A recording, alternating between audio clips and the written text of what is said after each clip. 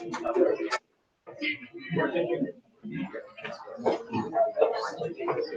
evening. Good evening and welcome to the Milpitas Unified School District Board of Education meeting on December 10th, 2019, 1331 East Calaveras Boulevard, Milpitas, California. In closed session, the board took no action. Is there a motion to review and approve the open session agenda? We have a motion to approve. Is there a second? A second. We have a motion and a second. All those in favor? Aye. Any opposed? Seeing none, open session agenda is approved.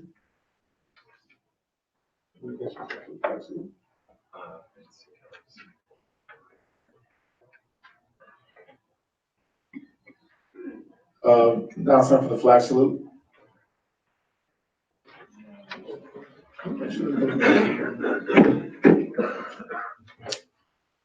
Hi, my name is Clarissa Chuan. I go to William Burnett Elementary School and I'm in the 5th grade. Hi, my name is Karina. I am 8 years old. I am in 3rd grade and I go to William Burnett Elementary School. Please rise, remove your caps, and join with me in the flag salute. Ready? Begin. I pledge allegiance to the flag of the United States of America and to the republic for which it stands, one nation, under God, indivisible, with liberty and justice for all. Thank you. Thank you. You may sit down now.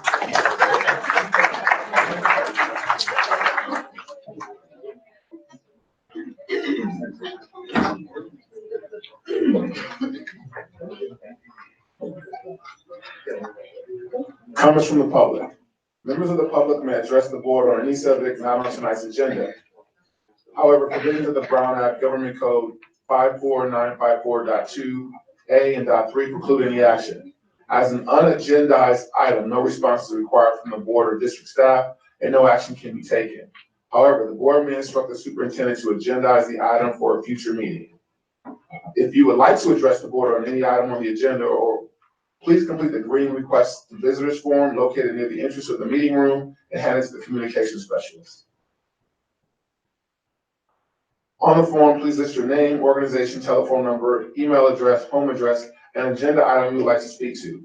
For items that are not on the agenda, you will be able to speak under comments from the public portion on the agenda. For items on the agenda, you will be able to speak at the time of that item. When your name is called, please come to the podium, state your name and address for the record, and limit your remarks to 2 minutes for individuals and 5 minutes for a group. The district asks for contact information for all those wishing to speak to staff so they can follow up on issues brought to our attention. Thanks for your participation in this civic engagement.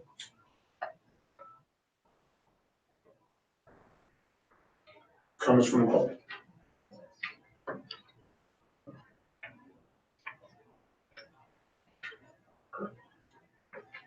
Are there any comments from the public?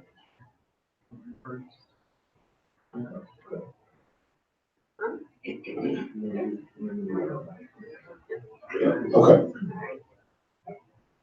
Okay, tonight is the night that we do our annual board organization meeting, and the first order is to nominate and approve a board member for the position of president. And as a reminder, the president is the one who speaks as the representative of the board and is the one who runs the meetings and is responsible for communications on the board's behalf. So do I have a nomination for president? I nominate Dan Hongan to be president of the board.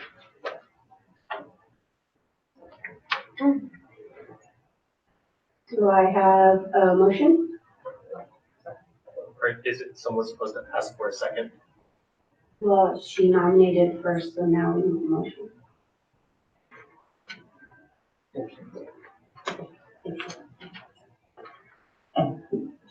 I'd like to make a motion for Hami to be board president. Now we need a second.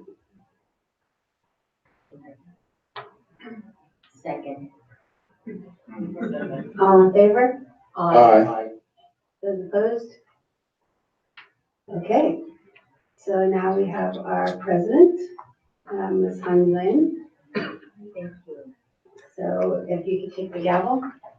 Oh, right away? This just happened. Oh, right away. Oh, I thought it's gonna be next meeting. Chris was quick. That was quick.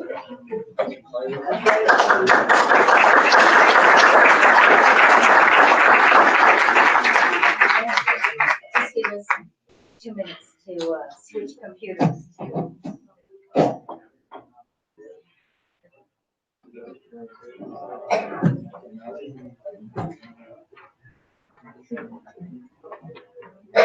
Okay, and now that we have a president, Han, then you will proceed with the rest of the meeting. So now you need to ask for the nomination for the position of vice president. I don't need that. I need to, yeah, this right here. There you go.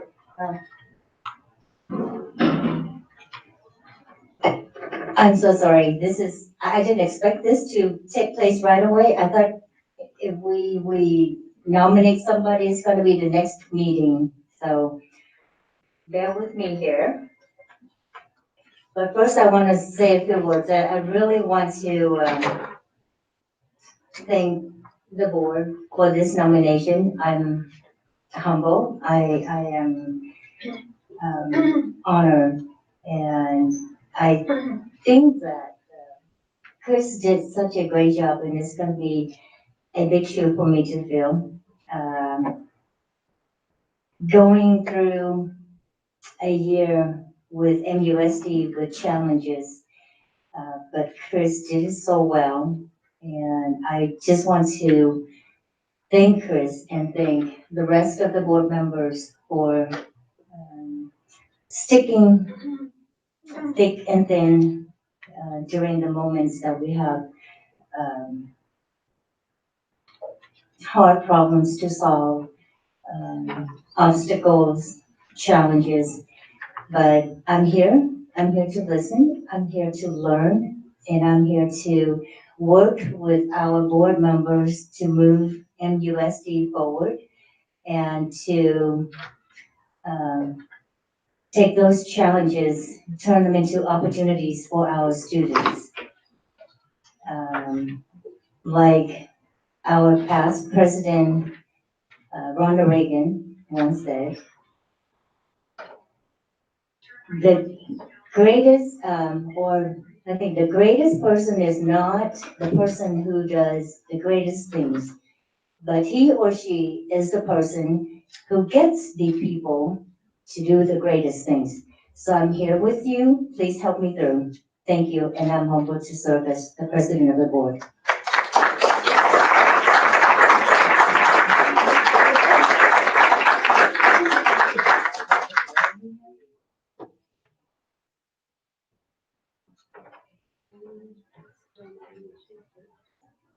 All right, so now we have the president of the board.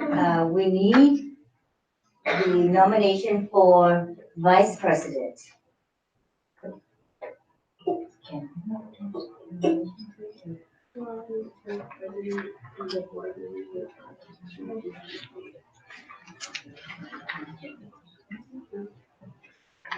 I'd like to nominate Chris Norwood to be the vice president of the board. Do we have a second? Oh, we have the nomination. Do I have a motion? I will make that motion.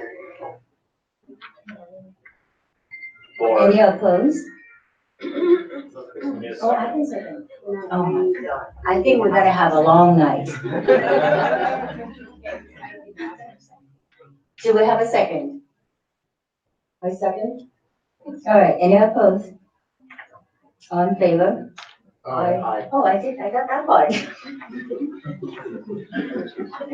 Motion passed, all right? Chris Norwood, you are the vice president. Thank you.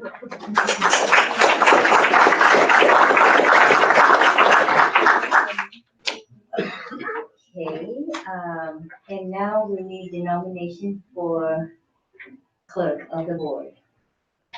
I'd like to make the nomination for Kelly Ashwan to be the board clerk. We have the nomination. Do we have a motion?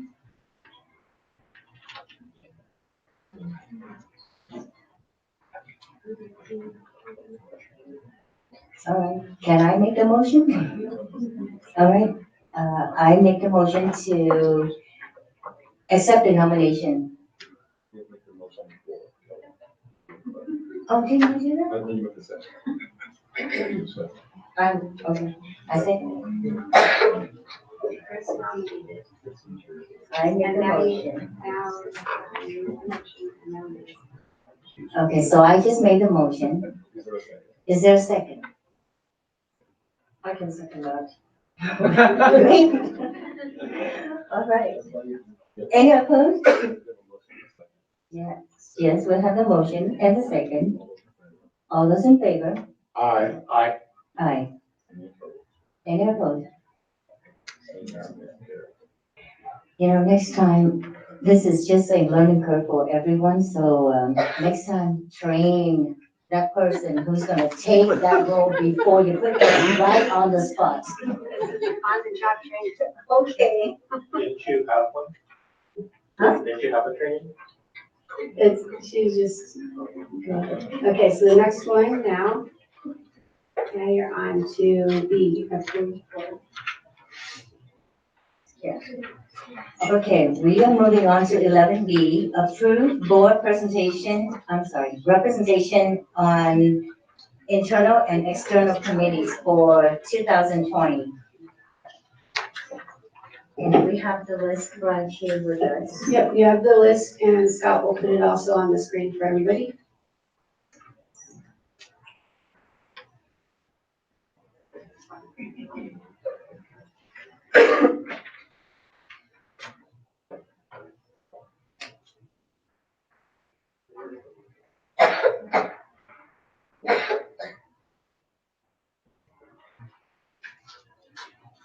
So for 2019, we have Kelly with Russell Middle School, Burnett, and Senate. Chris Norwood, MHS, Adult Ed, Matos, and Kirkman. Michael Sy, Zenger, Weller, Rancho, and Cowhills. And myself, I have Randall, Pomeroy, Adult Ed, and Hamwood. Should we start with Michael? If he wants to keep or change, your new assignment, These are fine. do you want to keep what you have? Sure. Okay. Unless you had other ideas. Let's wait until we go through with, Chris Norwood and Kelly. Oh, I'm happy to say where I'm at too. How about you, Chris? I didn't do the greatest job at Kirtner, so I owe them, some time. I want to stay. Okay. Then we have, these three seats that's going to be representation on Rose Elementary, Spangler, CDC. I'm interested, in either, all three, have relationships, with their, administration. I think one, I probably want to spend a little bit more time with, the Spangler Elementary.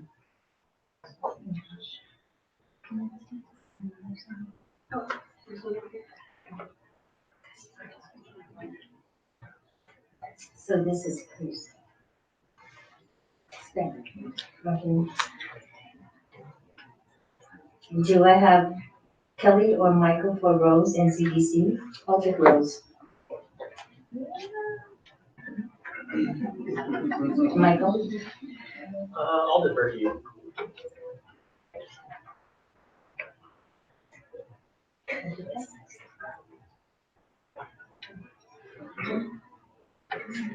So we got all the lists covered. All right, I'll take CDC, Randall, Pomeroy, Adodad, and Elmwood. Chris with the current list, add on with Spangler, and Kelly, current list, the add-on of Rose Elementary. So we know that. And for the committee, we have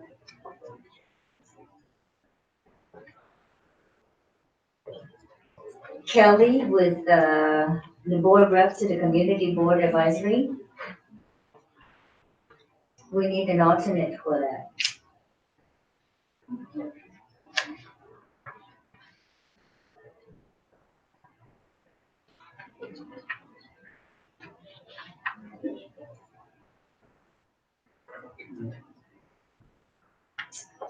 That's the first thing. We'll come back to that. Okay. That's fine. How about board rep to the district English learner advisory council? I'd like to remain on that count. I'd like to remain on that. Okay. Michael or Kelly, would you like to be the alternative? Which one is this? This one is the English Learner Advisory Council. Okay, sure.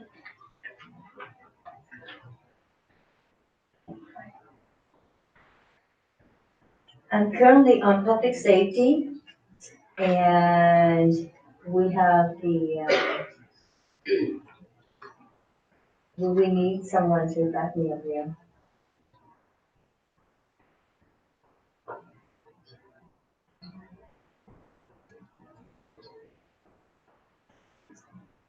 No, we'll come back to that. Okay, we'll come back to that too. So Michael and Chris, you're currently on Economic Development and Trade Commission. Any changes on that? No, I was still on that. I believe I was, appointed by, city council for that. Michael? What, to defer? Are you interested in that? No, I'm not.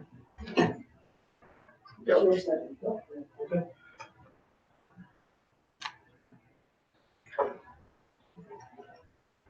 Okay, we have, the next one on the item is City and Milpitas Unified School District Communication Meetings. Currently, Chris and I are on there. Yes, I'll stay. Anyone interested? I'll be the alternative. Alternate. I think the president should probably stay. So, yeah, I'll stay, and Kelly is the alternative, and then Chris Noble is still on there. Santa Clara Board Association. Michael and Kelly, you both were signed up on here. Any changes? I'm fine with anything unless someone else wants it. I can do that. And Kelly, you staying on there? Yeah.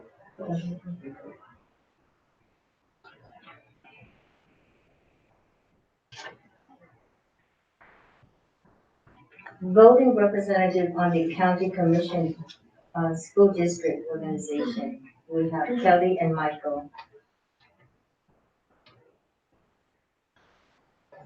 It's fine. That's fine. Open to anything. I just want to remind all board members that if you sign up for these, if you're the representative for any of these commission, committee, please attend the meetings. And if you cannot attend the meeting, ask any of your board member, fellow board members to see if they can take place for you, okay? We have Metro Ed, Yes, I would like to stay as we have some ongoing initiatives. Okay. And I'll be the alternate. Partial tax. I'm currently on that with personal. I'm okay. Okay, I'm fine. Chamber of Commerce, we have Kelly and Michael. Yes. Does someone else want it? Okay. Do you want to? Okay, I can stay. Thank you, Michael. Art Commission. We only need one representative here. Alternate art commission meeting. I think it meets once a month, is that right? Yes, I think so.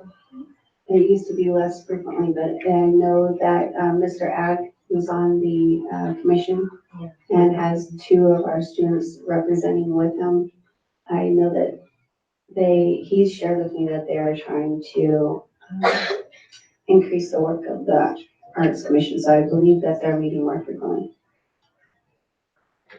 So we want to look at it distributed on that one, where each person takes a meeting. Because we are only 4 board members. All right, the Bond Oversight Committee, we don't need anything here, right? It's a new one that we're adding because we didn't have bond, our bond oversight committee was formed after the annual meeting last year, so we didn't have a rep, but because we have a rep on parcel tax, staff felt that it would be good to have a representative on the bond oversight committee.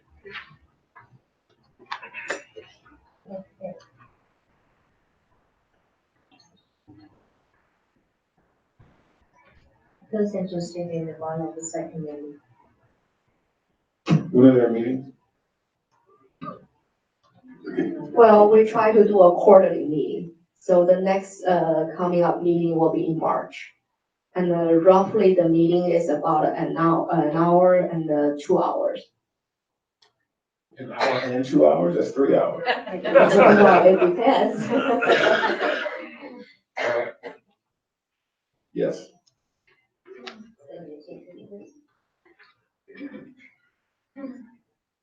Those meetings will not be more than an hour. Oh, by the way, yeah, Tom is our chair, so I listen to him.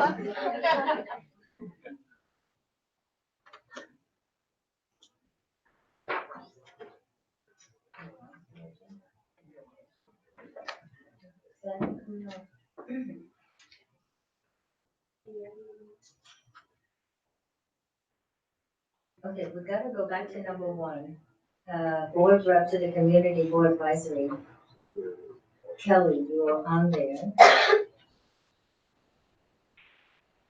And this meets every third Thursday, except for September, December, and May. It's actually except for the months where we have vacation, a school vacation, we don't meet. July. And we don't meet in April. And I'll do the alternate. Okay.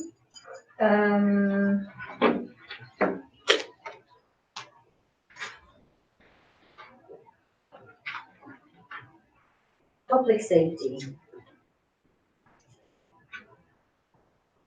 I'm currently on there. But we do need another person.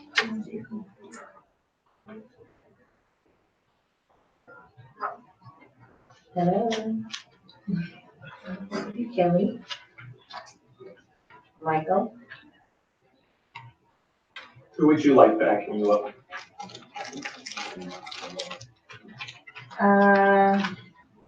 Would you do it? If you want me to. Okay. I'll put your name on it. Thank you. Okay, we're good.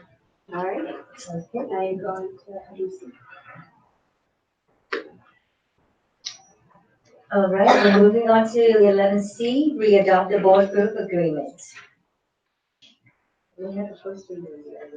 And this is part of the annual reorganization. It's the board's opportunity to recommit to the board group agreement. So every year with the annual agreements, it's there.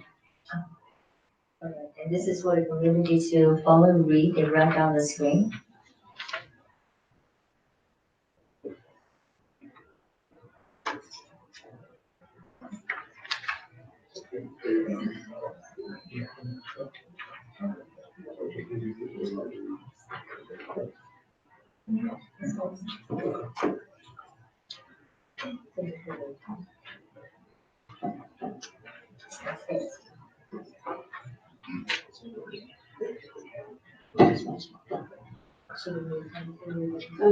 Now you need a motion to re-adopt the board group agreements. I can make a motion to re-adopt the board group agreement. Do we have a second? I second. All in favor? Aye. Aye. Any opposed? Seeing none? All right, carries. 11D, schedule the board's regular meeting for 2020 calendar year. We have the list here of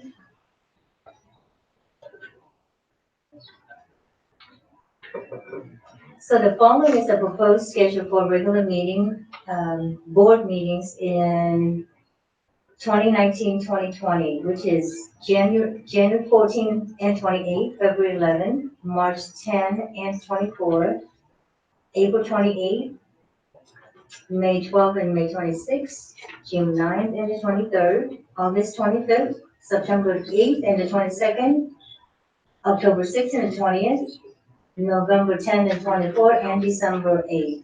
So the whole month of July, we do not have any meetings.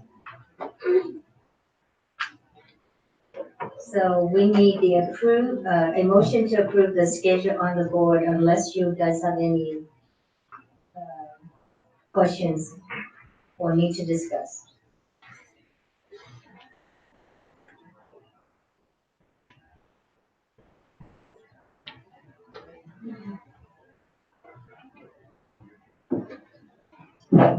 I can make a motion to adopt the schedule of board regular meetings for 2020 calendar year. We have a motion, do we have a second? I'll second. All in favor? Aye. Any opposed? Seeing none, we are good to go with this schedule on the board meetings.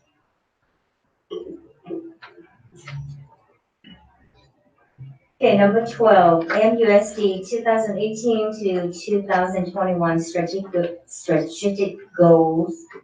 I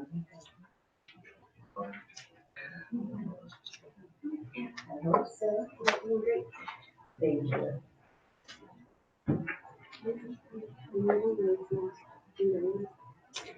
Superintendent, would you help me read this, please? So our strategic goals for these 3 years are build a culture of we that engages parents, staff, and community partners in supporting student success. Improve communication systems for better outreach to parents, students, and staff. Develop educational pathways that allow students to apply their passion and learning for their future careers. Focus services and support systems to ensure that all students are engaged in their learning and are making social, emotional, and academic gains. Identify creative, student-focused strategies to accommodate student enrollment, growth, and ensure healthy learning environments. And you'll notice that the bolded words help us remember them in shorthand. Thank you, Superintendent Jordan. All right, moving on to 13, Superintendent's report.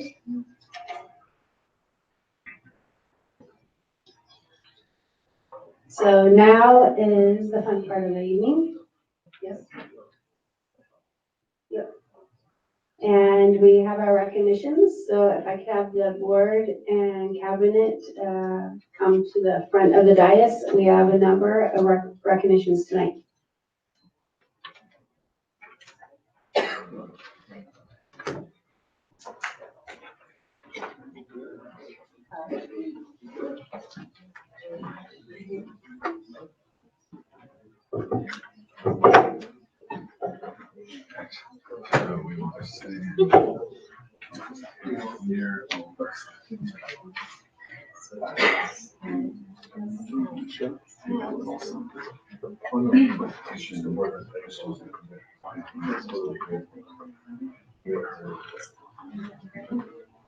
Okay, first, I would like to recognize Councilmember Bob Nunez, who's here actually as a year as Bob Nunez council member or Bob Nunez Family Foundation. Okay, from the Nunez Family Foundation, along with Jill Nunez, and they are presenting a check to Rancho Middle School.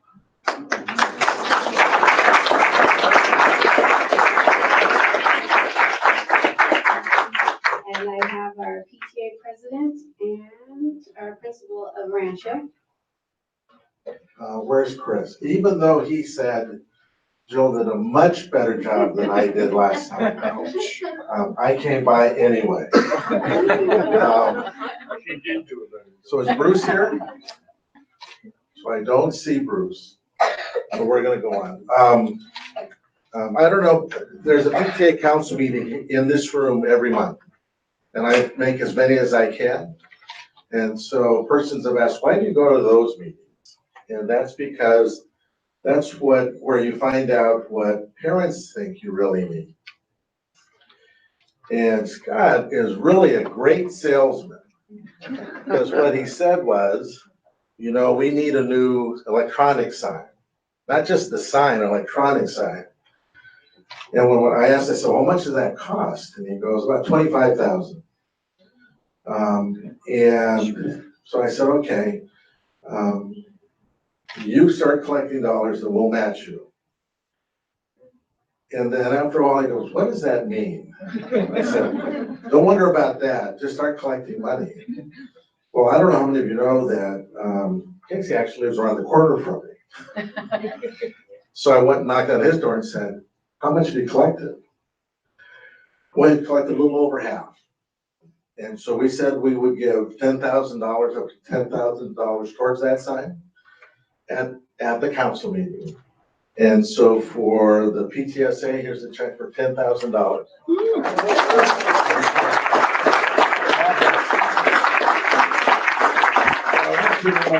Started with conversation really with Scott. And not just at that meeting, he caught me on the grounds over at the city council meeting. I saw him over here at a number of places. Every time I turned around, he was there. So I do think he remembered what I said. So parents, you have to know that education still is what I remember best. And parents are the best ones to go out and get things for their students that they need at their schools. And so I don't think you'll have enough by January 1st. But I at least wanted you to have the dollars you needed to hopefully get this finished. And I think you have one of the best principals, and it's not just because he's my neighbor, but one of the best principals, and I know that those dollars will go to good use. And I think, if I may, just real quickly, I sort of sat here thinking if we can get done by 7, I promised my wife I would take her out to dinner.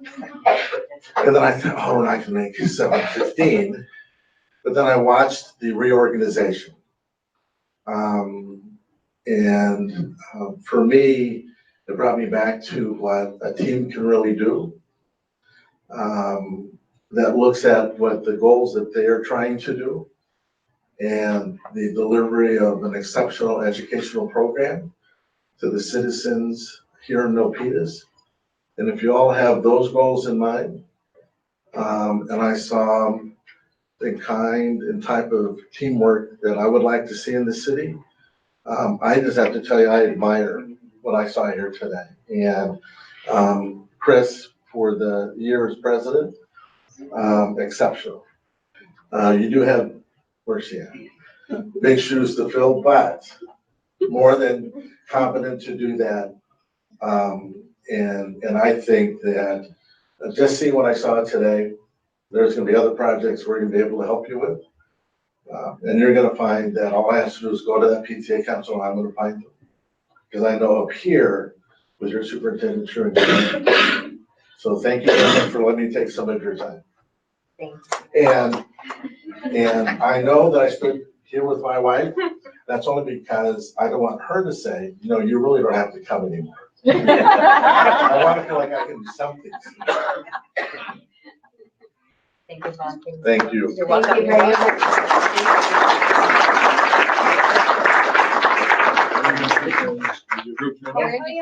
Yeah.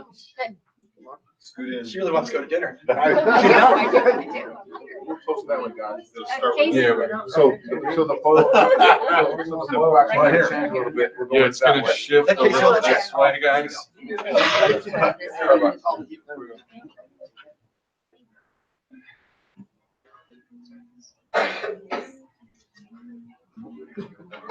You'll get it.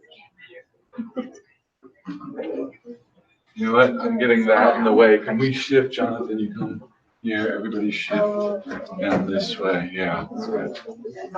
So I'm getting the. No worries.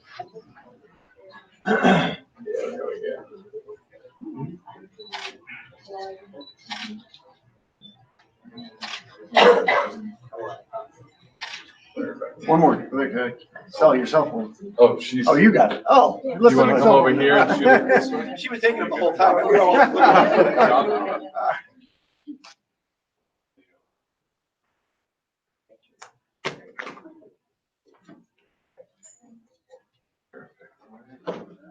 Actually, everybody stay. I like that angle.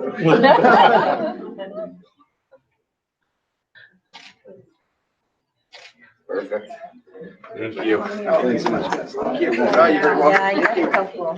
You take out. No problem. Thank you very much. Appreciate it.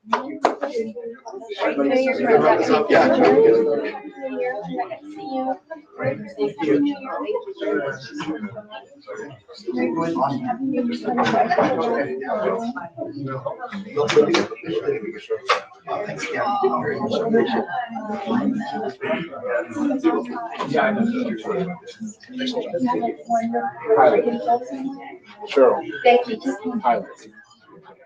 Thank you very much again, Bob and Joe Nunez, and thank you for being our advocates, because you're not advocating necessarily for us, but you're advocating for our kids, which are the people that we serve. So thank you. You're welcome. Thank you. And thank you, Casey and Scott. All right. You might notice we have this new apparatus here. And we are piloting, videotaping our board meetings in a format that will allow us to upload it onto the web so that people can view it at their leisure. And it's kind of a funny angle that you'll see because it's a 360 camera. So you can see the board as well as all of you. So wave. So it's a pilot that we're trying out for a few months. All right. So I would like to recognize Coder Dojo. Over the past couple of years, we've recognized some of our Milpitas Unified School District entrepreneurs, service leaders, organizers, CEOs, all under the age of 18. And tonight we get to do that again with Javi Lee and Aniket Tyagi, who are the founders of Coder Dojo. And I know from speaking with Aniket that he is also an inventor and has has a business that he is in the midst of developing, which will improve student learning and teacher feedback. All right, so I'd like to bring Javi and Aniket up.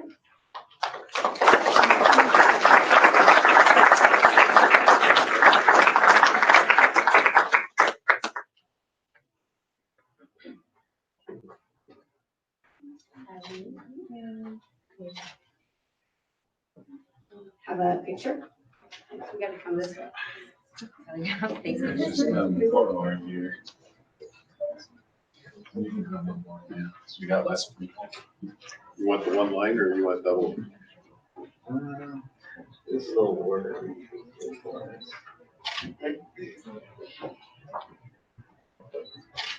And before you sit down, I think you have some of your students, right? Sure. And you have some of your students, so if we could have your students from Coder Dojo come up and join us for a photo.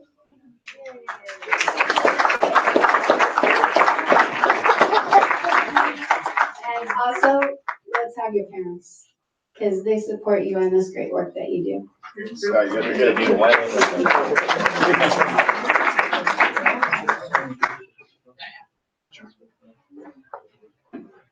You gotta go up to the end. You guys gotta get more. Ladies, go in front of these guys. Yes. Same for you, bro. You wanna go over there? Yes. Absolutely. And then we're all looking this way. There you go. So we're shifted a little bit.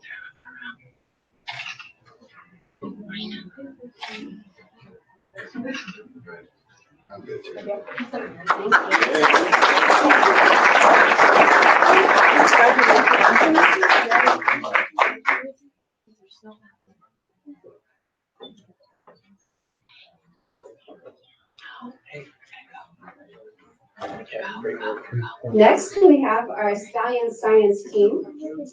And this is a team of people who are working at Kurtner School. So we have a large number of students, parents, and also staff members. And I'd like to invite up Christina Lamb, Valerie Lamb, Amy Law, Christina Ma, Javi Lee,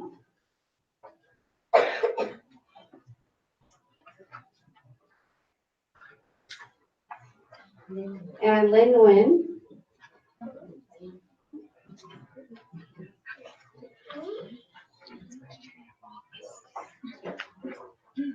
Michelle Pham. Oops, I'm sorry, Oh, those Michelle, you're the next one, so we won't do Michelle yet. Okay, so these are our stallions, our Stallion Science team. And do we have any other Kurtner members or members of the Stallion team to come up? Let's go, Kurtner. Oh, sorry. Lynn is actually not. She's the curtain. Sorry, We're the- and Janila. You guys are doing this way enough. Any more staff here? Okay, so we gotta shift. 'Cause Oh. Can't get that. All right. And we can, I saw Chuck. all right, we ready? 1, 2, 3. You're good, Jonathan. I know.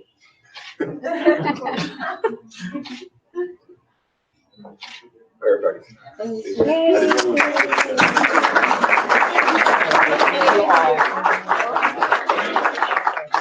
Okay.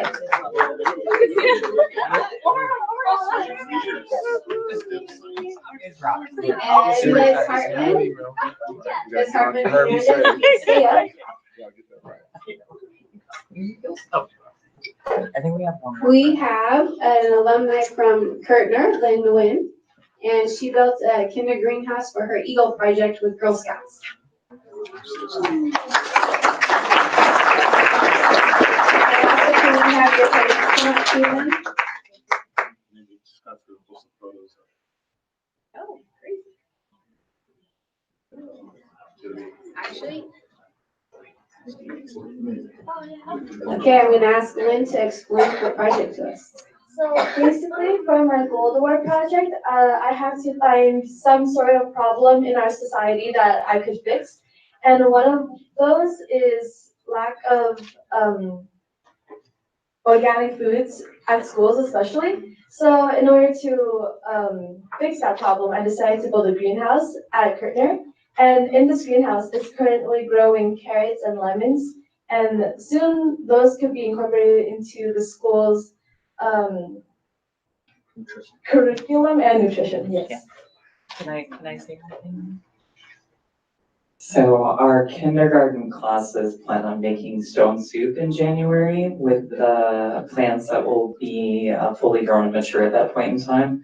So I'll send an invitation out that anyone is welcome to come and join based upon the work that Lynn's done. She's given 100 students now today, but hundreds of students in the future, the opportunity to learn about how to grow food, life cycles, plants, and just how to like touch the earth and grow things within it. So we are so incredibly blessed to have her as an alumni and to come back and provide that service to demonstrate such leadership to younger students because it inspires future generations. And we're so grateful to her. Kids read the swimsuit story yet? Yeah, that's one of my favorite stories from childhood because it's about bringing community together. And one day we'll have to talk about that. Thank you very much. You can stay there. You're like, Have too big of an image, he said. yeah.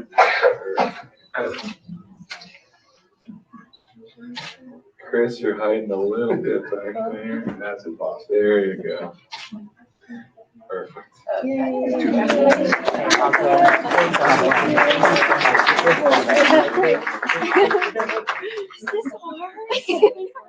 So happy. All right, now I'd like to bring up Michelle Pham. Michelle is the lead coordinator of our students at Milpitas High School who are a part of the Pragnia Ally program. Yes, please. Hi, I'm Michelle. I'm part of Pragnia, even though on the program, on the little paper, it says it's MHS Ally program. But yeah, I'm part of Pragnia, which is basically where we work with kids on the autism spectrum. And we basically give them tutoring, or we work with them just to have fun with them. And I know in the email it says to bring your family, but I also wanted to bring up some of my Pragnia family up too. So I wanted to bring up Shreyas and Mrs. Rita and Mrs.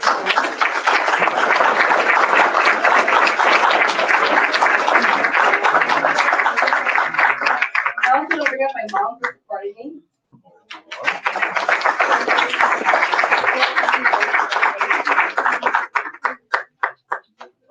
So to briefly explain what our club does is, right now, for us, we try to work with the really diverse children who are at our school, because we see that in high school society and really in any school society, they're being ostracized, and it's really split between the neurotypical, such as like you and I, and the really diverse.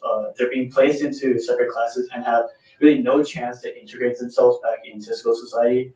And that makes it prone to bullying and other emotional stress that they may feel. And us as a club, we're trying to make sure that we at least socialize with them to bring awareness so that people in the future will be more prone to communicate.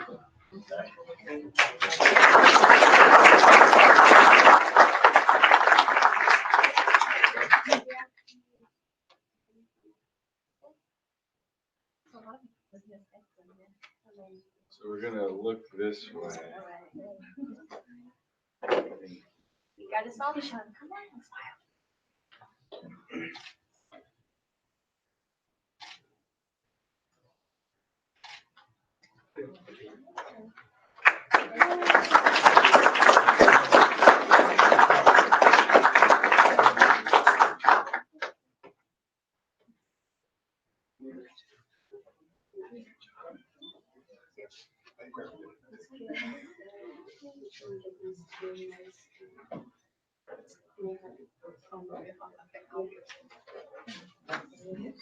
All right. We have a program called Love for Literacy, which began about 2 years ago and 3 years ago, and has grown tremendously from a Saturday, Wednesday program to one that also happens in the summer and throughout the year. And I will let Dr. Greg Barnes tell you a little bit more about it as I bring up the team. And I'd like everybody to know that at our California School Boards Association last week, the program was recognized with a Golden Bell Award. I'm very excited.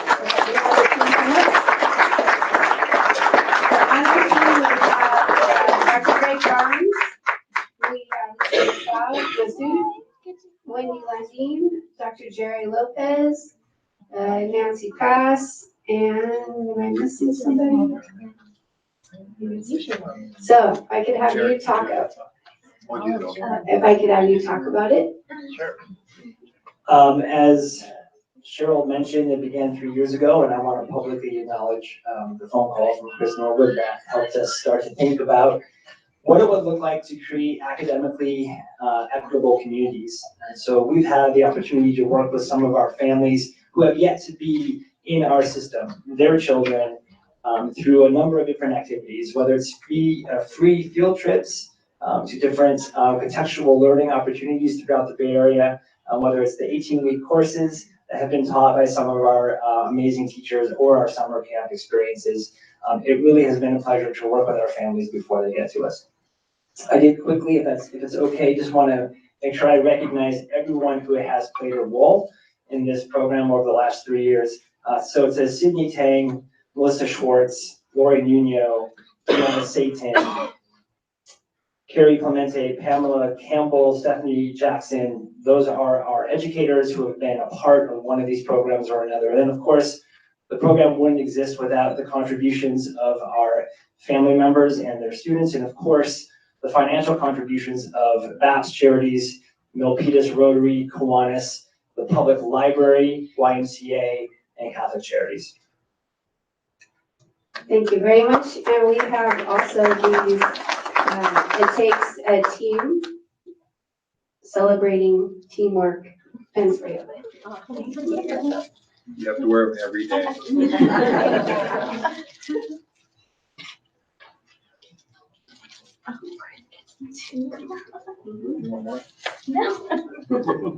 Okay, so let's take a picture and then ask all those organization reps to come up. On you, and that's you, he's fine. That's good.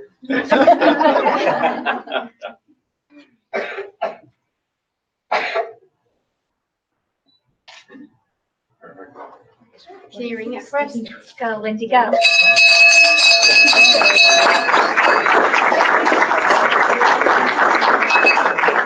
And I'd like to ask our Rotarian, Kiwanians, BAPS, if any of you are here, if you could come up and take a photo with us as well. Yay.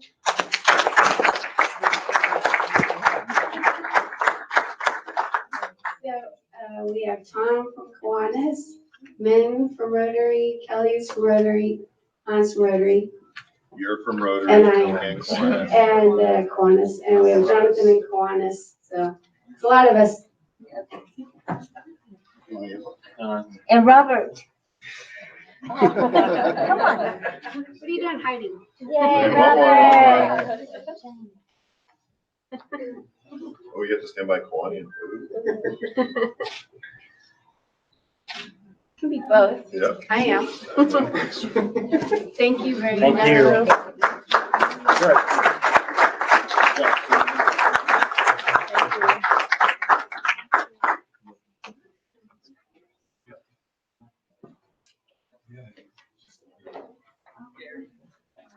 All right. Next, we would like to recognize our MUSD champion for the month. And in order to be an MUSD champion, besides doing all the championing type of work that helps to meet our strategic goals, you need somebody to nominate you. So before we bring Tabitha Kapler-Hurley up to recognize her as being a champion, Scott has put together this video for us to take a look at.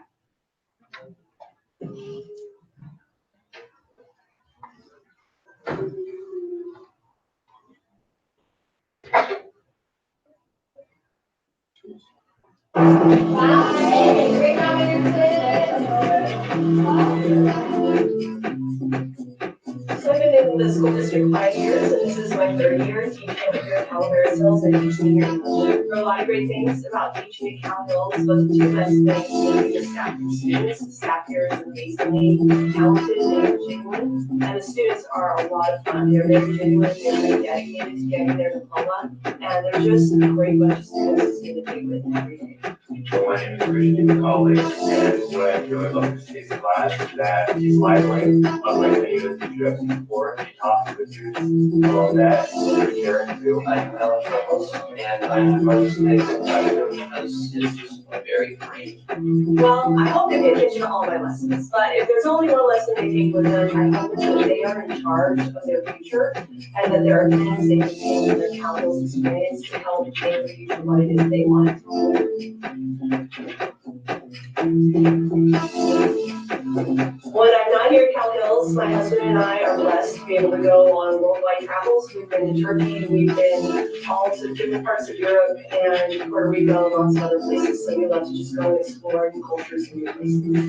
Well, it may not be very flashy, but I thought about this question a lot. I think, it's a very English teacher of me, but I would give everybody the ability to read really well. Because I think we all know what an important piece that is for their success. That would be my suggestion.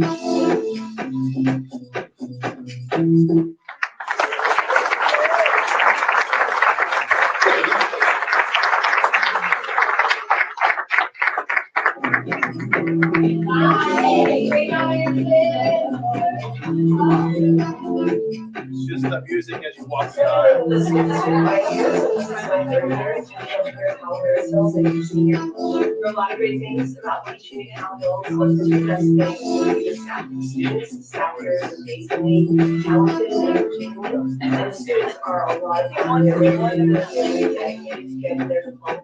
So now it works.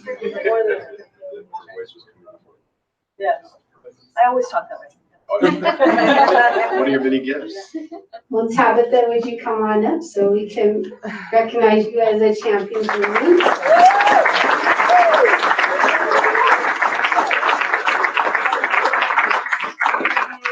know we have Daniel here from Cal Hills, and I know that the two of you have done some work together as leaders of the school. And we have Mr. Stice. Can we have the rest of our Cal Hills family up?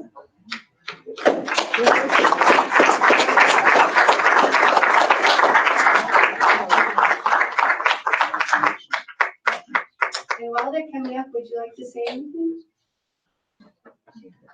I just want to say thank you for this great award. It was sort of a surprise. Thank you. This is my 5th year in Milpitas Unified, and it's been a joy. So I really enjoy having, it's kind of fun to have my students right here next to me, parents and staff members, really enjoying Cal Hills. So if you guys ever get a chance to come visit, it's a place you will not believe. It is really an amazing school. I think 6 districts and 4 different high schools in my career, and this is by far the best one. So I invite you to come and experience it for yourself. Thank you.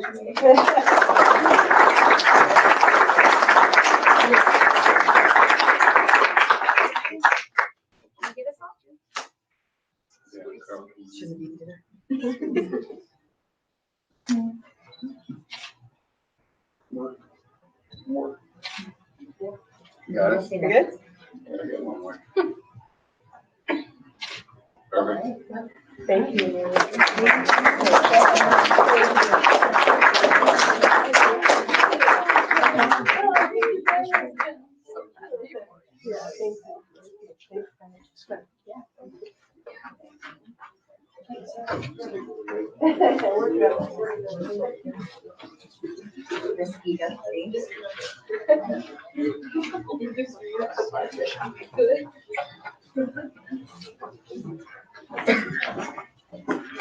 Also, under my report, I would like to share with the board, at our last board meeting, we discussed some policy changes as well as a new policy, and the new policy was on censure. And if the board would recall, we gave Mr. Sy the opportunity to submit his thoughts about the censor policy before looking at the policy and then doing a second reading and adopting it. So he sent this to me and I received it this morning. I want to share it with the board. And then at our January 14th meeting, we will talk about the censure policy. We'll talk about the censure policy and do a second reading and following what the board's direction is on that policy. So you're saying that the next board meeting, what are we gonna do again? At the next board meeting, we will have the censure policy. It'll be the opportunity for the board to discuss then, and you'll have Mr. Sai's thoughts about the censure policy. So at that point, then you can talk about it and make a determination on the censure policy on that night. But we can't discuss it tonight because it's not on the board. But I told Mr. Sai I would make sure that I give it to all of you, so I'm giving it to you now. Thank you. Great, thank you. Let's move on to item 14, the superintendent's executive cabinet reports. What was that? Joseph and the Did they do a green card? Did you do a green card? We'd like a copy. We would like just like a copy Oh, of the comments. Oh, okay.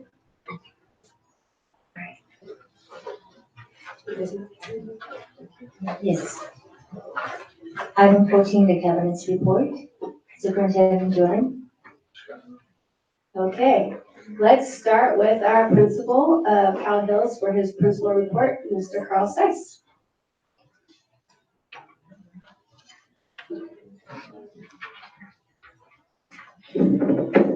Hello.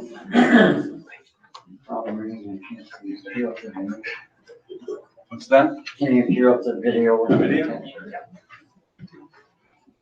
In just a minute, we're gonna show you a video of some students that put this together to quickly give you an idea of Cal Hills and sort of the flavor of this year. I'd like to have all of our members who came, we're gonna present as a team, so Daniel. Hi, good afternoon, my name is Jerome Wada. This is my first year at Calaveras Fields High School, and this place has proves to be beneficial. That's the one. Give me just a minute. I'm sorry, Carl. That's all right, no problem.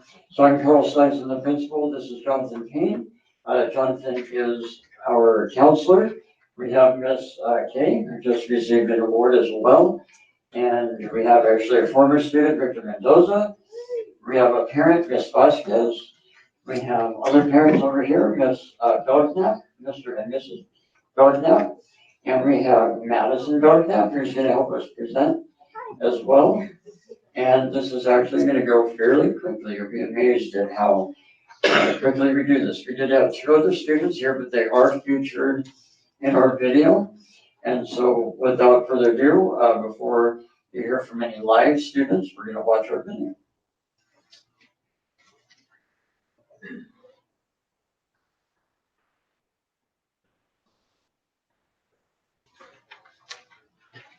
Hi, good afternoon, my name is Jerome Wada. This is my first year at Calaveras Fields High School, and this place has proved to be beneficial for me and has inspired me to do much better in school. Like, it helped me get off of my feet from my prior school, and that's really helpful because now I have the feeling of doing work and actually finishing it at my own pace. That's my learning style. And the learning system here is really good because you have all of the people supporting you in everything, especially the teachers and students. Hi, my name is Celia Thomas, and I'm a vice president of the BSU here at Cal Hills. And one way I became a leader at Cal Hills was by helping Cal Hills start with BSU. The BSU Black Student Union is an organization that helps and supports Black students have a voice here on campus. Some things we want to incorporate to the club are some things like field trips, fundraisers, Black history, and just a welcoming environment Black students can call family. One goal I have for the future is to attend an HPC. Hi, my name is Adriana. I'm a senior at Cal Hills. When I first started high school, I was getting into trouble and didn't have any meals. I was in a student future. I now go to Cal Hills and I'm graduating 6 months early and attending SBDC for medical system. I appreciate the education system we have at our school because the teachers really pay attention to you and help push you further to reach your goals. I'm excited to start the next chapter in my life, helping people. I now started to join my school donating jackets, blankets, and umbrellas to us. And I hope to donate more and help out throughout the rest of my life. Hey, I'm Kiki. I'm a senior. This is my second year at Cal Hills. I'm also the student council president. I chose to run for president because I felt I could bring different elements and dimensions to the position. I'm supportive, kind, and always smiling. I stay out of drama and I maintain a GPA of 3.0 or higher. My future goals are to graduate, get my license, build a better family relationship, and go to Deanza in the fall. Okay, hello, my name is Raisa Ernst. My name means chief, leader, and princess. This is one reason I decided to run for vice president at Cal Hills. I knew this would be something I would excel in. I am also part of student council. One thing we are working on in student council is creating a VSG for Cal Hills, which I will be president of. My short-term goals after high school is going to cosmetology school to get my license to do hair. And my long-term goal is to open up my own salon with the services of hair, nails, lashes, and skin. All right. And then we have two students here with us who are going to present next. And so I would like to have Daniel Holding first. Actually, we're going to have Madison first. I apologize. So Madison Belknap is a senior at our school and will be graduating this year. Madison. Hi. So, one of the questions that Mr. Jesse gave to me was, what is my participation at SBCTE and what do I plan with my future with SBCTE? First, I'd like to say, before I came to Cal Hills, I attended Milpitas High, and when I started out in high school, I was great, and then I started going downhill because it got very stressful, but since I transferred to Cal Hills last year, in the last quarter, everything has been so smooth and everything has been so nice. I could go at my own pace, and the teachers are a lot more supportive, so it's been really easy for me to be able to get back into the focus of what I want to do with my future and being able to get my stuff done right. So my participation at SBCTE lies within the veterinary science class. Ever since I was a little girl, I have always wanted to be a vet. My mom had asked me multiple times throughout probably every 2 or 3 years. She'd say, what would you want to be when you grow up? And I'd say different things, and I'd always come back to being a vet. So being able to go to SBCTE is a great opportunity for me because it's a hands-on learning experience, and it also gives me a kind of really a glimpse of what a real clinic would look like, because someday in the far future, I would hope to own a vet clinic of my own. I would mainly like to focus more on large animals like horses, or cows, or kind of livestock animals. But this class can really help me with what I want to take for my future. I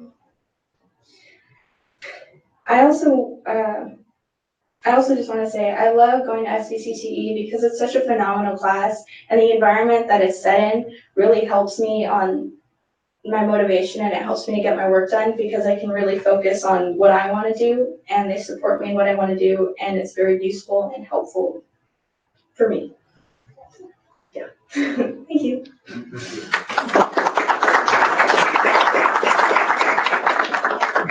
Hello, I'm Daniel. You guys know me already because I sit on the board, as student representative as well. And I just wanted to say as well that Cal Hills actually helped me succeed in like every way possible towards achieving my goals.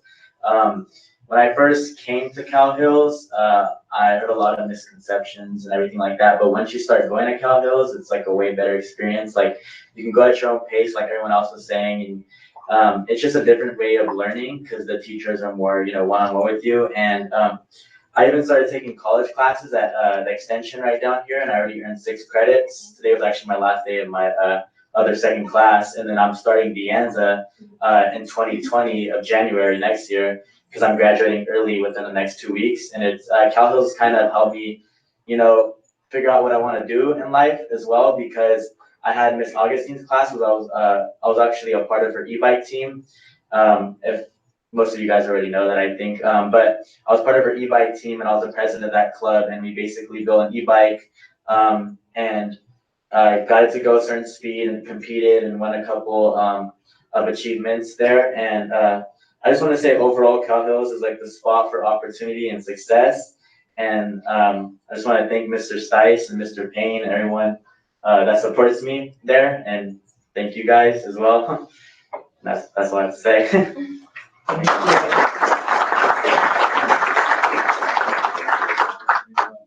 Thank you so much. And we have one more special person here. Marcos Anales is a former Cal Hills student and now is the full-time custodian here on campus of the district office. So he's going to briefly say a few words as well.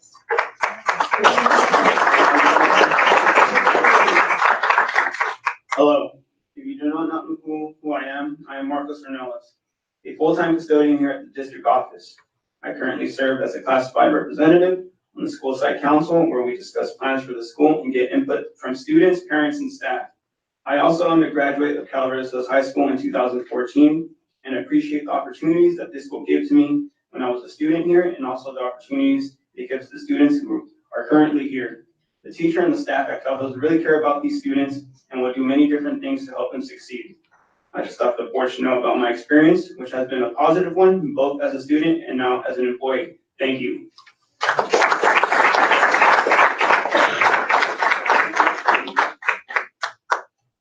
My name is Jonathan Payne. I'm the counselor at Calaveras Hills. One thing I just wanted to say, I think Mr. Marcos and the students here kind of speak to just the environment at Cal Hills. You know, you have a former student that now works here as a custodian. You have two students, one will graduate early and another that will continue on with SBCT. And I think that's really what it's all about. I had kind of wrote something, but I just kind of want to go off the fly just based on what you see here from the students. That's really what the environment is about at Cal Hills. For me, being my first year, I think it's a blessing being here because they have a lot of programs that a lot of alternative schools do not have. You know, you have 3 engineering programs that's at Cal Hills. They have the opportunity to participate in the FLY program. They have the opportunity to be able to go to various field trips that a lot of alternative schools, especially growing up in Oakland, they did not have the opportunities to do. So I think the students of Cal Hills are very blessed to have these opportunities, and they take advantage of them, as Daniel showed, that once they give them a chance, they will be able to excel. I think also one thing at Cal Hills that's very important is that if you're at Cal Hills and for whatever reason, certain students might not excel. If they don't, we have other opportunities for them. We have San Jose Conservation Corps. We also have OIA, and we also have adult ed. So we want to be able to pass the students along if they aren't able to be successful at Cal Hills. We don't want to just hand them off without seeing that they do well wherever they go. So we want to stay in tune with them to make sure they're able to finish their studies. Also here at Cal Hills, I think it's a blessing that the students are able to be able to see this a great environment. It's like a family environment at Cal Hills. And I think that me being able to see it firsthand here has been a blessing for me. And I just wanted the board members to be able to see that too. Thank you for being able to listen to me.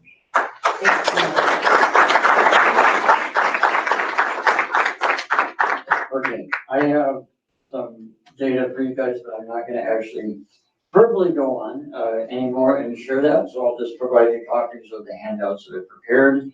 I want to save some time for any questions that you might have for any of our panel. Would you mind, Mr. Stice, just telling us what the data is that you're just what the subject matter is? Absolutely. So the data shows that we've basically, just go through it really quick. The data shows that we've increased our attendance rate from the 16-17 year at 80%, 17-18, 82%, 18-19, 91.4%. And so far this year, we have a 94% attendance rate. And you wanted to just give that to us in a piece of paper? And then as well, seriously, you wanted to give that to us on a piece of paper? That's amazing. Because I will just tell you, while you were sitting here and I was listening to all the people, in the back of my mind, I was thinking, I pray that they do not walk away without telling me something about attendance. Right. And for you to bury that underneath, when you know all the different things the kids go through at Cal Hills, to inspire them to want to be on that campus, to be at 94%. How long have you been there? How long have I been at Cal Hills? This is my 6th year. And that data reflects, you being there on a continuous basis, the number continues to rise. So I understand the heartfelt approach. I understand the appreciation that you have for the students and the hiring of the staff. But at the end of the day, which I've heard repeatedly by the executive cabinet and teachers and leaders in the district, that if the kids aren't there. You're absolutely right. And we just partnered, and thank you, Mr. Norwood, that's extremely important. We just partnered and have had Enrique Flores. We used some pot of money CSI funds, hired him to work one-on-one in student engagement practices with our students over the last month. Unfortunately, his last day will be on Friday officially, but he has agreed to come back and work with us actually pro bono in the future because he really connected with our environment, with a lot of our students. And I don't know how much you've gotten to talk to Enrique Flores, but he is phenomenal. And so we're really pleased. Norma made that connection for us, and we're really pleased to have that. And that's really gonna, I think, push the aspects of student engagement. The other piece I would mention really quickly is we had a big focus on increasing our academic rigor this year. It almost seems not contradictory, but it seems like quite a task to try to increase your attendance rate at the same time you're increasing academic rigor in your classrooms. We implemented 3 different avid strategies across the board that have to do with students developing their voice, their academic voice, doing a lot more presentations, and doing something called philosophical chairs, where they argue different points of a controversial question. That, I think the increase in engagement has actually also helped our attendance. Awesome.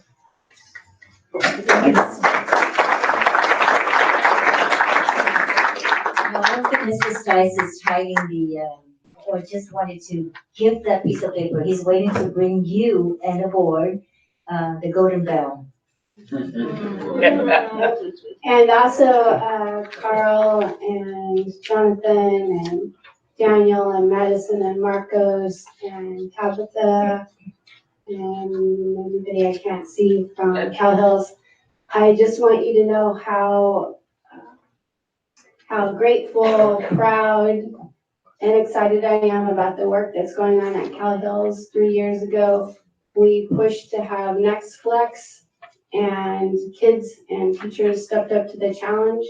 Now you have engineering, you have Project Lead the Way, you have robotics, you have students who are leaders, you have students who are interns, you have students who are taking ownership of their learning environment through the Safe Schools Role Model Program and the Challenge Day, and you've really raised and increased the reputation of Cal Hills so that it is not what a typical continuation school might be. And I know from having started my career here in Milpitas at Russell and Cal Hills that these 5 years, these last few years in particular, with the work that your team has done, it is a reminiscence of what it was like when it had great leaders in the beginning. And that would be Mr. Fleming Madsen, Mr. Paul Parati, and some of the other greats that we have. And I know you are at that level. So thank you.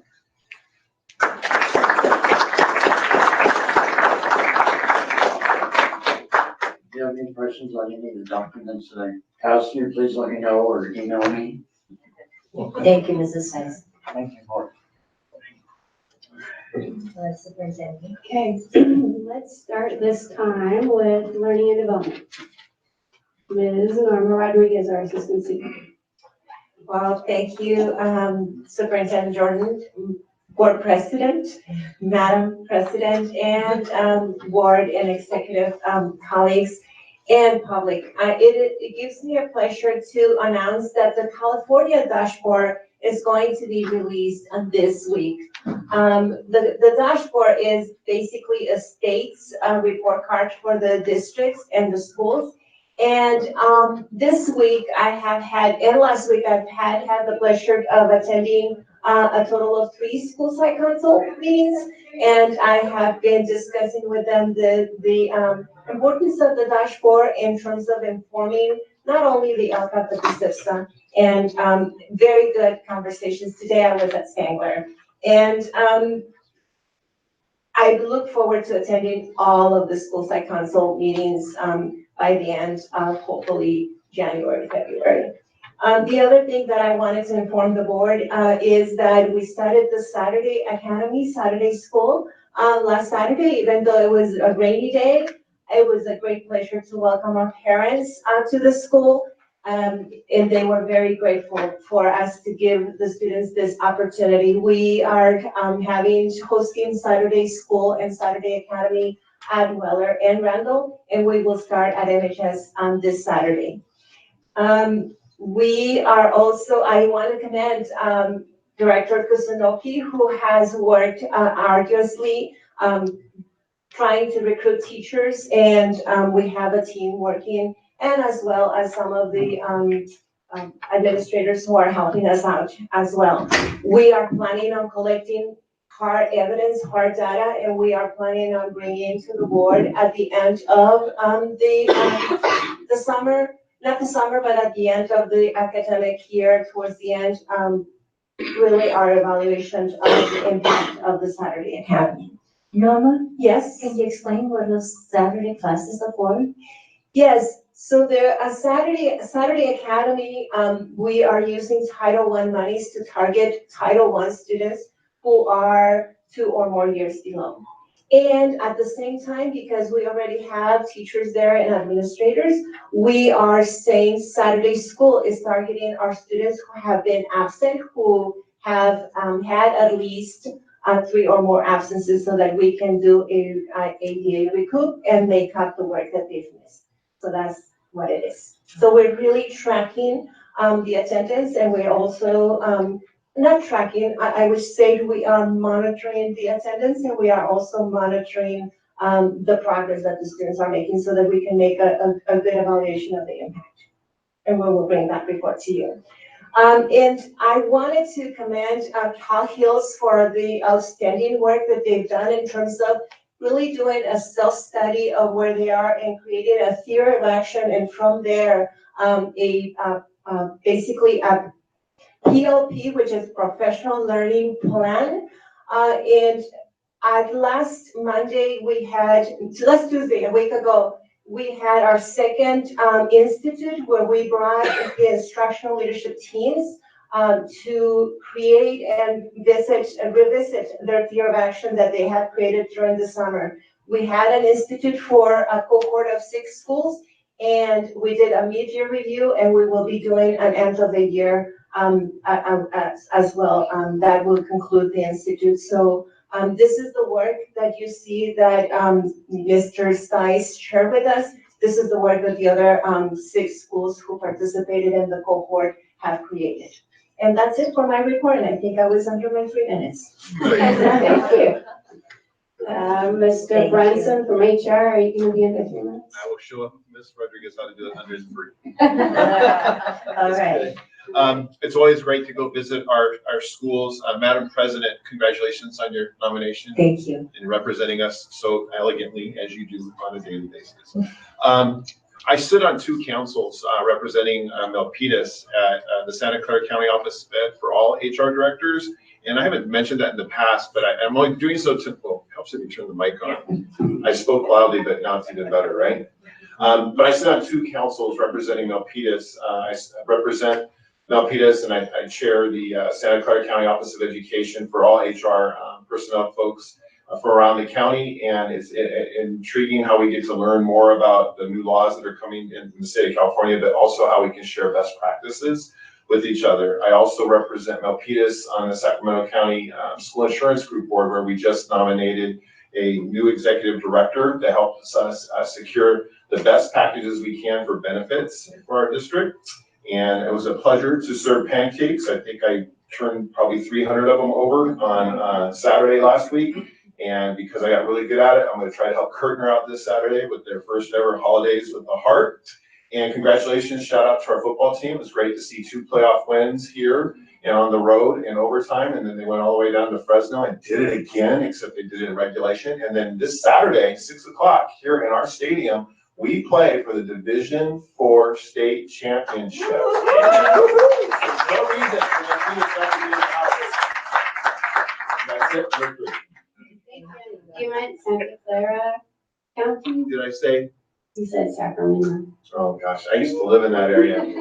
Santa Clara's where it's at. Thanks, just clarifying for the record. Thank you. And Ms. Wendy Zhang, our Assistant Chief of Business Services. Okay, thank you. Well, congratulations, Han, for your nomination again. I have 3 reports tonight. First, I would like to share today, I had a great opportunity to work with Norma, actually visited a couple classrooms at Randall and also observed their lunch serving. It was a very interesting experience, and we had a good discussions after that. Not only me today had an opportunity to visit the classrooms, our other classified directors also visit some other classroom at a different school site. I think this is a really good practice for us to do, because for most of the classified employees and the managers, we're not teachers, but this gave us a great opportunity to observe what's happening in classroom and see how we can better support them. Second report is from our maintenance operation department. This past couple weeks, they worked really hard to deliver the boxes to school site to pick up for Jack Emery Drive. And they delivered the box and also they pick up the donations. And Brian kept telling me this coming Tuesday is their last pickup. So school site, if you're ready, and call MOT. My last report is, yesterday we had a good meeting with San Jose City College Extension. That is our partner that located in Milpitas.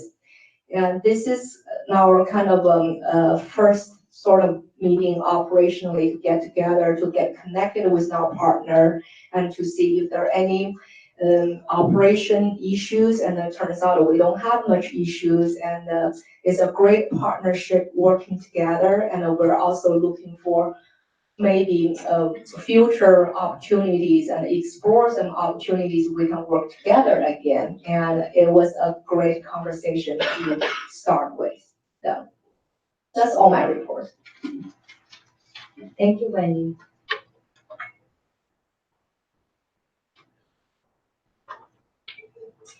So we're moving on to item 15, the board group agreements.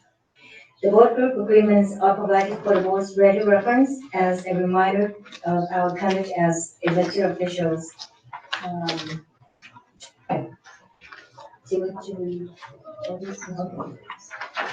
So it is on the monitor if the community would like to follow that. So moving on to item 16, board communications requests. We will start with Daniel. Hello, I'm back again. Back in. I just want to say congratulations on your nomination as well. And so some stuff that's been going on at Cal Hills is you've seen the video, the clothing and blanket drive that's going on. So it's kind of getting people around these like cold holidays, donating like jackets and blankets to the people that need it the most, like the homeless, or we go to the shelters and deliver them. And that was actually brought up by one of our students in the video that actually came up with that, which is another good thing. And then me and Kush have been going back and forth about the group we put together. And Kush actually went to San Diego, which he'll probably tell you more about, and which I missed the email, sadly. But I'm gonna list 4 things that he came up with to like implement, and then he's gonna name this last 4. And then also Timothy is actually here. He's also in my group.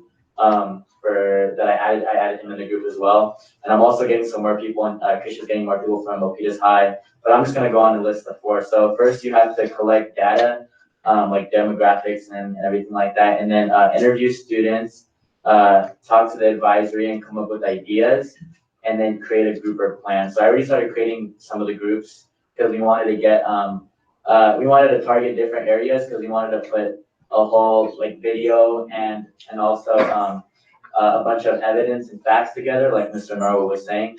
And then Kush will go on with the last four.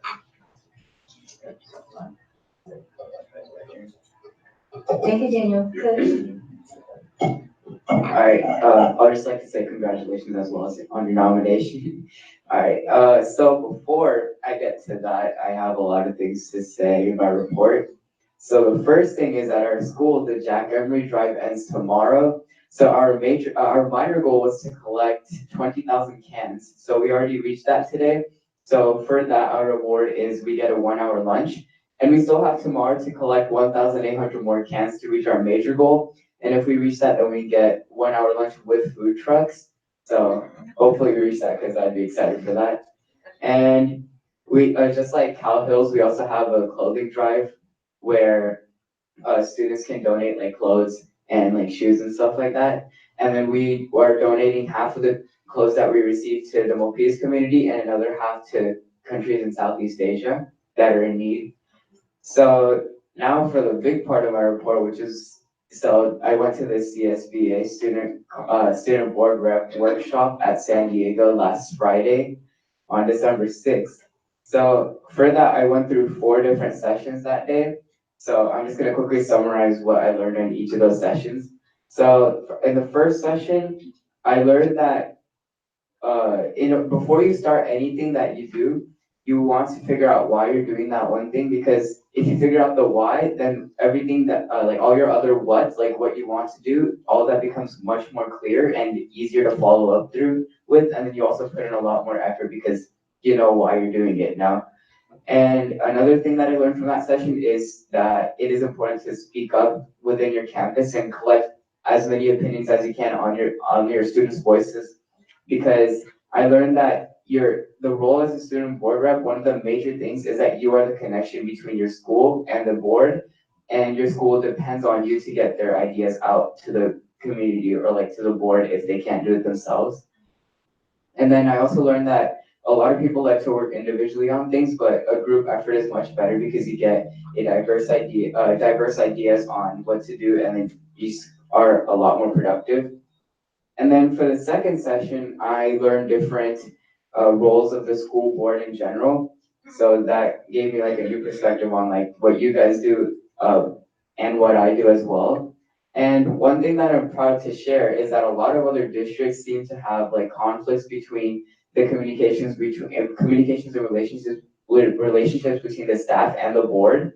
But I've noticed that our board has like a really nice connection with the staff and other teachers like in all of the campuses. So that just made me really proud to hear that we are actually doing really good on that. And another thing that I learned from that session are the different rights of the school board member. So like the rights to like have like the first opinion on a certain idea that we're voting for, or we also have like the option to make a motion in second, I think. And yeah, that's just something I learned from there. And then our third session was a keynote where the major lesson that we learned was that even if the odds are completely against you, if you put your mind to it and if you put your mind to anything, then you can accomplish whatever you want.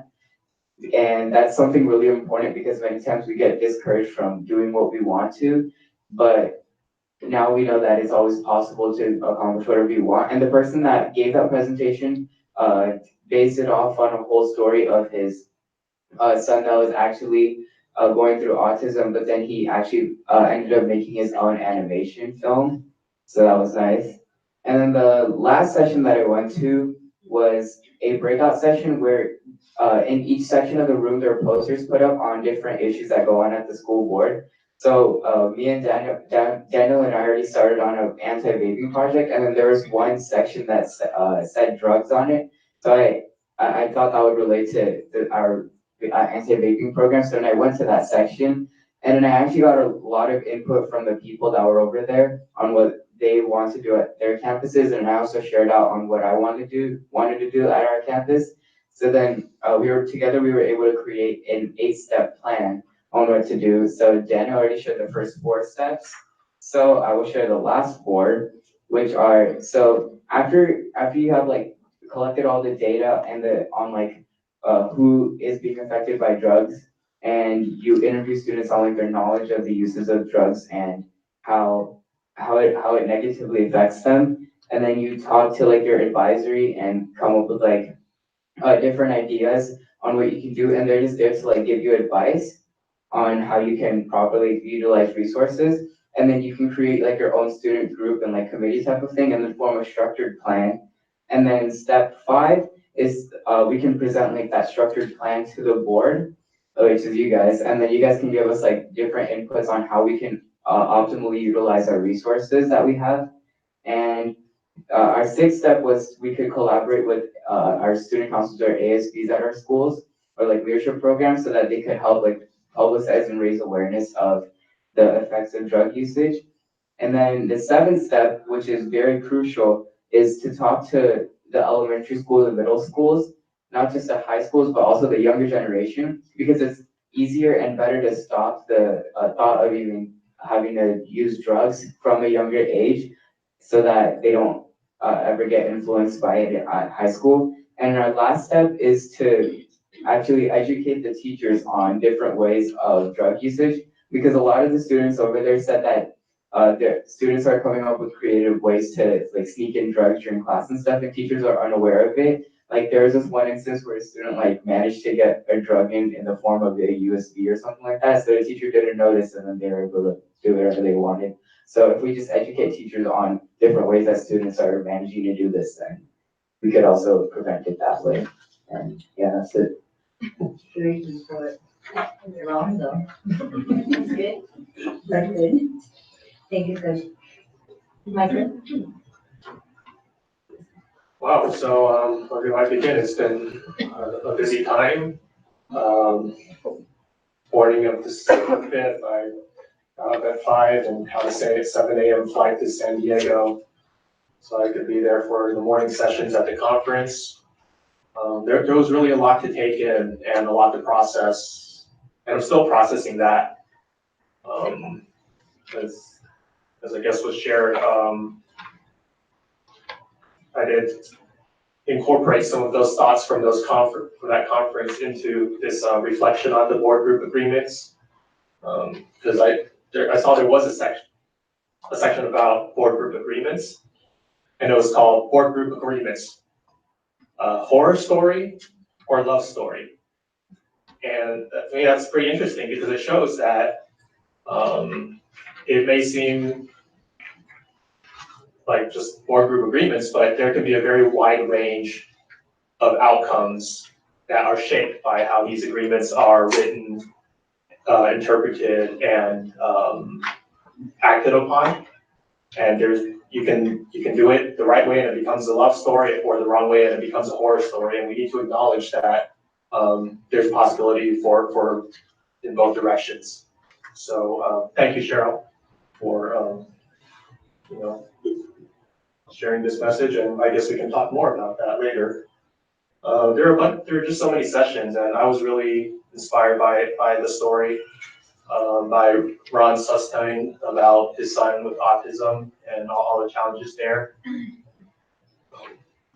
And there are very many lessons from it. I wrote a few down.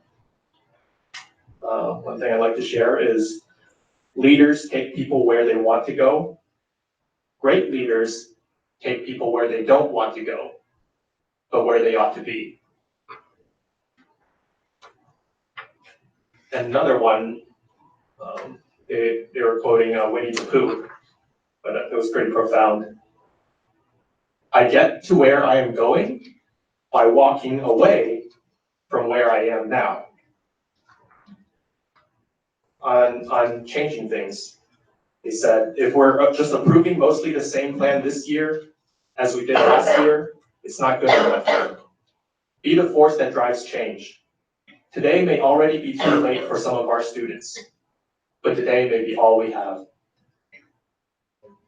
Those are some of my thoughts on the conference.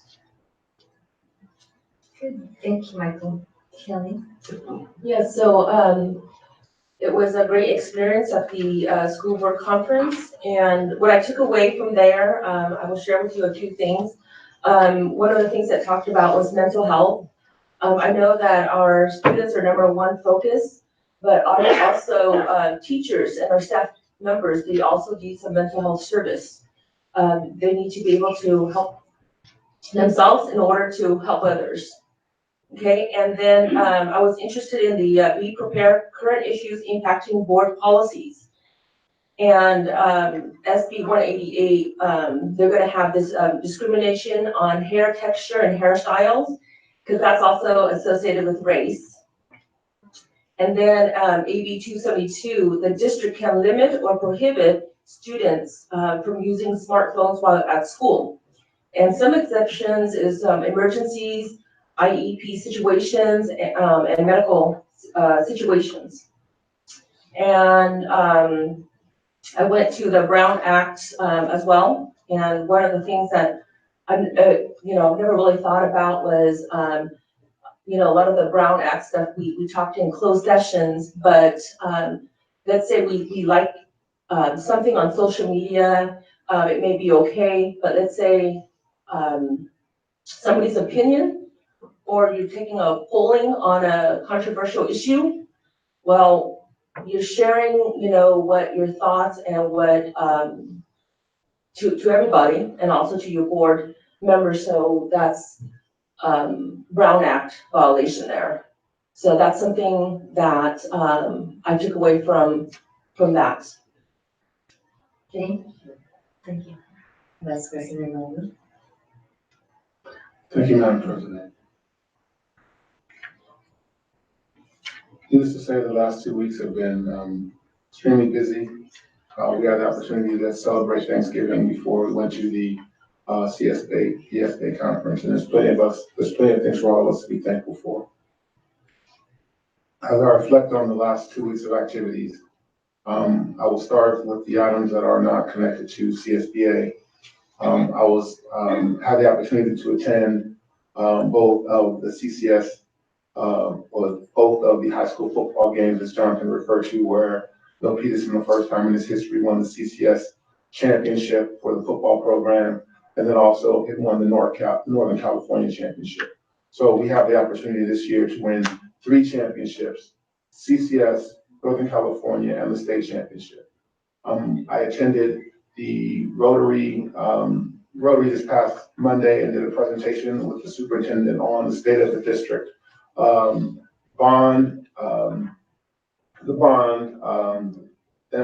other data points related to the district, to the community, to make sure that there isn't any misinformation disseminated. I'm also attending the PTA meeting last night at Machos Elementary School, talking about the future of their campus and the projected timeline of its completion. I attended the cultural sensitivity community discussion with teachers and administrators and classifieds yesterday. At the CSBA conference, over the 3 days, I had the opportunity, because I have previous experience, to take in somewhere between 30 minutes to 45 minutes of the following sessions. Engaging students in a world of uncertainty. Engage, inform, communicate, and transform. These are both how to transform and work with school district communities. Parent engagement in diverse communities, where you have a community that is multilingual, you have different cultures coming together for the first time, and how do you get a chance to understand them all effectively in terms of being an effective school district. I also attended the Eastside Alliance and the Silicon Valley Education Foundation district collaborations, where districts leverage resources between one another so they can reduce costs and provide more student services. Avid Elementary, what does college look like for elementary school students? And talked about providing them opportunities to understand what college was about, how it could further their education, and also let them know that it is an option or an opportunity, but it doesn't have to be the only option. Also attended a presentation on student wellness. They talked about how at our high schools and our middle schools, even some of our elementary schools, that they are now coming up with student wellness centers, where they usually have the health clerk for the nurse, but they're converting them into wellness centers on behalf of the students. And finally, the middle college, high school presentation. As Wendy had mentioned, we have a strong relationship with San Jose City College, and we're moving in a direction that we'll be able to provide a middle college, high school to our students. Thank you. Thank you, Vice President Norwood. Well, I was there with all the board members and superintendent. Kelly and I ran from one session to the next session just to see if we can learn more. We attended over 10 sessions in total, but I have one that I really want to share. That was the Black Educators Luncheon that I attended. So in there, information was disseminated showing many of the African American, including scientists, inventors, researchers, who had obtained extraordinary achievements in their field, but their contributions was not acknowledged or, went into the history books. I think it is worthwhile for us to do more profound researches and check for the veracity of the information to make changes correctly that reflect the achievement and contributions of those individuals. I truly believe that the acknowledgement, the honoring of the people like Superintendent Jordan, started and continue to do every board meeting to the people who contributed to the culture, to science, literature, and arts, to enrich our American values. We will encourage our young students in their studies, in their researches and inventions.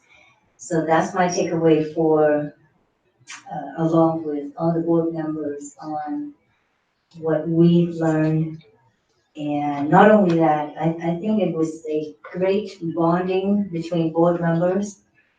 We share moments that we don't usually share here in the board meeting. And I'm looking forward to the next bonding time with the board and the superintendent. Thank you. All right, so we should move on to reports.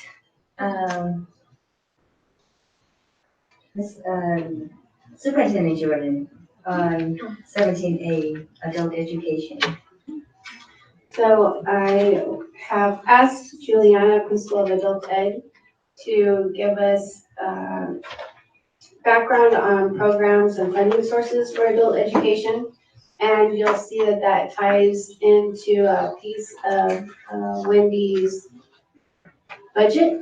And then Juliana will come back on January 14th and she will give to the board budget plan.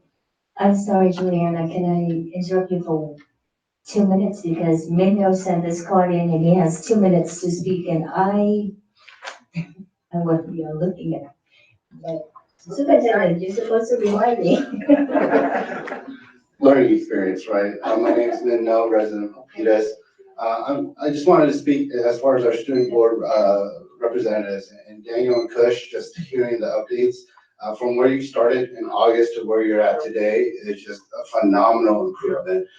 For you, Kush, as far as going to the conference, internalizing what it means to be a great community leader, that foundation that you need to pull community together is just phenomenal. That you're taking so many notes. You're going to be a phenomenal community leader as you continue to go. And Daniel, even though you missed the conference, you got Kush to lean on to get those cliff notes from that standpoint. And it's a reminder to the entire board.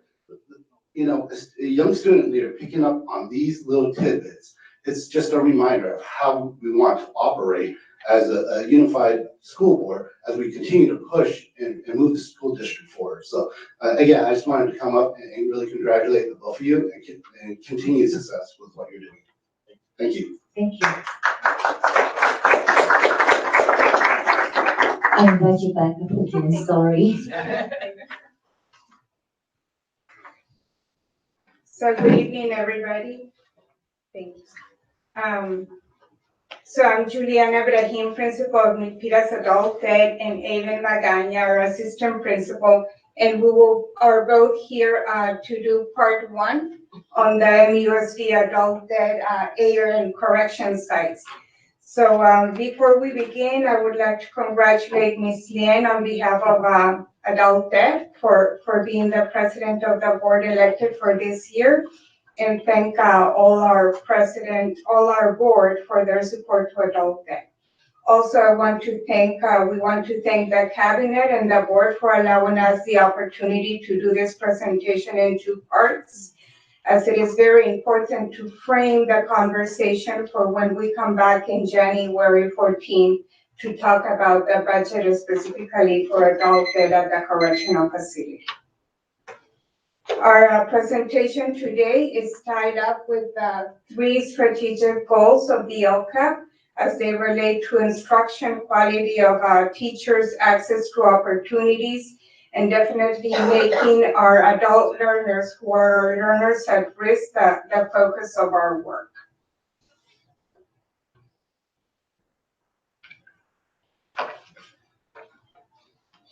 On this slide number 1, we wanted to highlight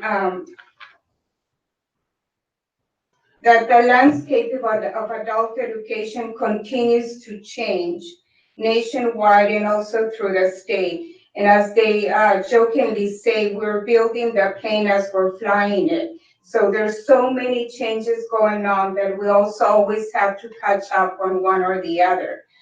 There have been many, many different changes to the K-12 system that also help us for Adult Ed. But we would like to remind everybody that Adult Ed is a program that has to sustain itself, and we don't necessarily have the ability to collect or tap into other funds from the district.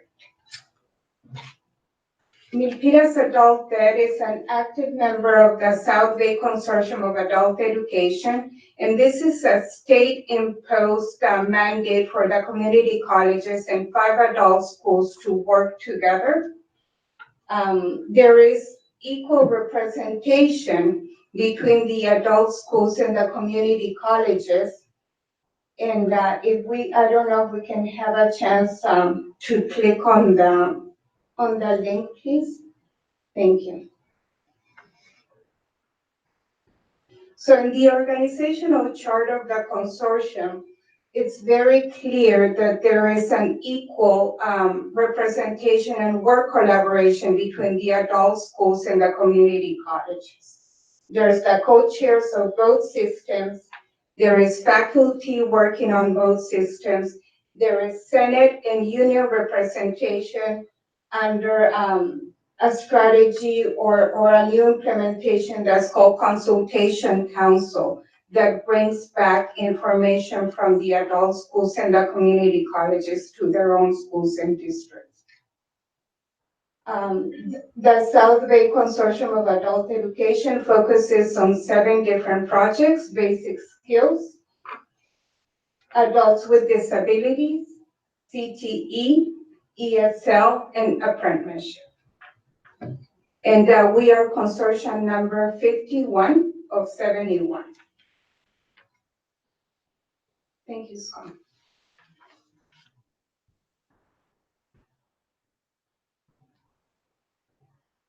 So we're here today because we wanted to delineate for the board and the public what is the funding that comes to Adult Ed. The funding that comes for Adult Ed corrections are in 2 different sources. The WIOA funding under Title II for the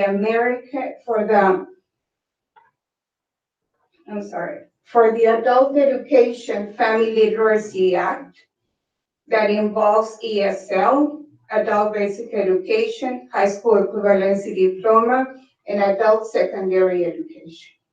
Also, the ADA funding is very important in corrections, and that is like in the K-12 system, seat time. Juliana, what is WIOA? Oh, I'm sorry. WIOA is the WIOA.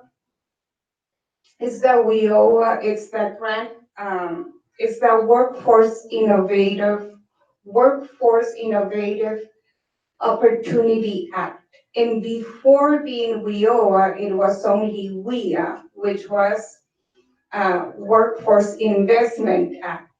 So in 2000, after 2014, the Department of Education and the Department of Labor came together to make the WIOA grant funds to do education and transition the adult learners into the workforce.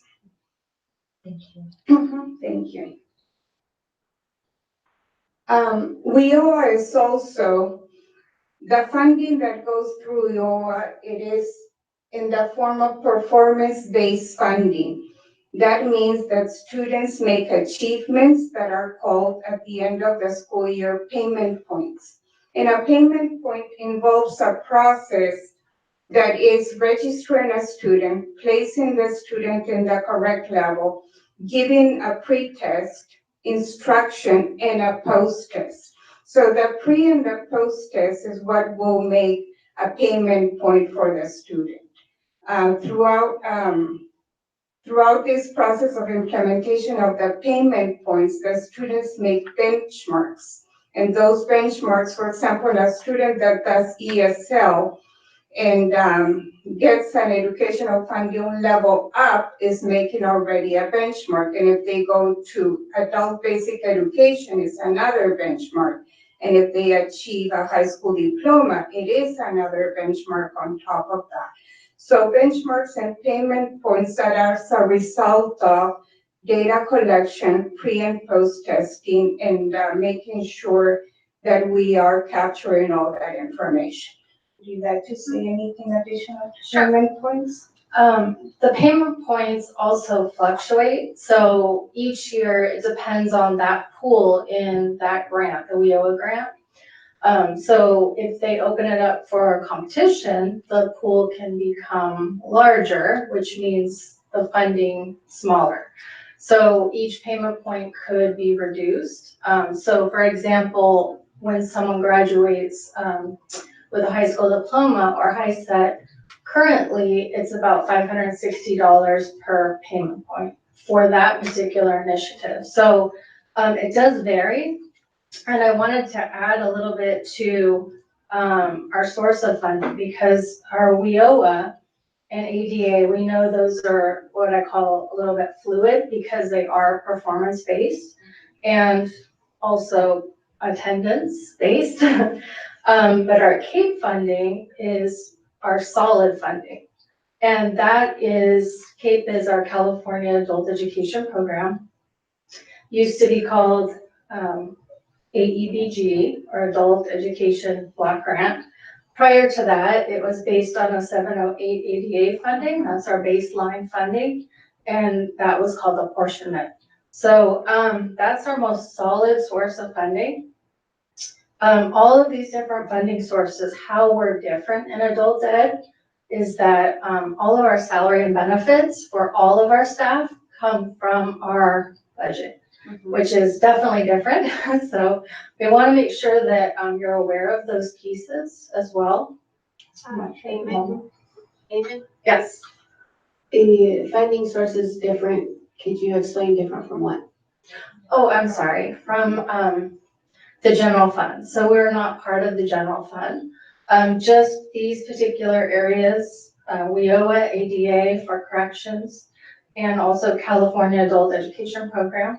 Those are only sources of funding unless we are lucky enough to have a local grant or apply for something else or someone donates. So, but all of our, as mentioned, personnel costs come from our budget. So anytime there's a raise or anything that happens does directly affect our budget. So I just want to make sure folks are aware of the difference where with general fund, maybe at a school site, you're given some money for like soft money to hire a few people in different positions, but our difference is it's all of our money for personnel. I hope that answers that. Yeah. And before we go into the next slide, we wanted to focus a little bit on the average daily attendance. especially in the jail. So as you can imagine, the jail is a very restrictive setting where many things can happen. So if we are supposed to be there for 3 hours and a lockdown happens and we need to remove the teacher, instead of collecting 3 hours, we would only be collecting 1 and or 2 hours. And to give you a better idea of what is an ADA in correctional education, 525 hours of instruction equals 1 ADA. And the CDE can fluctuate how much is allocated per ADA. And last year, 1 ADA was $1,768, and this year it has gone down. So 525 hours of instruction in any of our classes equals to 1 ADA. In 1 ADA unit, as we will see in the next slide, is $1,768. The programs that are covered for both the WIO and the CAPE, I don't think we can see very clearly that there is a distinction between a maroon and a green.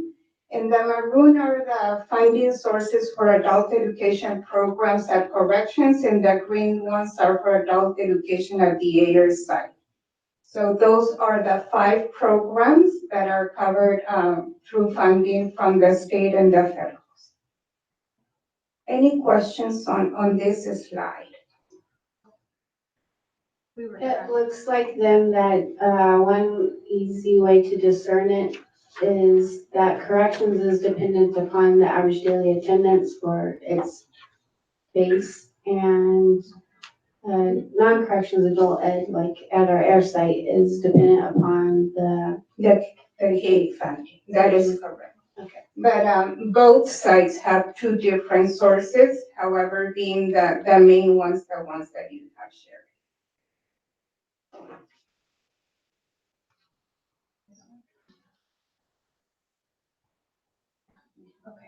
So we were gonna explain a little bit about number 4 and number 5, because those may look different to you guys.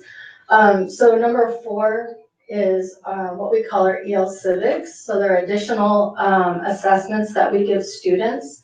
And the focus for that is for ELA students to be able to have civic engagement. So, learn, how do I talk to the doctor about my illness? Or how do I call 911? Or what do I do in an emergency? So those are what we call our EL civics assessments. And we actually give instruction on that within our classrooms and then give an additional assessment.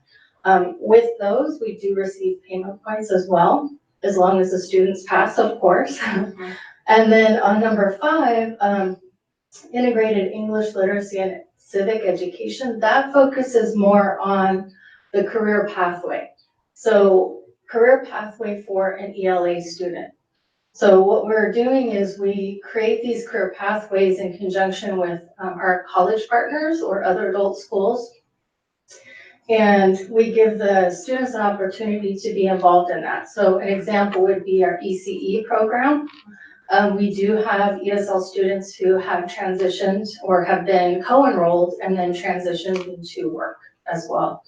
And the other piece to that is our workforce preparation that we give to all of our ESL students so that they can become familiar with get a better job, become familiar with the skills needed to do that.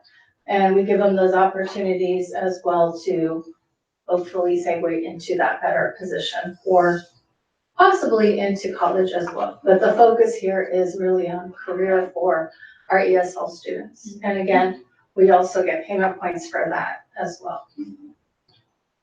And to add to the IET, which is the Integrated English Literacy Training, the consortium is working very, very hard to make sure that our ESL students have the opportunity to get engaged and to choose career clusters. So we will be teaching the ESL, and at the same time, there will be contextualizing information that then will lead into a pathway, a career pathway. And this is a collaboration and co-location of adult teachers with community colleges. Any questions on this slide, please? Something that dawned on me when you were talking about the payment points and the CAPE for the funding is that unlike ADA, CAPE is based on outcomes. So am I correct? If we're not meeting the outcomes, then we don't get paid. CAPE is CAPE will be the fund that is always there as for the program. And yes, it is not a performance-based funding, and it will be how are we reaching those goals? How are we reaching the goals? And the closer we get to the goals, the funding will continue to be strong. So the difference is that we need to show the state that we are meeting the mandates they've given us based on those student outcomes. So as Ms. Juliana said, the funding is a guaranteed continued funding, but if we don't show that we're actually producing those student outcomes, then they could at any time change their funding, so. Question, Juliana? Yes. So I'm just curious about the ADA, for Elmwood. I mean, are all the inmates required to go to class, or how does that work? So inmates are placed in program dorms in several different modalities. One can be a court ordered, one is by choice, and the other one is by classification. So unfortunately, or fortunately, our population is classified to certain areas depending on their crime or the record that got them into incarceration. So you can find a very multi-level setting when you go into the classroom. Students, learners can also choose not to program and not to attend classes. The state, the correctional laws have changed a lot, and there is one very in particular that's called milestones. So if you are able to be in a program and participate 6 to 8 weeks in a program, you can reduce your sentence. So that is a benefit to the school because the more people want to come to study and to be in a program, eventually they will be able to reduce their sentence. And what we always stress to them is being in a program starts your reentry today. So when you're already in the community, you're better prepared than when you came in. And I think that approximately, Kelly, we serve 750 students a day, approximately, in the 4 facilities. And then earlier you mentioned about when there's a lockdown, it also impacts the ADA. Yeah, because I remember early this year, we went on a tour of Elmwood, Yes. and then there was a fight in the men's facility, and you guys got the teachers out. Is there like a makeup day, or how does that? So there is no makeup day, unfortunately. However, we do have a calendar that's called a lockdown calendar, and we submit that every week to the programming unit. So they also understand that every lockdown or lack of staff on either side, the deputies and or our staff, impacts the program and at the end of the day, funding for our school. Michael. Yes, so I appreciated your last remarks, which is a perfect segue into what I wanted to ask about. So when you're collecting that report about the lockdown calendar, who are you submitting it to again? So first of all, it's a reference for us to see how much instructional time are we losing. And the other one is to the programming unit, who are the department that we respond to within the sheriff's department. And we work closely with them as they are part of programs. Okay, so what piece of legislation or government code governs those ADA reimbursements? My thought was if we connect with the policymakers who wrote that, maybe we can draft some kind of policy where we do a carve out or exception that accommodates for these lockdowns. Because sometimes I know the legislation can be very one size fits all and doesn't accommodate these sort of situations. And we have also seen in past years that when the funding for the jail education, which is section 225, is small, the CDE through WIOA, they can do an upward revision depending on how they're feeling that the program is going to sustain itself. So there can be an upward revision yearly that is not necessarily tied to the payment points. All right, because I still remember that day, visiting with the lockdown, and I know it was like, well, that was unexpected, but then people were like, this actually happens not that infrequently. So if it's gonna be an occurrence, I don't want us to get penalized for that.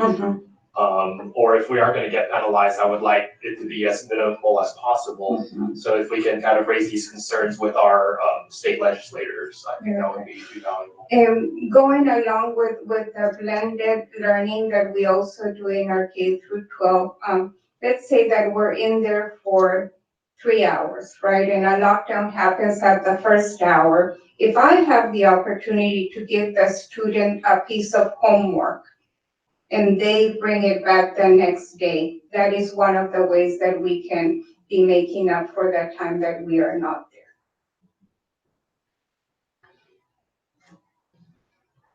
there. Michael, did you have an ask on your reference to communicating with legislation? Are you looking to direct the superintendent to reach out to legislators? Are you making that call to action to the board to reach out to local legislators? Are you telling the leaders of adult education that they should do more advocacy work? Is there an ask or is that a statement? I would say out of the list of everything you just threw out there, all of those are good ideas. And if, however, in whatever way everyone wants to contribute, I would look to our new president, Han, for direction. So I'll clarify.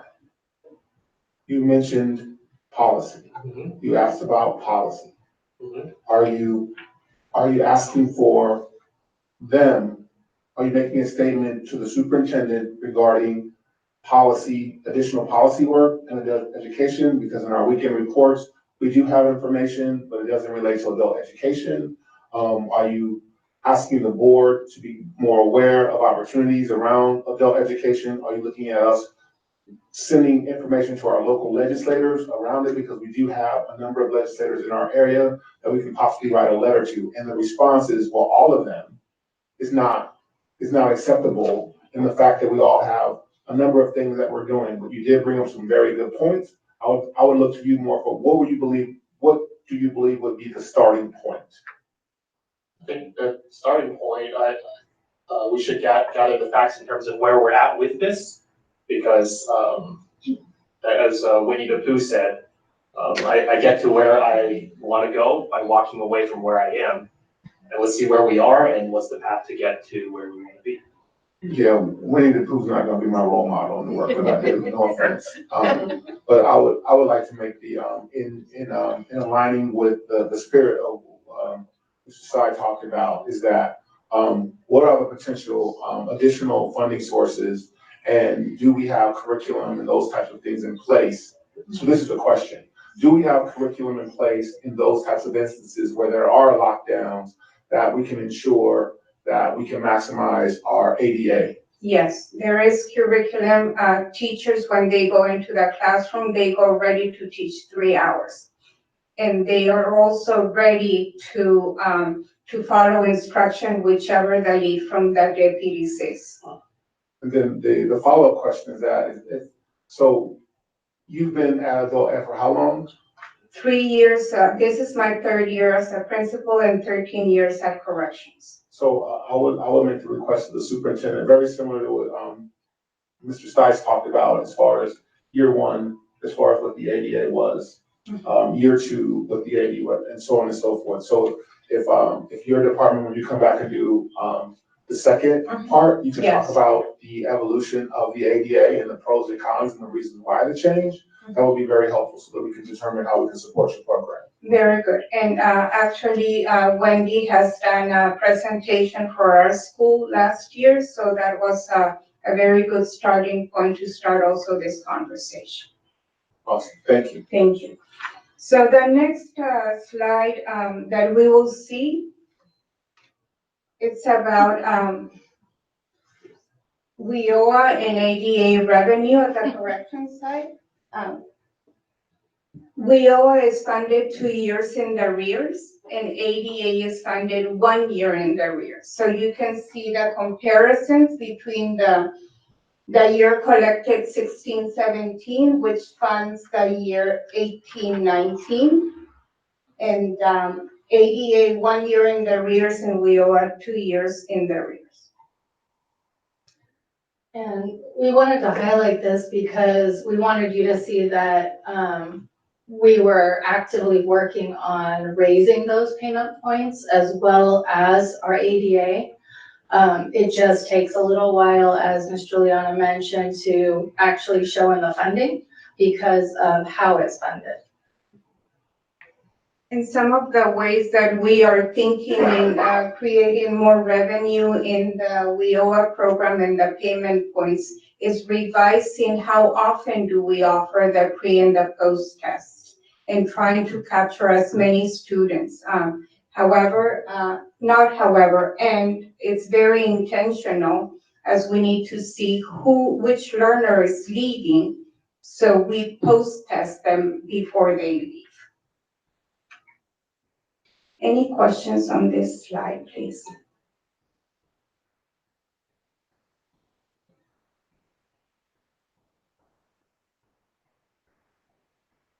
Sorry, can you go back to the slide? Yes.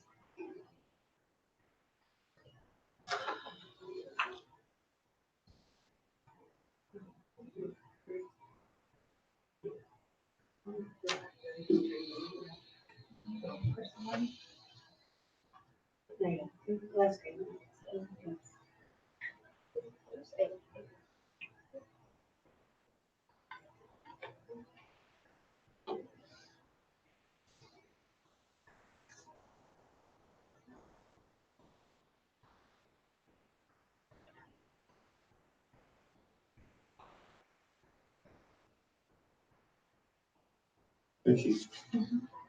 The next slide shows a couple of key elements that we are currently facing, and that is the decrease of the WIOA funding by the $216,216 at the 2 sites, and that is due because of the payment points. Also at corrections, the value of one ADA unit has gone down by $79. And last year we had to close 1 dorm and a half, one in main jail and one at the facility, at the Elmwood facility. And that has created a loss of 53 units of ADA, which equals to that amount of dollars. We're unable to regain those units again because they are doing a lot of construction in main jail, but we're hoping that we can get new programs in.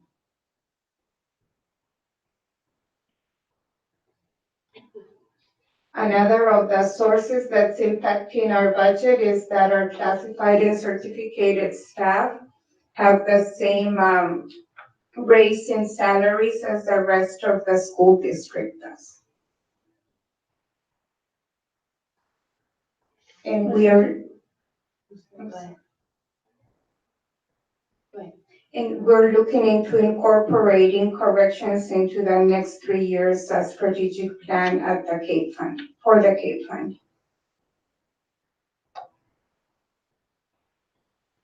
I just wanted to add, the reason we're looking at adding corrections into the CAPE funding is because there are specific programs that we do not have funding for. So we could add CTE classes, which we actually are looking at doing, but they don't fall anywhere within WIOA, technically, or the ADA. So if we were to add those particular programs to CAPE funding, we would be able to fund fund them moving forward.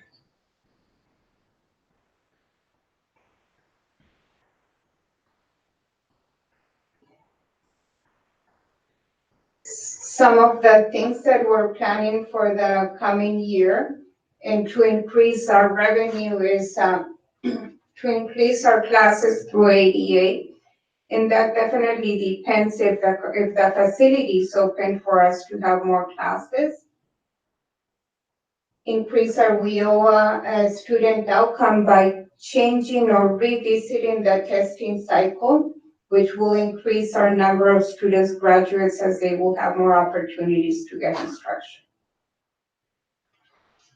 And that is at the two sites.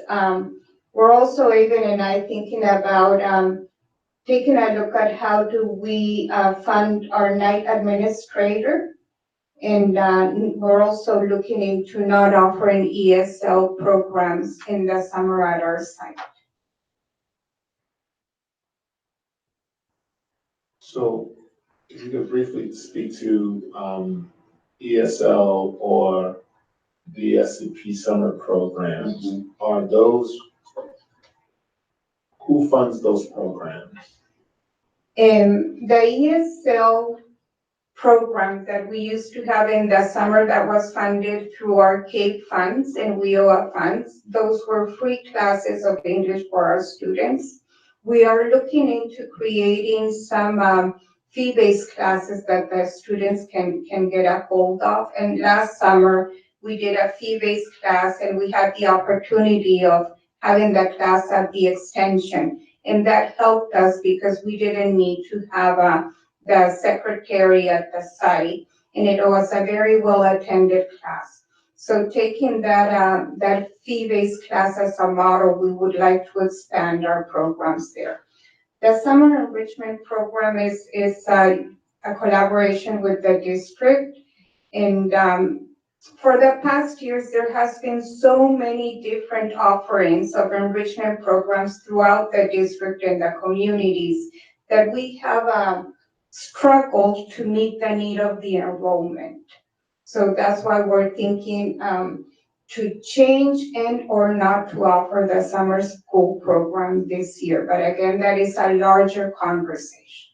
Yeah, those are just some ideas. You said you're struggling to meet the need of the enrollment. Yes. So could you explain a little? Considering that it is a fee-based program, the summer enrichment program, we do need to have a certain number of students to enroll. So we can pay for the administrator and we can pay for the clerical work. And we can also pay for the youth coordinator and others that are involved in supporting the summer enrichment program. So are you saying that there aren't enough students enrolling, or are you? That is correct. We do not have enough students enrolling, and the reason that we have seen is because there's so many different offerings in the communities.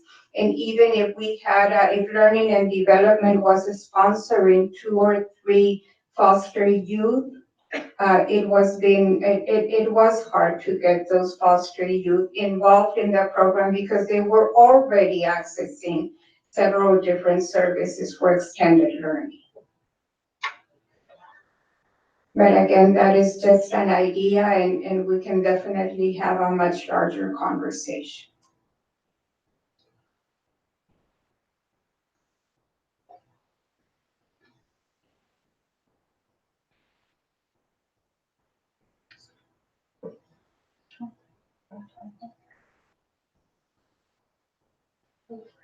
Okay, so 2021, looking forward, obviously, many of the items are the same, but a couple of new items would be to, we're looking at a number of CTE pathways to start with what we call that 243 or integrated EL civics component to help our ESL students be able to have a pathway for a career, as well as dually use it as a fee-based program. So one of the ones I'd like to highlight tonight is our paraeducator class, and we are looking to start that February, so it's actually the year before, hopefully. So we just hired a new teacher that can teach that class, and we are now a testing center for the paraeducator test with ETS. And so we're really making headway on that, and like I mentioned, we're hoping to roll that out after talking with HR and special ed and getting their input with the curriculum in February. And ETS is Educational Testing Testing Services. Center. Yes, Services. thank you, sorry.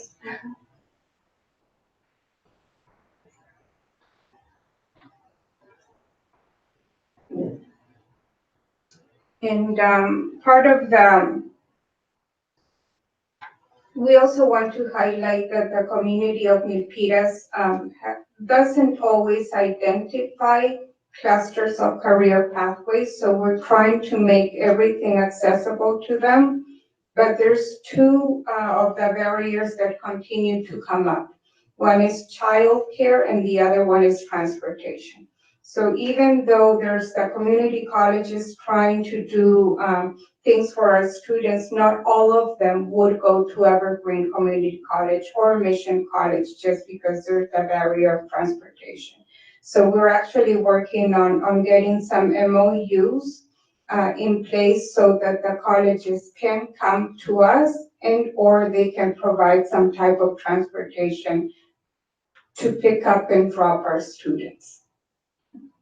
In childcare, of course, we know that that is also a constant barrier to our students.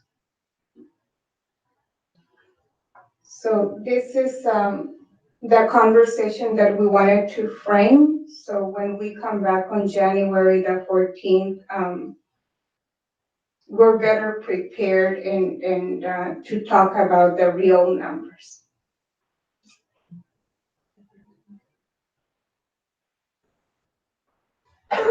You asked for data. Yes.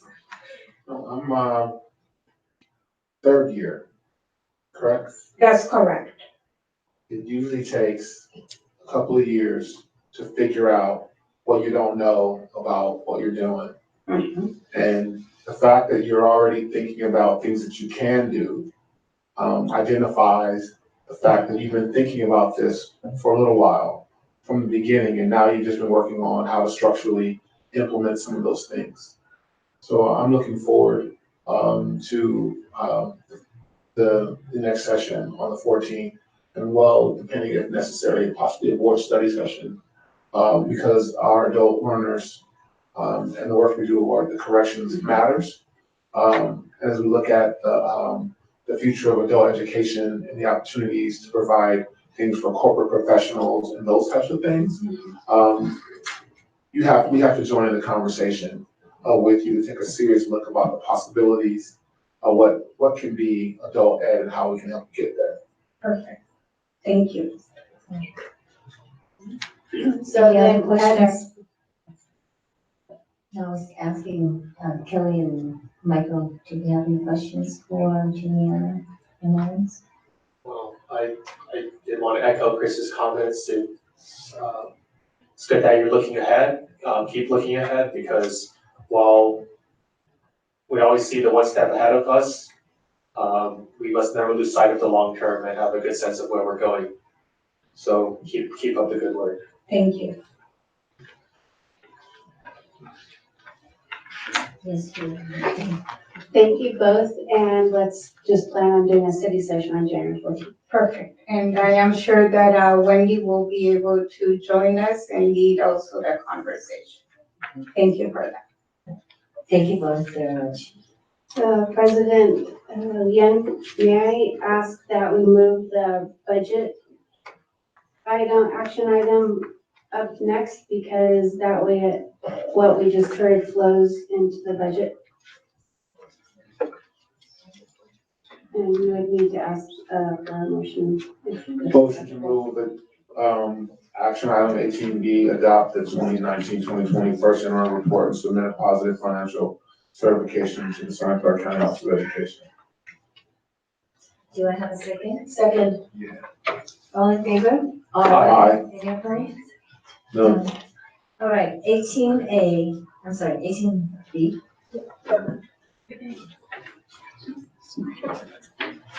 Okay, thank you. Thank you, Cheryl, to move this budget item ahead of time. So since everyone's brain still fresh, I hope now at this point. So let's talk about numbers. And our team going to do a presentation to the board. Okay. Good evening, board members. My name is Lin Lee, Director of Finance. I'm here to present the first interim report. This is one of three periods that we report our financial situation to the state. Okay, before we go, we always like to connect what we do to our strategic goal. And for business services, we like to connect to goal number 2, which is improve our communication to the community at large. And we hope that by giving this presentation, the community will learn a little bit more about how we use our money. And for this year, we also like to support all our LCAP goals by ensuring that we have enough resource to encourage our students to learn and grow. Okay. Tonight's purpose is to present the report to the board and ask for a positive certification. Positive means that we have enough money to support our this year and the next 2 subsequent years. Qualified means that we may be able to support this year and the next 2 years. And negative means that we do not have enough money to support this year or the next 2 years. So with our report, we can't see the check mark, but we would like the board accept the report and submit a positive certification to the county office of ed. Okay, all data is we're using it as of October 31st because that is the cutoff date for first interim.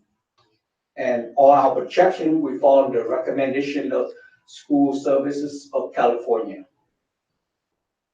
Okay, revenue.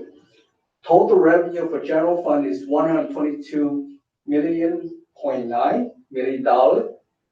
And this is what it comprised of. Okay.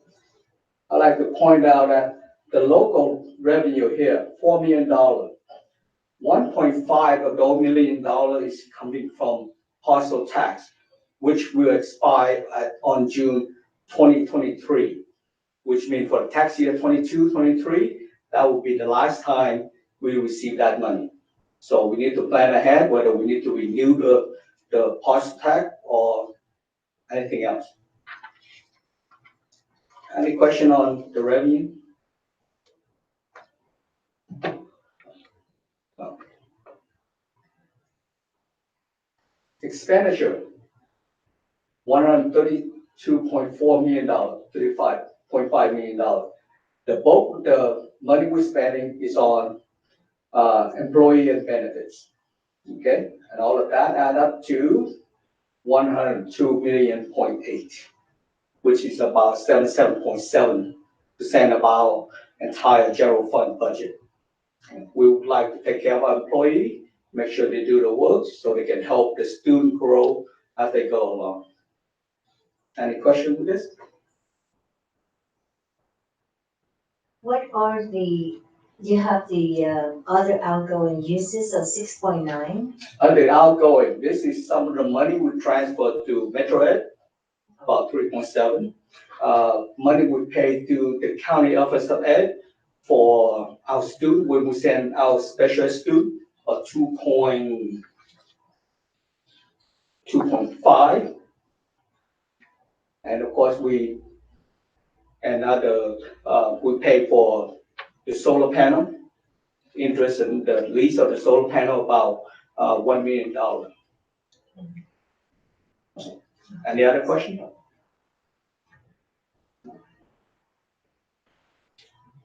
Okay, revenue. This is the changes between the adoption time and first interim. Adoption time, we use whatever data we have on hand at that time.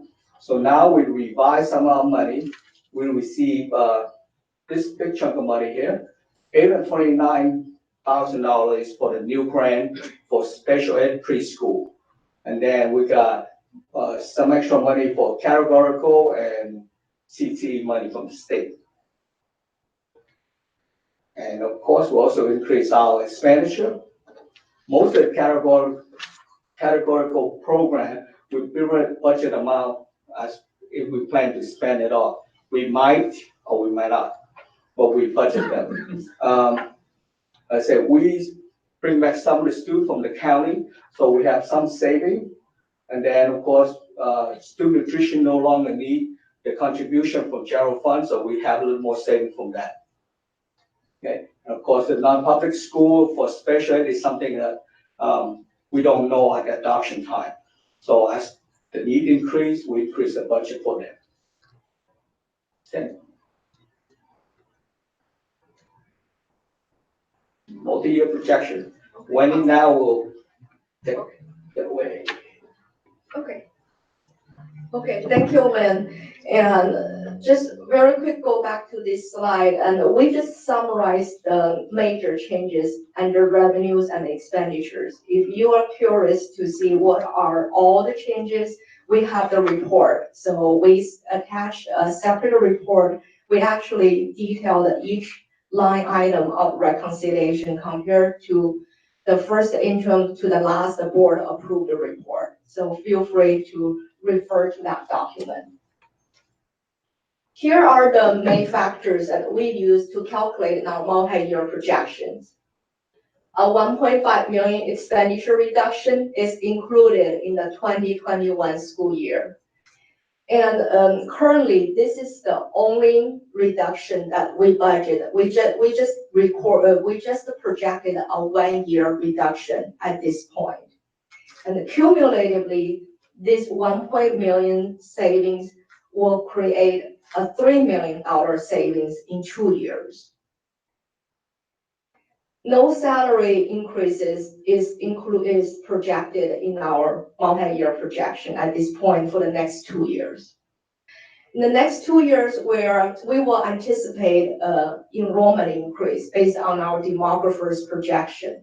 So we added additional 155 ADA in year one, and additional 90 more ADA in year two. We also projected our step column. Those are the contractual obligations for our employees. And for employees, if your salaries placement is not at the highest step, and each school year in July, you will automatically get a step increase. So the total cost district-wide is about 1.5 million. Of course, we also adjusted the STARS, PERS, the statutory rate increase in our projections. What's the reason for not including the salary improvement? Well, because salary improvement normally is up to negotiation. We did not do any negotiation for next year yet. And normally we don't negotiate a year ahead. So, and when we are at the table, we will talk about a salary increase. And then at that point, and we'll see how our budget can afford it, and then we'll include it in our projection. Okay, here's now multi-year projection summary. Okay, 1920 is our current year. So in this year, we're projecting the general fund ending fund balance is at 4.6 million. Last year, after we close out the book, you can see here we have this 5.1 million. Those we call restricted fund balance. Those are the program carryovers.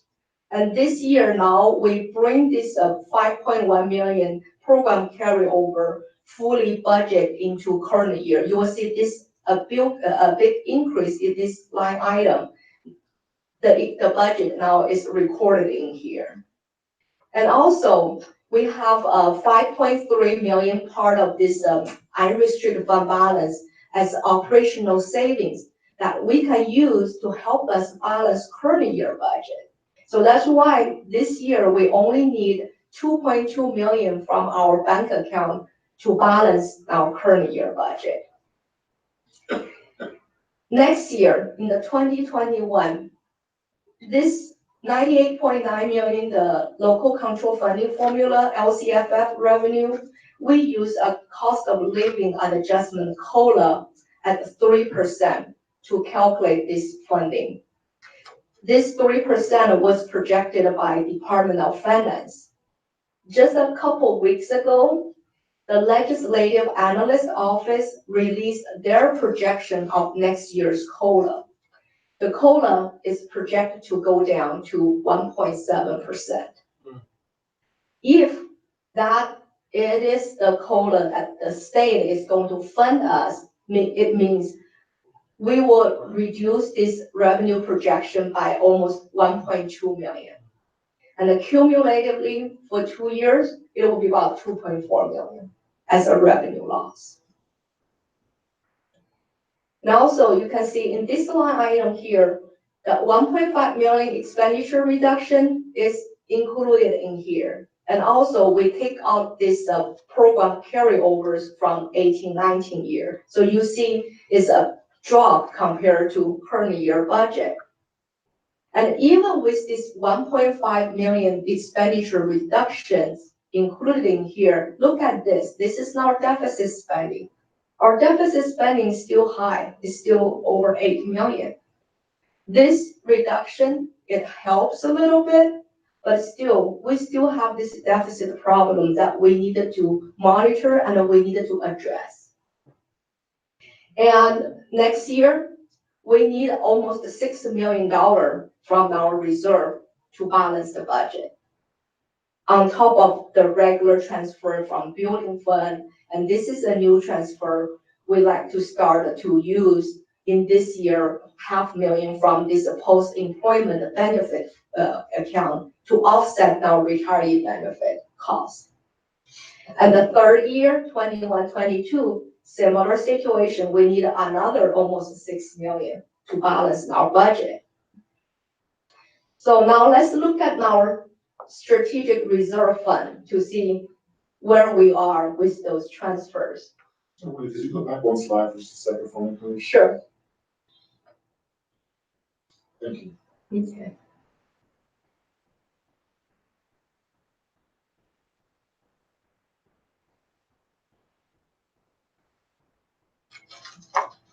Okay, good. Okay, so this is our strategic reserve fund. So all this portion this is like our bank account. We call strategic reserve fund. And then you can see we have a 3 pot of money here. This largest pot, last year, 18-19, after we closed out, we ended with 11.8 million. And we use this pot to balance our budget. This is the pot of money that we use to cover for operations. And then the second part here, is called RDA settlement. RDA is the redevelopment agency. This is we received this one-time funding back in 13-14 year. It's due to the settlement between the state and the city of Milpitas, and we got a benefit of 7.1 million as a one-time money. And now we're spending this money down on instructional related equipment, software, professional development, so on and so forth. So this is actually above our regular or normal general fund operations. For example, back then, we would like to use iReady as a system, as an assessment system, and we didn't have the fund in general fund, so we were able to pay out of here. And the same thing for our CO program, so on and so forth. So you can see we're projecting this fund is also spending down eventually. The third part here, we set up this reserve fund back in 17-18 after we closed out, and this was under the board's direction at the time, and to set up some money to help offset the stores and the purse cost increase. So we have a reserve fund. Right now, we have $1 million balance here, and we plan to use this $1 million in the third year, in this 21-22 year. And remember, so this year, We total need 5.9 million to balance budget, so 4.9 million from this operation pot, and then 1 million from this STRS reserve fund. And then you notice, if you probably cannot see very clearly here, we were short by almost $1 million here. We hope that we will pick up some additional ADA attendance in current year. If our attendance go up in current year, our LCFF funding will increase also. And in the same time, after we close out the 1920 year, we hope we'll have some operational savings. The combination of these two factors will help us to pay for this difference. That's our plan for now. I remember, at the beginning of the year, before the school year started, we talked about, one of the ways that you saw that we could increase revenue, and that was through ADA. And, yes. Do you have a benchmark in terms of where we are at some point percentage-wise comparison to last year? Because it seemed like, we were attempting to make a concentrated effort this year. And I'm not looking to use it as a projection forward, but like, for example, at some point, I'd like you to bring back, or superintendent bring back, where are we at in ADA year-to-date in comparison to where we were year-to-date last year? Well, I can share that with you today because I just looked at our attendance data today. We're ready to do we call P1 attendance report. That is for the attendance from the first day of school till like early December. So we will report we call as a period 1 to the state. Right now, our district-wide attendance percentage is average at 97.5%. Now, funding will be the average from first day till around April 15. So we still have some time to catch up. Our goal, we would hope 97.5 is a reasonable percentage, but I would hope we can earn a little bit higher percentage for current year. And right now, compared to last year, we are a little bit better, but last year was not the best attendance year for us. So our best year was back in 16-17 year. And that year, our district-wide attendance rate was around 97.6 or 0.7%. So we still have room to grow. But we also have time to catch up. So hopefully from January to April, we can do better, and then our average attendance rate can go up a little bit than 97.5% right now we see. Okay. Thank you. Sure. Now we also have this building fund here, and you can see our building fund is doing well. The ending fund balance continues to grow. In January, I will do a presentation just to focus on this fund. Tonight, what I will spend some time just give you a quick overview, the source of income for this fund. So you get an idea why the building fund, ending fund balance is building up now. So you can see here, this green bar represents called ERAF pass-through. ERAF stands for Education Revenue Augmentation Fund. Pass-through means the county, as the controller's office collects the fund and then pass it through to us. So that's this green bar. And this dark red or orange bar represents the RDA pass-through. RDA stands for the Redevelopment Agency. And then the blue bar here represents our rental income plus our interest earnings. You can see that our rental and interest earnings are pretty steady throughout the years. 12-13 was the first year that we started to receive this RDA pass-through. At this time, the pass-through was around 600,000. Look at all these years, the trend, they're doing very well. Last year, after we closed out the book, we almost received 3.5 million from this, just from this account alone. So obviously, you can see this RDA is the main income stream for our building fund. that helps our building fund continue to grow.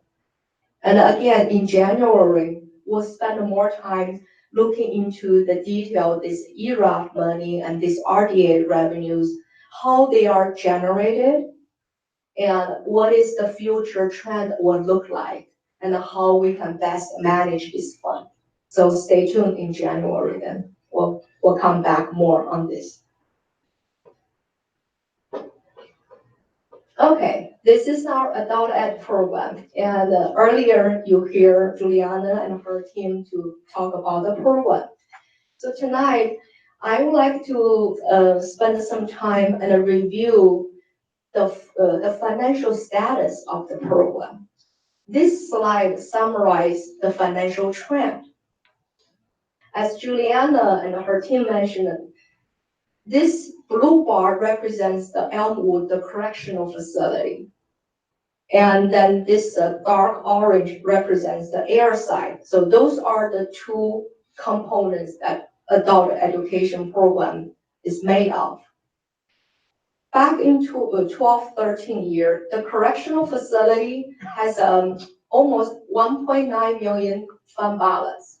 It's also, that's their reserves back then. And look at even in 14-15 years. In 14-15 year, their reserve even go over 2 million. This was about 2.2 million at the time.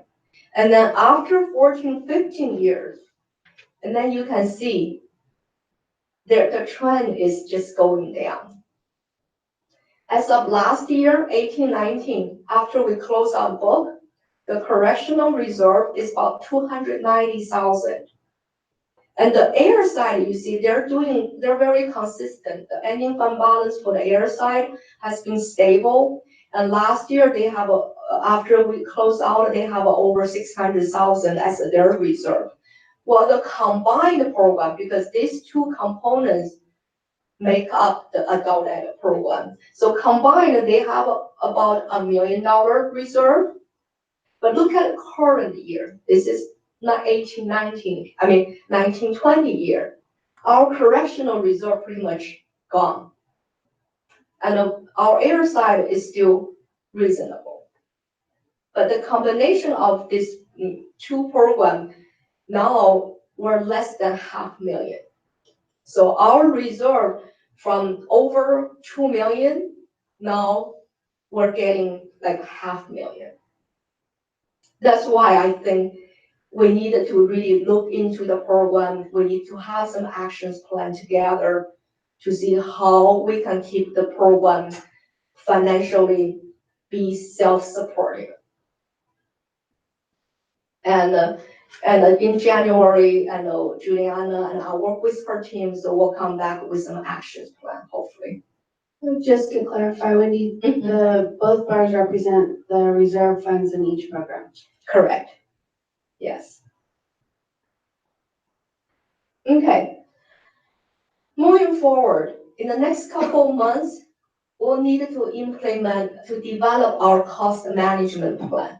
And we will need to implement our cost management plan, or I call them cost reduction plan. And because we already projected that in our 2021 school year, and at this time, the minimum reduction is 1.5 million as we projected.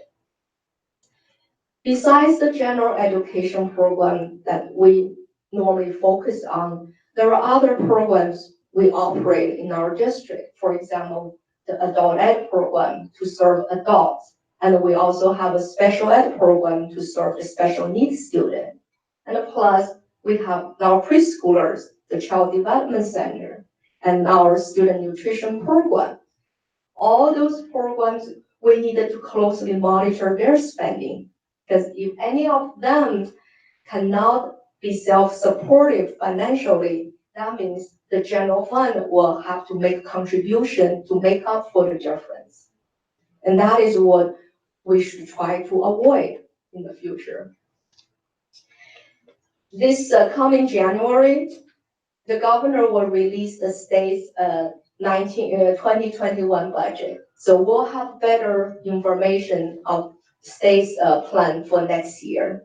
And then we will update our budget, which is we call second interim in early March. And especially, I think we'll need to really focus on the COLA funding for next year because that plays such an important role to impact our revenue. So I would like to end our presentation tonight with this quote from Helen Keller. Alone, we can do so little. Together, we can do so much. So for our district, in order for us to maintain our financial stability, we, meaning the community, the board, the cabinet, and also our three associations, the teachers classified and the management associations, and the staff at all different levels will need to work together. Working together will make us stronger and truly will be a true unified school district. So with that, we would like the board to accept our positive certification that we will submit to the county for our first interim. Okay, that's now a report.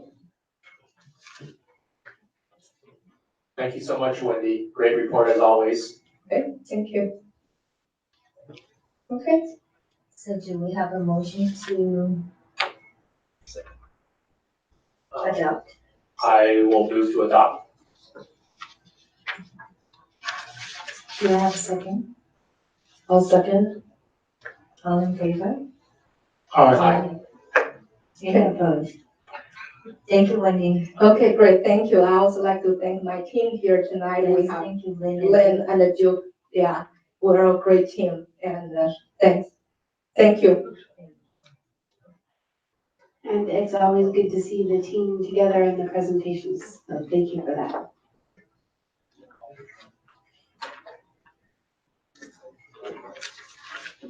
What color is your hair gonna be then tomorrow? Probably blue, but we got one day. I'll show you. Okay, let's move on to 17B, the district office relocation options. Travis. Good evening, Board President Lynn, members of the board and executive cabinet. I'm Travis Kirk with TBK. Happy to present this discussion item for your review and then perhaps some direction from the board on completion of this item. As you know, we have a great shuffling of projects going on in order to accommodate everything that's on the bond project list.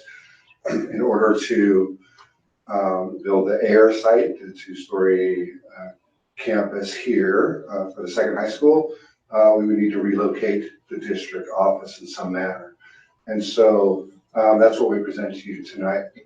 Perhaps the next slide. Thank you. So we bring to you four options for a district office relocation. Option one would be to add a third floor to the Air Innovation Center that we would build here on this campus. We'll go over the pros and cons of these four options further along in the presentation. Option two would be to build a new building at one of our existing school sites. Our school sites have quite a bit of acreage and there is room on some of those. Option three would be to lease some office space here in the community that's available for lease. And option four would be a combination of some new buildings and then perhaps moving the superintendent and boardroom to Milpitas High, nurses and other transient district teams to school sites where they could find some room that's existing on those sites. The single story, so I put this, the single story Gen 7 building, and I'll preface this by saying we did have a big meeting with district office staff in this room. We had a big think tank. We had a Google Doc circulated to talk about the pros and cons of the various different options we had. In this instance, I present Gen 7. I went to Manteca and toured their factory. I'm familiar with these buildings, but I didn't want to do my due diligence there.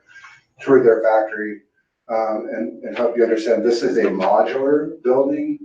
But I want to differentiate clearly the difference between a modular and a portable. You see a portable classroom in 960 square foot, what they call a shoebox. This is not that. This is a steel frame building with pan decking, concrete slab floor. They do bring it out on trucks. They would line all these up. All of these would go together, the foundation in place. They would line them all up in a single day, and then end up bolting them and finishing them up. So these Gen 7 buildings are highly efficient. They're approximately 70% the energy usage of traditional construction. They're very green, very efficient. The little canopies you see on the front can house solar panels. So this was one thing to consider when we start looking at cost per square foot. These are the 50-year-old buildings, 50, 60-year longevity of these buildings, not your typical portable classroom with the wood floor. It's not that. This is modular versus portable, so very durable and very popular across the state. The next slide would show you that they can actually do a Gen 7 in a 2-story building. And we'll see some advantages to these Gen 7s. They're made off-site, so they can come do the foundation. And when they're ready, they come and they just drop them on a place, bolt them together, do your site work. And so the construction time is reduced for these. So that's an option too, is to have, if we were to build a district office on a school site, this might be a mechanism to do that for about half the price per square foot, as I mentioned in the previous presentation. So these are some rough cost estimates based on current market conditions and based on my information I got from the folks at American Modular who make the Gen 7 building. So I would have a comparative analysis. So option 1, a 3rd story of the air site, is presented by LPA some time ago. The cost per square foot is about $1,111 for that. A lot of that is engineering because it's 3 stories. There's extra stairs. There's an elevator that would have to go to a 3rd story. So there's a lot more to that. So your cost per square footage is pretty high with that. You wouldn't have the site work costs because you're already digging up all your utilities and putting in a foundation, all those sorts of things. So you would save there. Total cost there is just shy of $29 million. Option 2, single-story Gen 7.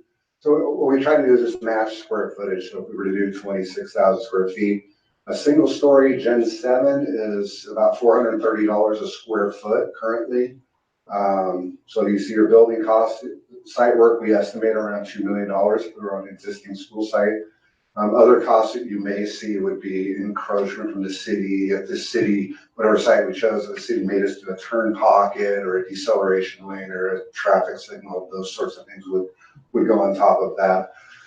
2-story Gen 7 is about $500 a square foot, so you can see how that maths out. Option 3, leased office space right now in Milpitas, approximately $1.26 per square foot. So you're 32 grand plus per month, and that's in line with what they did in Cupertino. I think they were right in there, about $400,000 a year. They've been leasing a building. It's actually in Sunnyvale, the Cupertino Union District. Option 4, 2-story Gen 7 with a 16,000 square feet. So I opted for the 2 stories because it's a higher price point to be realistic with it. That's if we were to have the superintendent and the board over at Milpitas High at some location, be that an existing location or working into the new theater or gym or however that might work. And then some of the nurses and those sorts of people that are more mobile at other sites. So 16,000 square feet there with some site work. And you're looking at a total cost of about $9.8 million. Here at the air site, one thing that we would experience if we did the new high school as well as at the district office spaces, we would have need for more parking. Joe Flatley did a parking study prior to my arrival that was pretty detailed. So we estimated another 50 parking spaces, about $250,000. That's provided it fits within the design and site parameters of what we come up with for the site here. So then the next slide starts out just some pros and cons, and certainly through our discussion, you can add some more, but it's just some talking points. And a lot of these come from the think tank we got here with staff. So option 1, there was quite a few folks that are here that would like the idea of staying here. They're comfortable coming here. They've been coming here for years. They work here. They're comfortable with that idea. So that was a positive for those folks. Easy commute location, easy on the highway. People are used to seeing people turn left into the parking lot here. So that's good. And it's not in a residential neighborhood, which you would imagine you may get a little bit of blowback if you have 100, 150 employees now on a school site that's not accustomed to having that level of traffic. The downside to the third story, it is the most expensive option. The parking, as we discussed, and it would require us to have temporary housing, so 2 moves. We have to move off somewhere temporarily, build this site, and then move folks back. Option 2, the single story Gen 7, option 2 and 3 are going to be, or 2 to be very similar. The cost is less. The pros for a single story, easy accessible by all, no stairs, elevators, construction timeline is significantly reduced because a lot of that work happens in the factory in Manteca.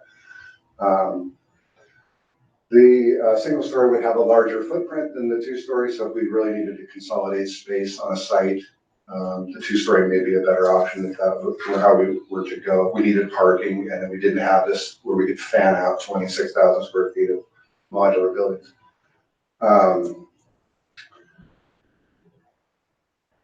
The traffic mitigation would likely be an issue that if we were in a residential area, you may, like I say, you may have some concerns of neighbors there. And we haven't done an exhaustive study on what site that might look like. We would do that for the direction of the board after tonight's meeting. 2-story would require stairs and elevator, an increased cost of about $70 a square foot over the 1-story. And if we go to the next page, the leased office space, the space may be immediately available. Would be 1 move for district staff instead of 2, which would be the same for the Gen 7 modules too. We would build those, then just move staff 1 time. And with building those 2, the way those are configured, they're 40 feet deep and they can run them side by side for a mile if they wanted to. So you can configure the space on the interior any way you like. So we could sit down with staff and say, you have 40 by 150 for business services. How do you want to set that up? And that's what we would do with the design team to make sure that that space fit exactly the needs of each department that would house in those buildings. Office space may be readily available, 1 move. Parking and traffic mitigation may not be an issue because it would already be a current commercial building. Long-term cost is expensive. You don't actually own the building. And then you may have to reconfigure the space to meet staff needs and add technology upgrades, etc. Option 4. Option 4 is actually the lowest cost option because we would do less square footage of new buildings and then scatter folks around. Construction timeline reduced just like the others. And so same issue with the traffic mitigation. So those are the things that we came up with in the think tank, the options we came up with as far as how do we shuffle all these things around and complete all these projects? Because then we have to complete this project before we can move 500 students, which allows us to take the portables off of Milpitas High that we want to do, and then repurpose the old basketball courts back into the new location, and then do the old theater into a student unit or whatever we're going to do with that. So there's a series of events that needs to take place, but the district office is the priority. So we seek your direction and your input, and I'd be happy to answer any questions you may have regarding this. We do have speakers or questions from the community. Please come to the podium, state your name for the record.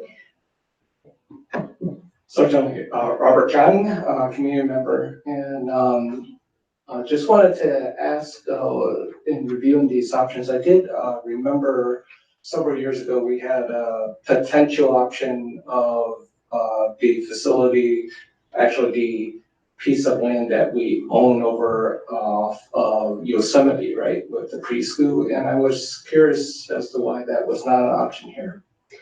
If you recall, that was a proposal from our current leasing. Yes. And the proposal was that if we extended the lease. Correct. And they would, and allowed them to expand on our land, they would build a district office for us. However, the proposal they came back with was unacceptable. It essentially, well, what it stated was that for 20 years, they wouldn't pay us any lease, and then in year 21, the lease amount they would pay us would be about $200,000. So I didn't feel that was an acceptable offer to bring to the board, so I declined it. Okay, thank you. One follow-up question.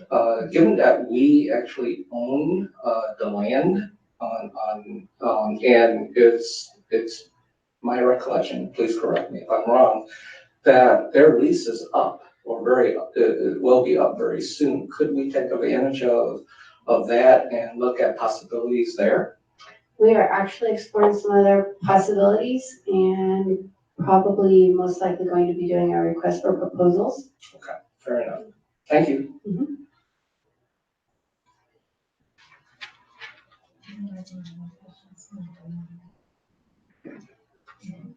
Any questions from the board?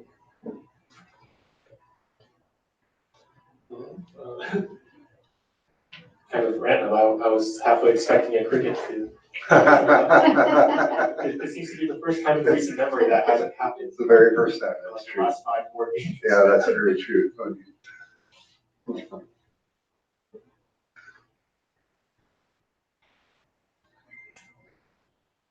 I have a question. So let us say if we pick option 1, and here you have 50 additional parking spaces. Would that be sufficient to accommodate the three stories?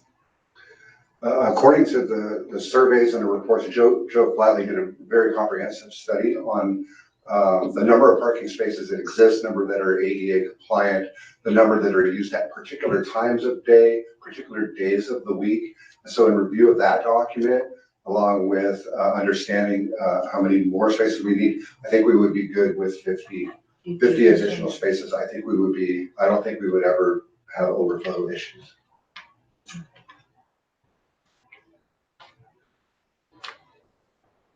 As I'm looking at the option, 1 and option 2, so all those, it's just at 26,000 square foot. Is that the maximum that we can build on, or? Yeah, so what I did here was measured off what we use currently, building 500, 550, 100, 200, and that space is pretty close to 26,000. You have some wasted space with a giant hallway down 200 and that sort of thing. And then based on past projections, we kind of just merged those two. I felt like that was a good settling point for what would accommodate the current district office staff and those needs. So the idea that came up with regard to moving the boardroom and the superintendent to the high school and then the other folks out satellite, that reduced it by 10,000 square feet, the need by 10,000 square feet. So that's where that 16 comes in. It may accommodate essential services, but it kind of spread out those folks that can't be mobile. Option 1, I mean, like it, but the total cost is almost like double. I'm just, just thinking out loud, is it possible to do a combination of single story and 2 stories? Will that lower the cost instead of doing 3 stories? It depends on your method of construction. So the intent here is to have a 2-story high school, an innovative tech center type of high school here that's really architecturally designed for that purpose. So all those spaces meet that. So the Gen 7 wouldn't really fit that. So then you come to a point where you say, okay, well, we could build that, but then do we have a footprint here where we could put Gen 7s for the deal? I don't know that the footprint's big enough to do that. That's why the stack it on top was the idea. Wait, so you're telling me having a 3rd story is gonna make it not compatible with Gen 7? Yeah, Gen 7, yeah, the 3-story would not, oh, so I apologize. The 2-story high school has never been intended to be a Gen 7 as an individually designed by an architect to accommodate the needs of the program. And so there was never an intent to have the district or the new school be a Gen 7. I put the Gen 7 in just because I think in a previous presentation, I said, oh, if you did these modular, not portable, but modular 50, 60-year-long buildings, you could save price per square foot. That's why I brought those into the equation. I should have been more clear that if it were to be on this side, it would be a specific architectural design. That's why you get that 1,100 a square foot instead of 500. But Travis, the question is, can we do a 2-story of Gen 7 building here for the high school? And then are there any way to add a 3rd floor on top of that Gen 7? You can't do a 3rd floor on a Gen 7. Okay. They have 1-story and 2-story. And it was my understanding that the high school was not to be a Gen 7. It was going to be a specifically designed purpose building for this innovation center. Okay, I see. So that's where that 3rd story would be at that same price point that LPA presented in their facility master plan previously. But the question is, if we do a 2-story Gen 7 building here for the high school, then it'll be cheaper, right? Than the architectural specified design of the building. Yeah, Gen 7 2-story is about 500 a square foot. See, yes. Yeah, Okay. I guess the reason I didn't put that as my understanding was that was not what was desired for the high school, was a Gen 7. It was ground up design from architectural firm that suits the needs of the program. Yeah. Okay. Where you may not have that same flexibility because you're going to have 40 by whatever cube is what you're going to have. Yeah. Okay, so I think this information will help the board to make up their mind because, you know, what do we want for this campus? Do we want like sort of modular buildings type of structure here? Because that'll be the Gen 7. The Gen 7 we can do 2-story and they're much cheaper than the architectural design building because that you have more flexibility. You can do more different designs than modular building. But then that way it will cost us more money.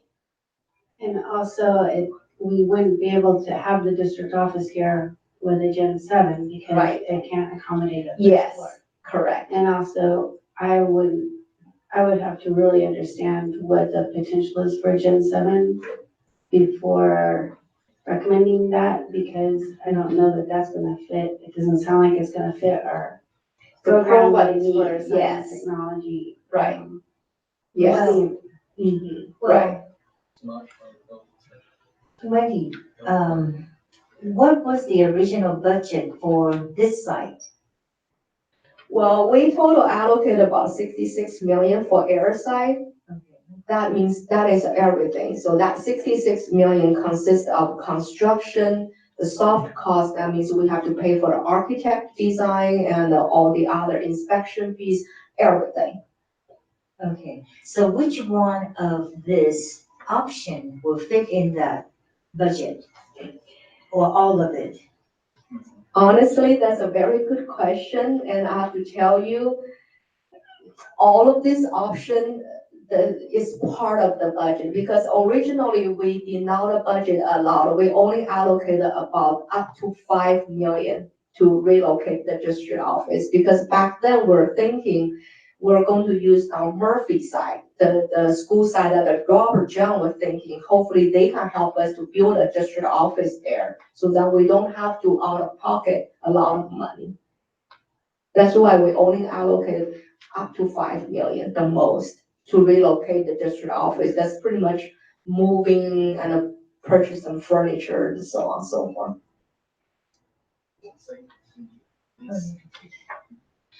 We do have, David Flashman. Hi there. I just have two quick questions. So with option 4, and you're saying to like spread the district offices around, the district offices around the district to various sites. How common is that? Like, do other school districts do that and have it set up that way? Or do most school districts have it set up like it's all in one centralized location?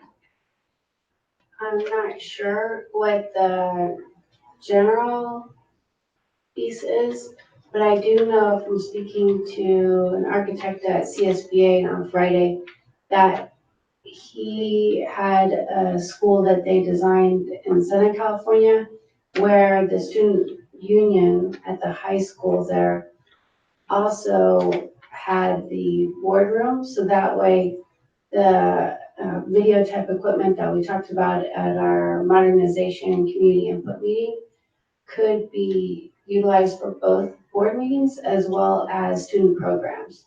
And then that way it would maximize the space and maximize the equipment. Okay, and for option one, adding a third story, how would that impact the students' day-to-day life going to school? You know, like would there be a different elevator that the district staff would use? So, you know, at 9 o'clock, it would impact students maybe having to use the building at the same time to go from class to class. I guess is that in all? I think it would be similar to what happens today because on this campus, we also have Cal Hills High School. Okay. Does it? Mm-hmm.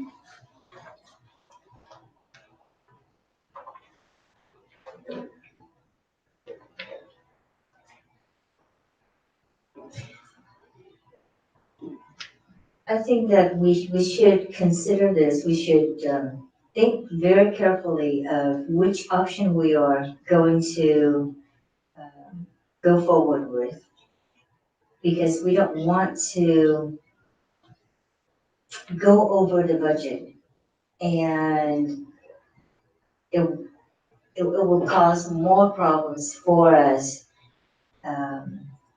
Not able to finish the project, hold off on other projects in the district. And I can foresee a lot of problems if we choose option one, and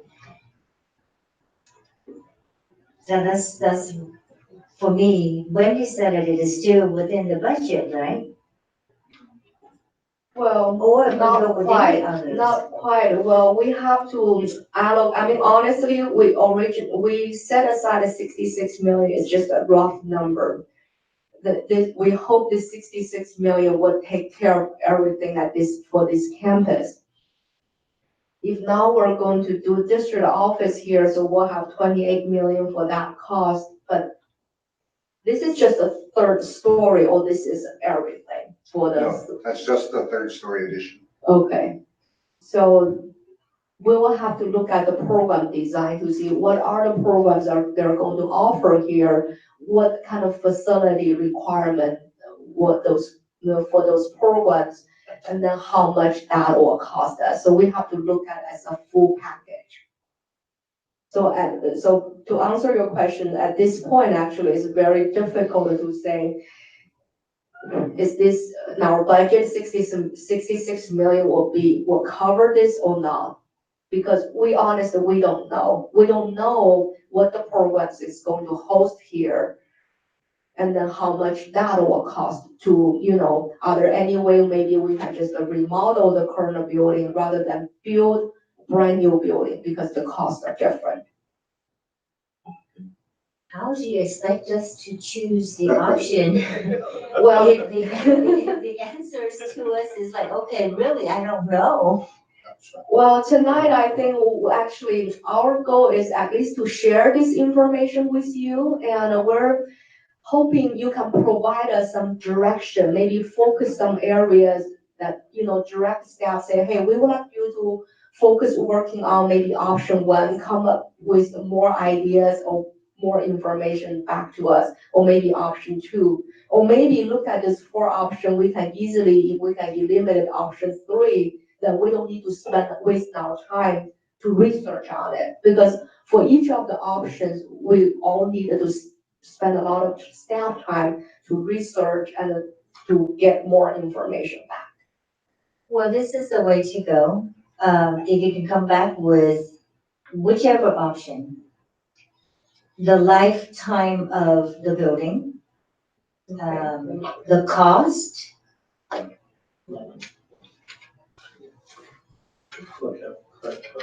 the comparison between option 1, 2, 3, and 4. Because if you say option 4 is gonna last 50 years, when we have the actual building on option 1 that will last over 100 years. Am I right or am I wrong? Or am I way off? I think they're gonna be comparable just because the way the Gen 7s are made, it's not like a typical portable classroom, it's a modular building. So what they do is they take, see the red iron, like they build high rises with, they take this red iron, they weld a frame. That frame is typically 12 feet wide by 32, 36, or 40 feet deep. We probably use 40 feet deep. They do the red iron, then they put a product called pan decking on there. If you've seen it, it's kind of like a Ruffles potato chip. It's metal. They put that pan decking on there, then they pour concrete. So all of your elements of this building from the start are similar to on-site construction. The catch is they can bring these out piece at a time and fly them in with a crane, boom, boom, boom, boom, boom, set them up very, very quickly. So the construction method is similar, it's just built off-site and it's built to a particular dimension. So I think the longevity of the building is going to be comparable. Then the products that they put inside, the types of drywall and the LED lighting, and they have natural lighting with sonotube and all of the materials inside, they're not going cheap on these materials like you would a portable classroom, which they call a brown shoebox. It's not the same, so I want to be very clear on that. So the elements, yeah, they have high energy efficient windows. If you were to put they don't do LEED certification on these, but if you were to do LEED certification, you about a LEED silver, which is pretty good, pretty energy efficient. So you have a lot of benefits. You have the benefit of lower cost. You have the benefit of one move for the district. And with a lower cost, not that I'm not a salesman for Gen 7, there may be another outfit that does that. I don't want to sound like I'm trying to sell a product. What I'm trying to do is get the most square footage for the money, a new building for staff, one move, least expense there. So when we do this innovation high school, we can really do what's great for kids. So we've done what's great for staff. I'm giving an opinion now, I shouldn't do, but you do what's great for staff to put them in a new building, they get to help configure for the lowest cost possible. And then have the most money still available for this innovation high school. It really is going to be a special thing for this community. So that's. Have you seen the San Jose City College Extension building? Have you been in there? Yes, I have. Is that a modular similar to Gen 7? I believe it is. Yeah. And there's a lot of Gen 7. We could even take a tour. I could be happy to arrange a tour. There are a lot of Gen 7s in our very local area used in a variety of different manners. Because the reason I ask is because that extension has a biology lab in it. You could configure the space pretty much any way you want. You have multi-stall restrooms, you could put in a warming kitchen, you can put in, or you could make it 150 feet conference room. It's really versatile. All right, let's hear from Ling Kong. Income, Milpitas resident. As I was looking through the options here, I was just wondering, besides option 3, where we're leasing existing office spaces, has there been any consideration asking commercial real estate agents as well as far as available buildings that could be acquired, purchased for a lower price than building new? I mean, is that something that has been considered as an opportunity as well? Because I think there are a lot of underutilized buildings in the city as well as right by BART that is maybe available. So did I hear you say, did we ask about purchasing? No. Existing buildings, yeah. Purchasing building just for district office. The district office, yeah. Well, we haven't looked at that option yet, but the reason we didn't consider that option, the money, the cost is a main factor, because nowadays to purchase a building, it could be very expensive. And then after we purchase that building and we have to probably remodel or do some work on it, and because of the cost, we actually didn't think of that option. And then those are the 4 options are the one we were thinking hopefully our existing budget or maybe with some help, maybe from our building fund, we can accomplish our goal. Because it sounds like the perception was that it was gonna be more expensive, right? But without looking into it, there's actually no confirmation that there might be opportunities that's actually more cost effective than what is available here. That's why I'm bringing this up. Okay, thank you. Travis. As always, thank you for your perspective and the information, how you put information together. I know you put a lot of work and time and thought into it. One of the things that I've observed is the first option, option one, the third story at Air Site with a square footage of approximately 26,000 square feet. Is that the square footage currently of the district office? The current square footage of the district office, 100, 200, 500, and 550 is 24,000, a little over 24,000 square feet. The additional was just based on past studies that said in case there was a need for staff to grow or additional conference rooms, that sort of thing. So that's based on, and I know this is rough, that's based on the fact that we are properly, the district office is properly utilizing the space that they have today? Or is it just based on the fact that we have these buildings that exist with their approximate square feet? Yeah, that's the approximate square foot. And you can, the 200 has a huge hallway that's really kind of wasted space. So, there are, at these buildings, the Gen 7s, they don't have hallways. You enter from the outside. So you wouldn't waste that. Wait. I'm not going Gen 7. Right. I'm just staying in context of the ask. So we're 24,000 feet here. You probably burn 3,000 feet of hallway at 200. So you could be 21,000 in usable space here.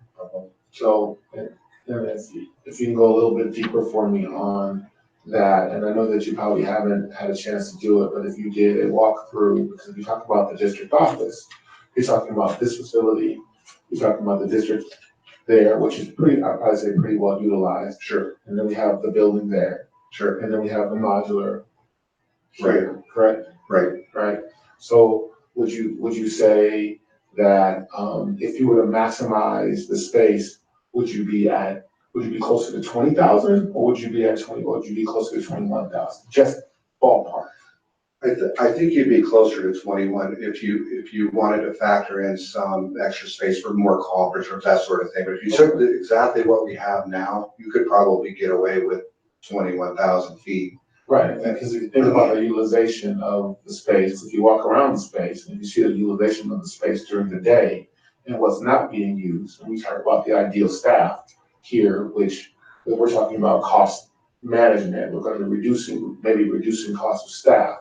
Sure. So, and when you start out with 26,000 on the square foot for the third story at that cost, you frame a picture for us, and it's a guesstimate.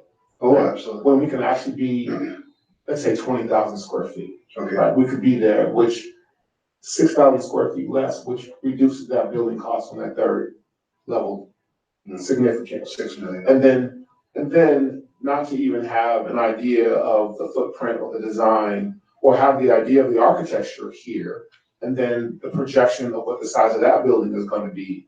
Because sometimes when you do things after the fact, that dictates the actual cost versus trying to be preemptive in terms of what we're trying to do here. Is that accurate? True. I think what we're trying to do here is just give you a general idea to give you enough information to provide direction on, hey, what avenues would you like to seek, and then give you as many pieces of the puzzle as we can, and as many options as we can, many of the pros and cons as we can, just to have a good discussion on it. Right. And so I believe that's what we're fleshing out here, is a good discussion, right? So, and as I'm trying to work my way through a good discussion, I see good discussion in one, the comment that Ling made, understanding that we are now looking at all options and understanding that, but also understanding the cost of real estate in this area. So the idea of buying because it's not on the table can be mentioned that it should be on the table. the option two A, the single story Gen 7, I appreciate that. Because that's realistic. Fact of, you can put that someplace, and then you wanna decide where you wanna put it and how you wanna put it. I appreciate, the single story Gen 7.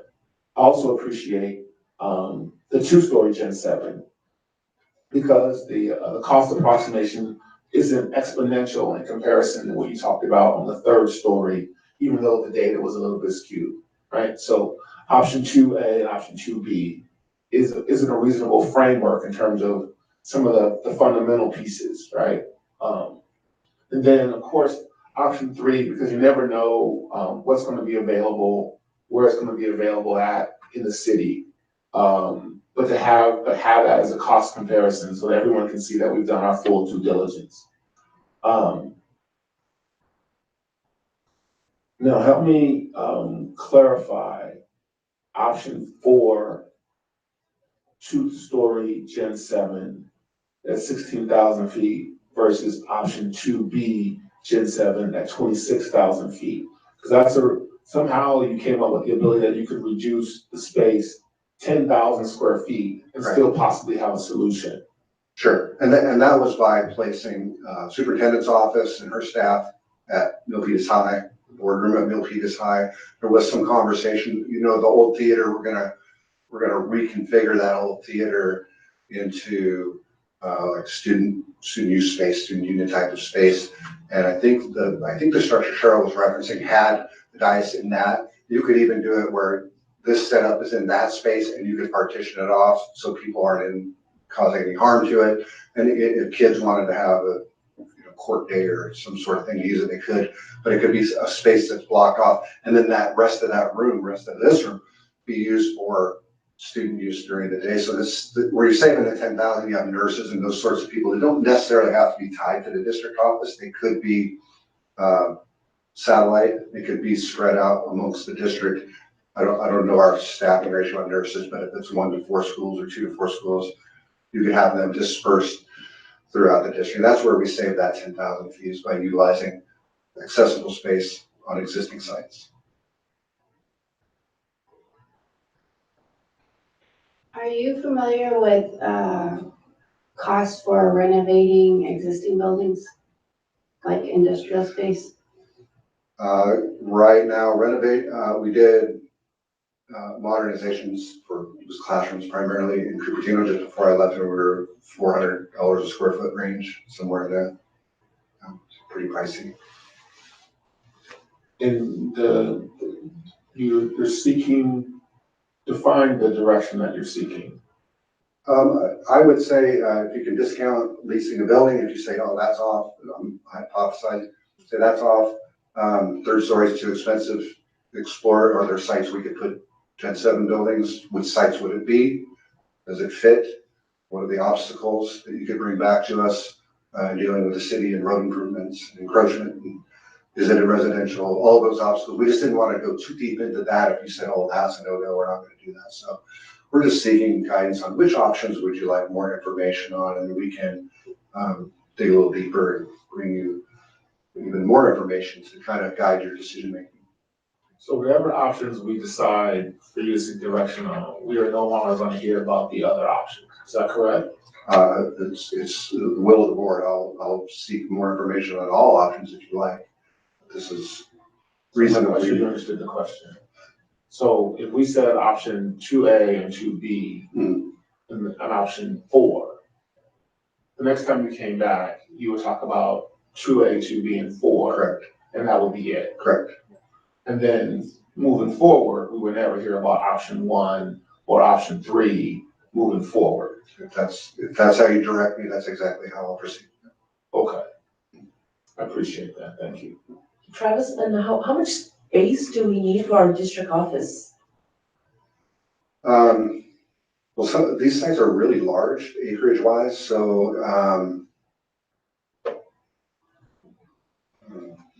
I couldn't give you an exact acreage, but in looking, I Google mapped every single site, and there's probably half of them that could accommodate what we would need. My original thought was when I first started bringing this through and talking to AMS and looking at sites from Google Maps, was 24,000 square feet. And if you had 4 divisions, business services, ed services, all those sorts of things, spread out, and you had 4 buildings that were 40 by 150, then you can kind of see 40, 80 by 150, 80 by 150. So, and then some separation. So, I mean, 2 of them lined up side by side would be the length of a football field and 40 feet. I mean, you could fit all of these on basically the footprint of a football field, but then you have parking and all those other things. So I guess I heard, because when I heard Kelly's question, I heard Kelly ask you, do you understand the operations of the district office and how much space each organization needs to operate? I do, in the sense that I understand we can operate within the same square footage. So then what we have is these spaces that we can create that are 40 by however long that accommodates 26,000 square feet. And that can be configured any way by the staff and their input to say, how do we want to utilize this space? So we could go through and we could look at every space that we have now, measure that off, see where there's wasted space, see how it's configured, see how an administrative assistant may be able to communicate with their director, those sorts of things. And that's where we get into really knee deep with staff saying, well, how do you want to configure this book? How do you want to make it your own? So yes, we would have room for the entire district office. We have room for parking, that sort of thing. I thought you were maybe asking the acreage or that sort of thing, how much space for the actual footprint. Yeah, and I'm just, trying to figure out for option 2B, 26,000, because it's 2-story. Mm-hmm. Can the district office and the boardroom, like, somehow squeeze in? Yeah, if we did the 26,000 option, then the boardroom and the superintendent's office, everything's included in that. Everything that we have here, with the exception of IT and my office, Deanna, everything that we have here, district office wise, would be in there. Cal Hills, of course, and all that would stay here. Yeah, that would accommodate everybody and comfortably. I think Robert Young has. One follow-up question. Just one follow-up question. I think the question that I think Han had asked was a key point in that we have limited funds that we've allocated. To me, it seems like the important question to ask is, with our knowledge of what we envision that high school or innovation center, whatever the name you want to use, to me is if we can get our hands around what is the minimum cost for us to build that innovation center, because that's what what the board has promised our community. If we can get our handle on that, then we know what we have to operate in terms of the in terms of a district office, right? To me, the question's backwards right now, right? Because you're kind of asking for direction around, well, how much should be the district office without really having a good number around what's the minimum cost to put together that innovation center. That's just some observation, so. So I'll comment on your observation. One of the things that Travis has said earlier was the fact that you have the chicken before the egg. Mm-hmm. And he's identified whichever one you want to consider first. He realizes the fact that the district office has to do some things. Agreed. And this presentation could have gone a number of different ways. Absolutely. He could have pitched the fact that we got to move the district office temporarily, and here's what it's going to cost, and here's when we're going to do it. And he could have given us a couple of different sites. Absolutely. This one, rent already, you know what I mean? He could have done a number of different things. Sure. But he took a construction-based approach. Yep. Which is what it is. Right, because now we're looking at numbers and working things through this way, and not the ability to do exactly what you're talking about. Right. Yeah. Right. I'm just saying both pieces of information would be useful in helping to make a decision. Thank you for that. And as it currently stands, the high school as a standalone is right around 40 million. But that's just based on the facility master plan, where we are, what are they planning to do. So you have cost escalations over the next couple of years that could impact that, any number of things. But as a placeholder, you're looking at about 40 million for that. And you have some money to renovate adult ed in Cal Hills. So that needs to happen as well on the site. And then, of course, we have a need to house our district office folks. I fully agree. So Charlotte, I just want to clarify, so for the two-story gen building, 26,000 square feet, that's going to have our innovation center, the district office, the boardroom, is that minus the? No, that is just Oh, wow. that's just district office stuff. Yeah. So just as a point of reference, they had originally budgeted or allocated 5 million to move the district office. So I just want to make sure that there's some information here, and there are gaps in the information that makes it difficult. We have an idea of what option 2 is, option 3 is, and option 4. We have those, if I'm not mistaken. If I look at what you have there, we have those. Your direction based on those 3 was to find us a place and show us some examples of what it could look like. Sure. Right? That's Yes. kind of easy, cut and dry. Yes. I'm sorry, I don't mean easy. None of this is. No, I understand. I want to be contextual here, right? The options that I'm not clear, or me not being clear, that are not clear, are relative to what Mr. Jung has shared about we don't know what we don't know in terms of what we're going to do here, what the requirements are, what can be built in to that facility relative to the district office and its ability to be used within the infrastructure of this learning center, the innovation hub, whatever we're going to call it. Right. Right. And you're confirming for me that anything here requires an additional 250,000. So anything here requires the additional parking, which adds the approximate $250,000 cost to it. Correct. I knew there was something only I understood. There was something. Well, and I can tell you have $66 million. A lot of that is soft costs. We save a lot on soft costs because we're not hiring construction management firms at $2 or $3 million to run it. I run it. So a lot of these times we have these opportunities to roll soft costs into hard costs, hard construction costs. So if you say tentatively now, the innovation center is 40 million. If you did, just to hypothesize, if you did option 4, so say you spent 10 million there, now you're at 50, now you have $16 million left for architectural fees, TSA fees, renovating Cal Hills, renovating adult ed. So you can kind of see, the higher you go up for the DO, the more you're taking away from those other 3 elements.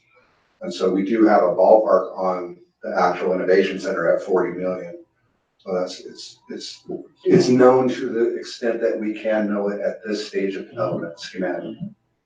Based on the dollars that we have. And based on LPA's facility master plan. Right, there are multiple moving parts, so I appreciate that. Sure. I think I'm gonna have to go back to our CBO. If I would ask you to give me recommendation for two plans, 2 options, so that we can give, or at least we can wrap this up on this subject, on this issue right here. Which 2 would it be that fits in our budget? Well, based on this cost analysis, I mean, of course, the lower cost options will fit in our budget better.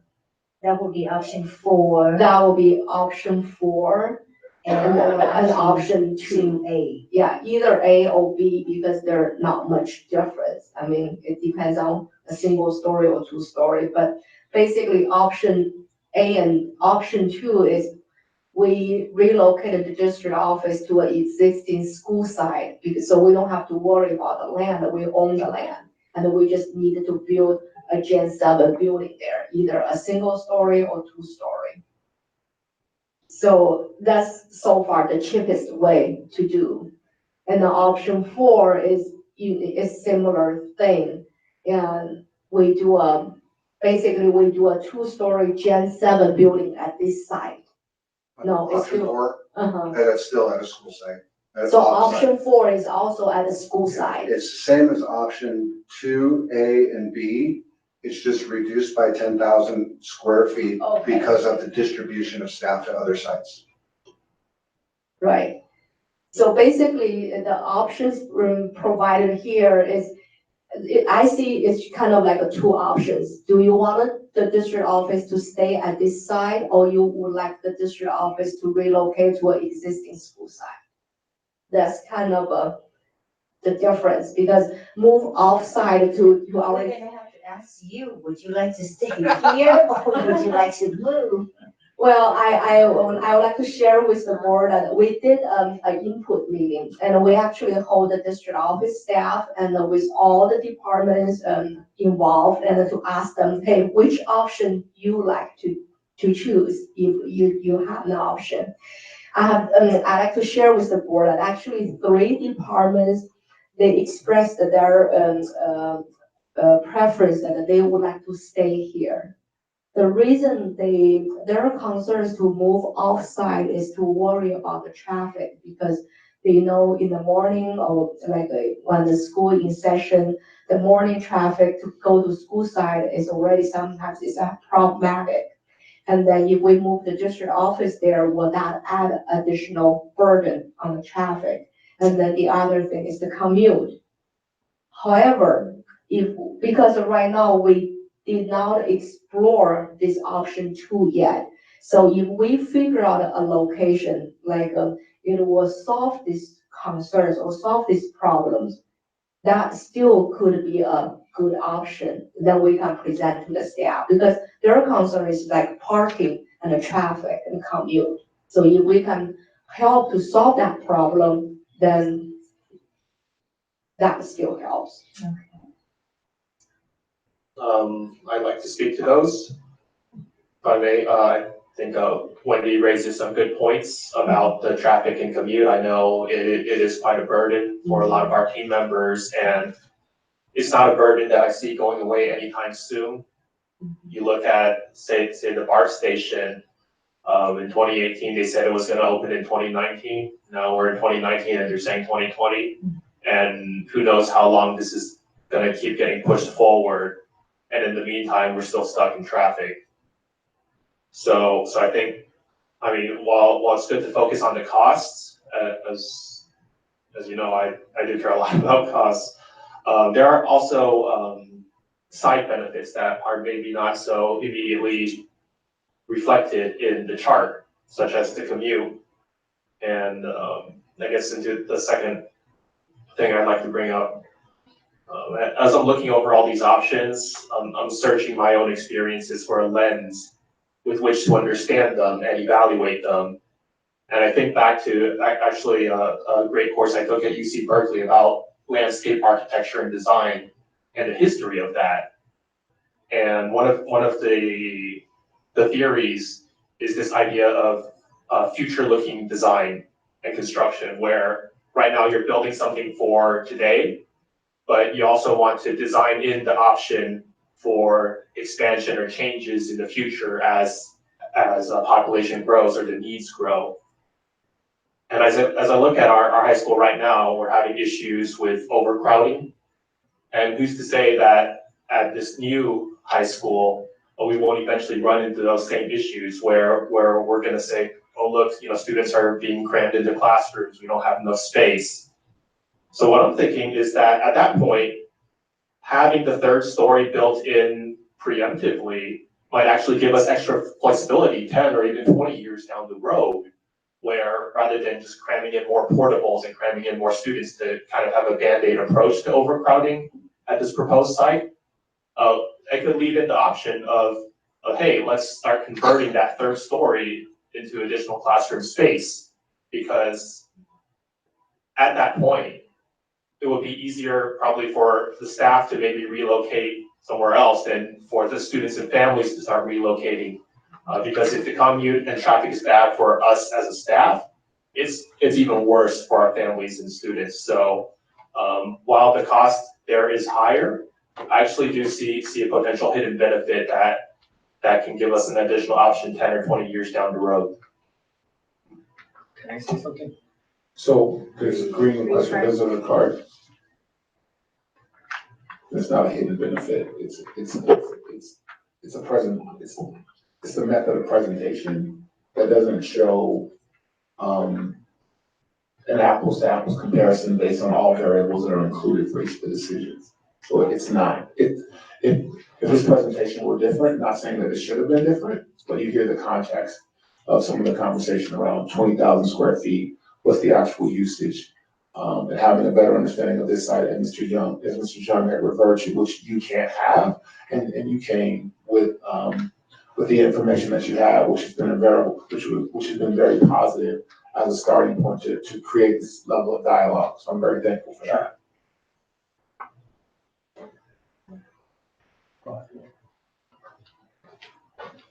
Yes, sir. Hi, my name is I see the square footage that you guys are talking about, and I think Chris brought this point up. There doesn't seem to be clear requirements for this project, because I thought when I was listening, they said 21,000 square feet might be enough, 20,000 square feet. Then option 4 is 16,000 square feet spread across multiple sites.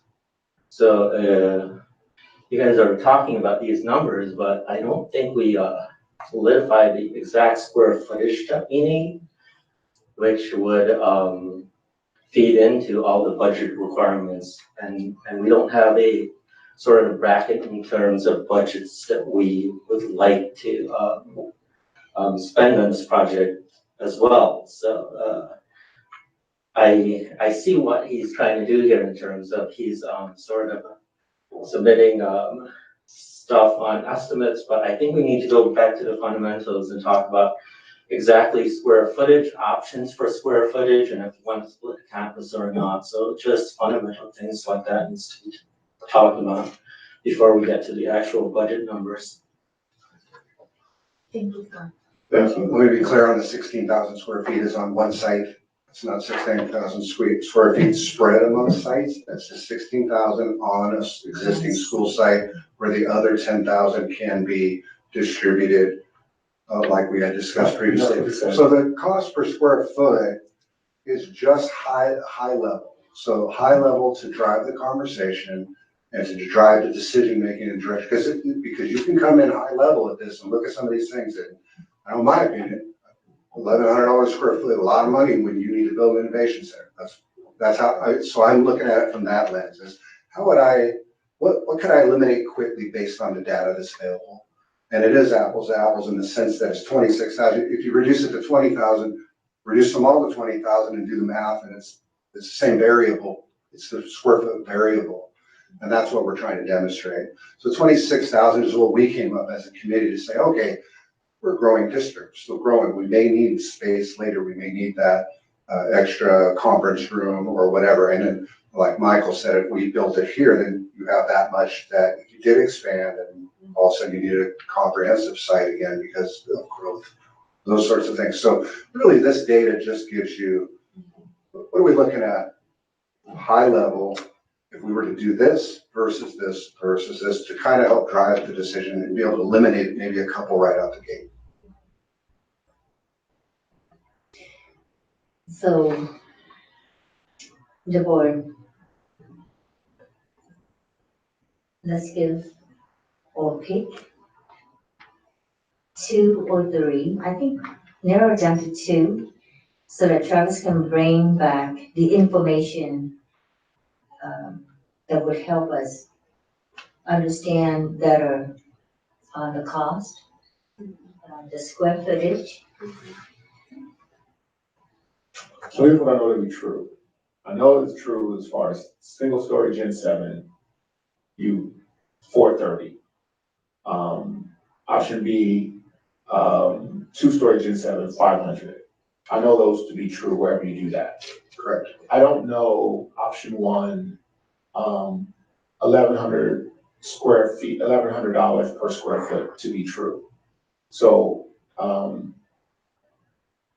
if I could have a separate conversation, presentation, however that goes, to get to that understanding outside this, whatever needs to be done. Well, I can tell you where that number was derived, and that was from LPA, because they did the facility master plan, and they had a line item breakdown for cost for the innovation center, so that's what I consulted with them. Right. So that's where we came up with that number. Right, so when we move from their virtual reality world, right? And contemporaneous to your construction projects. Right, to your real world. Yeah. Right, there's a difference. Yeah, what we looked at with two factors. One was their facility master plan, and then also similar projects recently constructed in the same demographic. That's how we come up with that number. I appreciate that. Sure.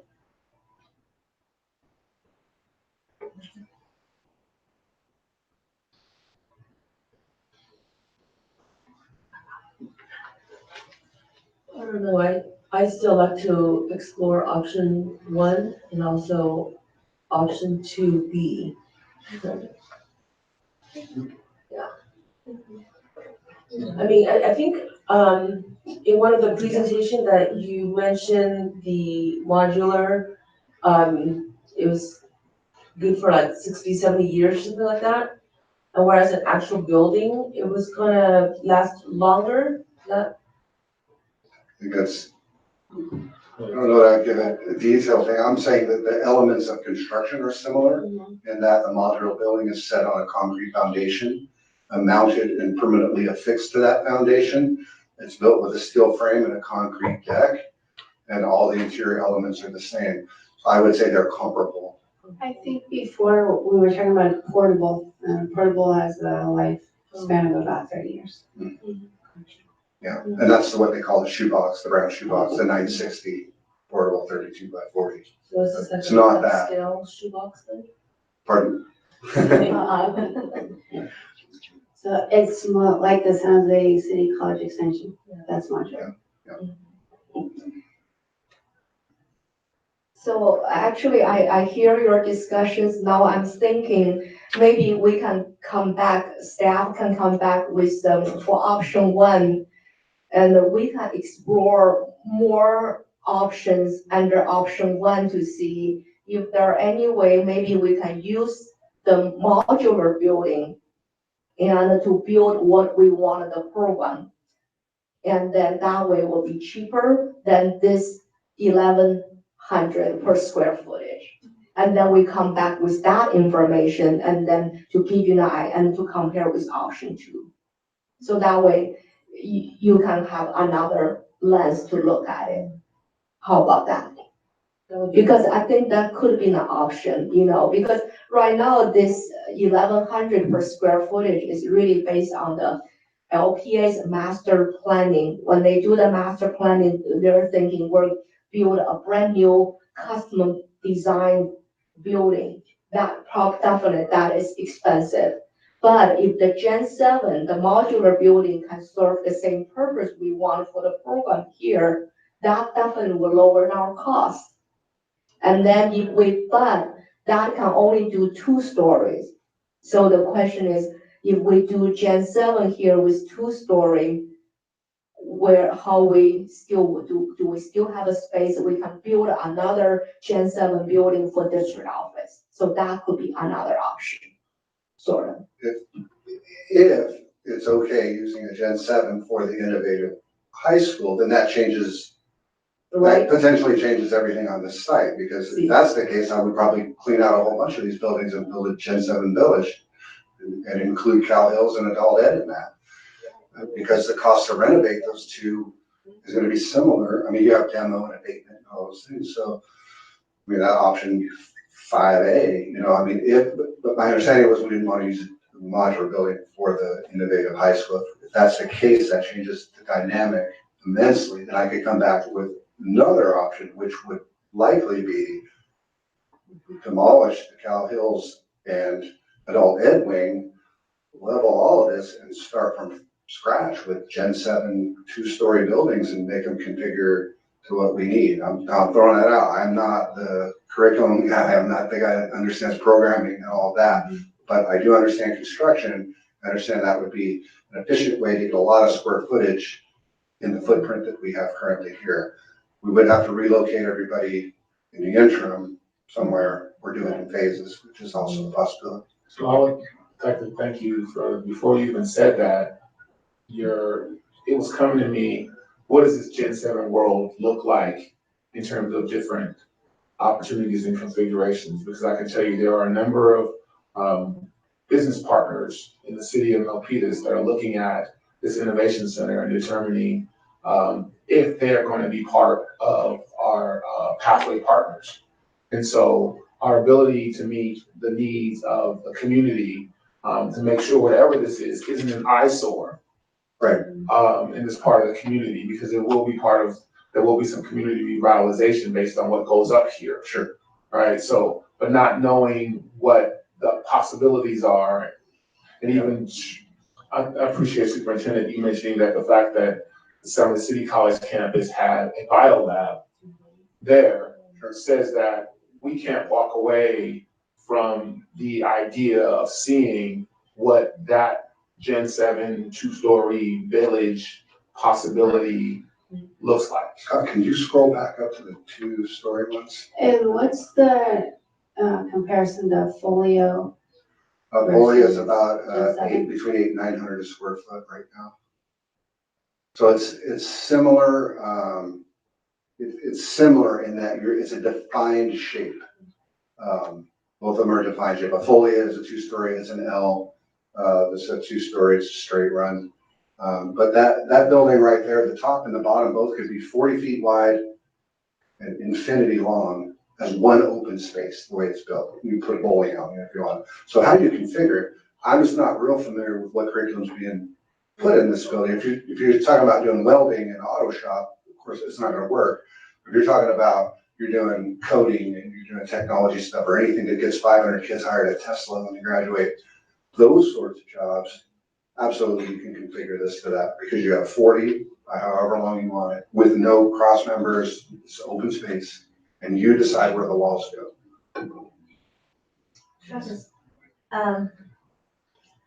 Does Gen 7 limit to 2 stories? Two stories is the maximum for that. And so what they are what they call PC drawings. They're pre-approved by the Division of State Architect. That's why you can accelerate the construction process. So what happens is you'd hire an architect. That architect would help staff configure the open space, the 40 by infinity space. Where do you want bathrooms? How do you want the superintendent's office? How do you want this person's office, etc. And so they would draw all that. And then when they manufacture it, that one section may have a partial wall here, already drywall painted, everything. You put it in place and they stick the next one. It's really kind of a cool process. See all the drop ceilings in, lights are in, all that when they set it in place. I believe the only thing that's painted in these buildings is the doors. So it's this level of durability, this thought process. But the point being, yeah, it's 1 and 2 stories. They're pre-approved by the state. They go, you get an architect, they configure the inside, you get a site plan, take that site plan along with their PC drawings to Division of State Architect, and you get sign off very, very quickly because it's an over-the-counter process. When you bring these options back, would you please include in the options the length of time to build the either Gen 7 or the third building, the third stories, or Sure. so that we can understand. Yeah, okay. Now I think, okay, I have some idea in my mind. I think let me summarize it, if this is will work with the board. Because I think to respect our time, we should wrap up this item. And so what we can do is staff will go back to look at our program design and to see if our programs, if the Gen 7 building can fit for our program need.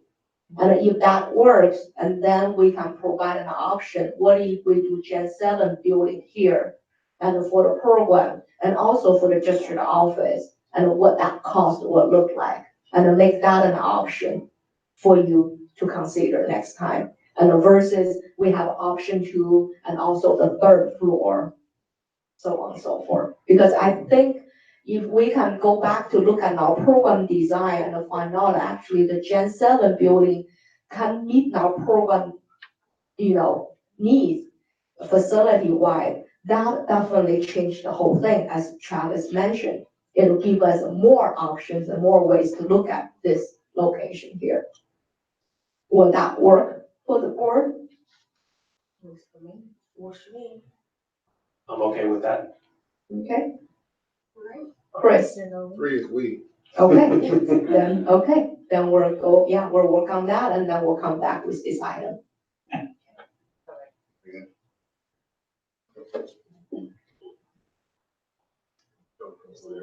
Thank you. Next agenda item. Thank you, Travis. Travis, thank you. Thank you. Thank you. I think you are staying I for have one more. Yes. 17C, label matters. Yeah, Travis. Thank you again. So over at Maple Mountain House, as you may recall, we're getting ready to construct phase 2 of. Mario, you can.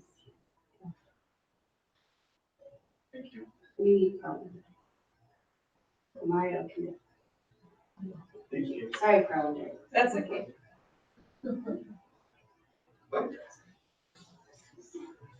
Okay, am I ready? Oh, you want to roll us through?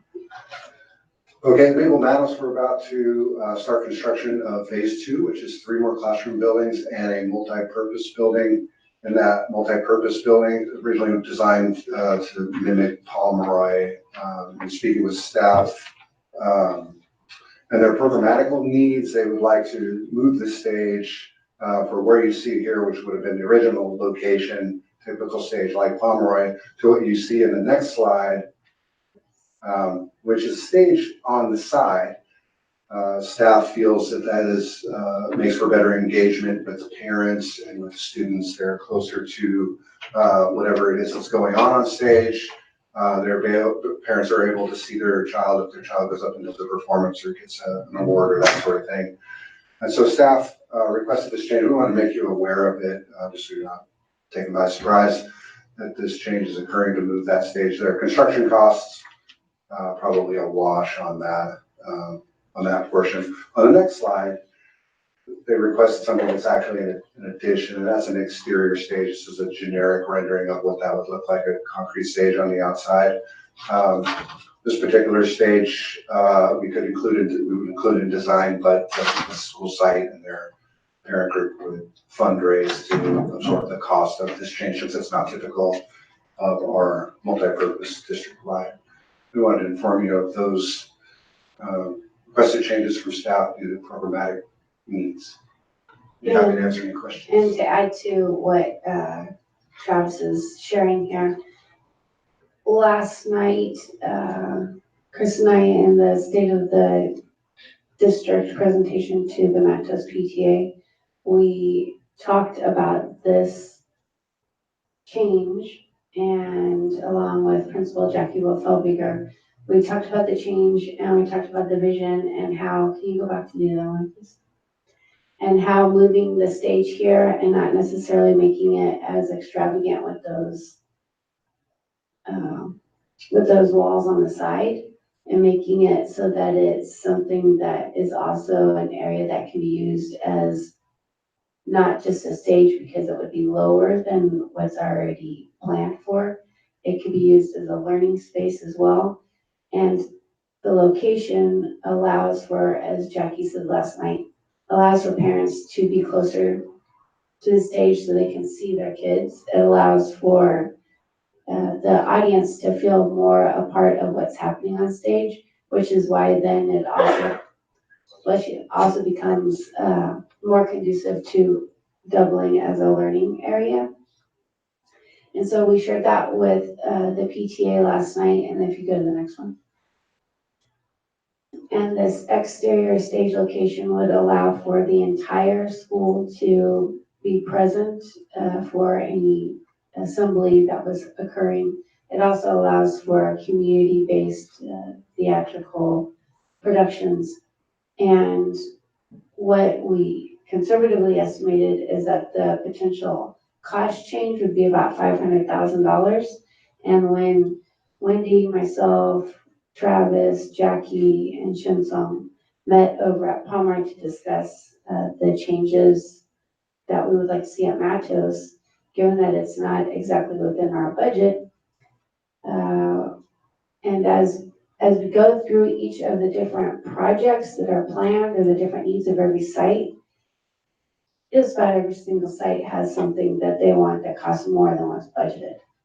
So looking at where do we draw the line? Because if we keep saying, okay, well, we'll add this to whatever all of the different aspects are, we won't have money for whatever the projects are at the year 3 or 4 of the bond. So I said to Jackie, your parent, PTA, with only a current enrollment of about 160 kids, and a small PTA group raised $22,000. And last time we learned that went up to $25,000. And this past weekend, they ran a fun run and they raised $14,000.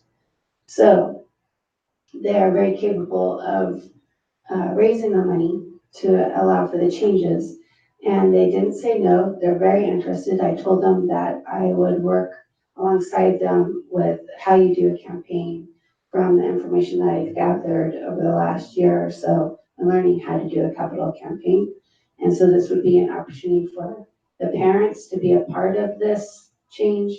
And it would also be an opportunity for us as a district to see how a campaign works at a smaller level.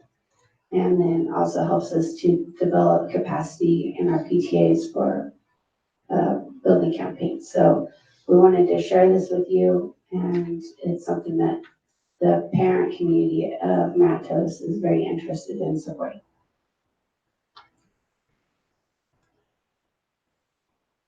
It is great if the parents, Yeah. can really do this, and commit to it. So, Yes. And so this is just an information item. We would like to be transparent with the board. So anytime we have this kind of a design change or a big requirement that the cost will be out of our normal budget, we would like to bring it to our board for attention. So this is just an information item we would like to share with you. thank you very much. Thank you. Thank you, Travis.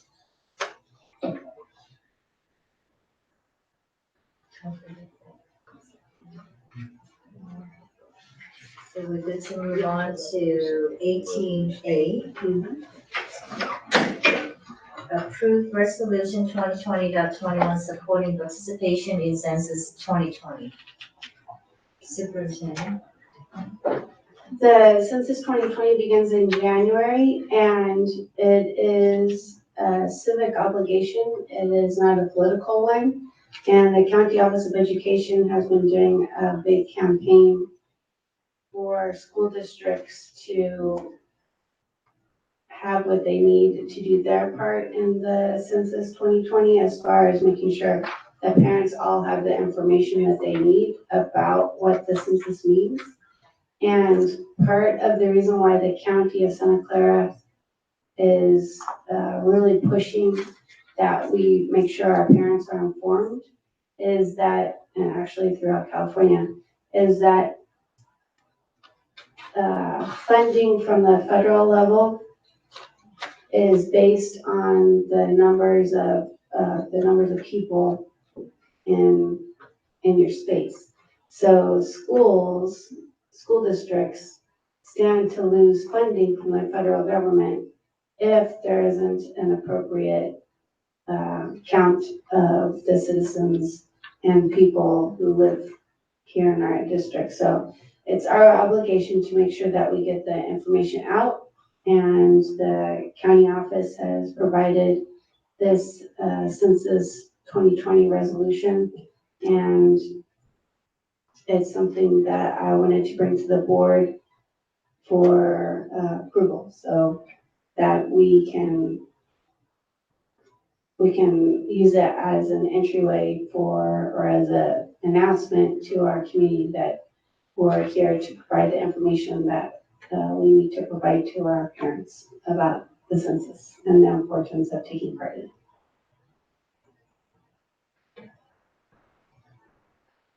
Do I have the motion or do we need to discuss? The resolution. Okay, well, is it action item, right? And this is, do we do it all together or just? It's an action item to adopt the resolution. Okay, I motion that we, approve the resolution 2020.21 supporting participation in census 2020. Do we read this one? There's a motion, there's a second. Is there a second? Second. All those in favor? Aye. Any opposed?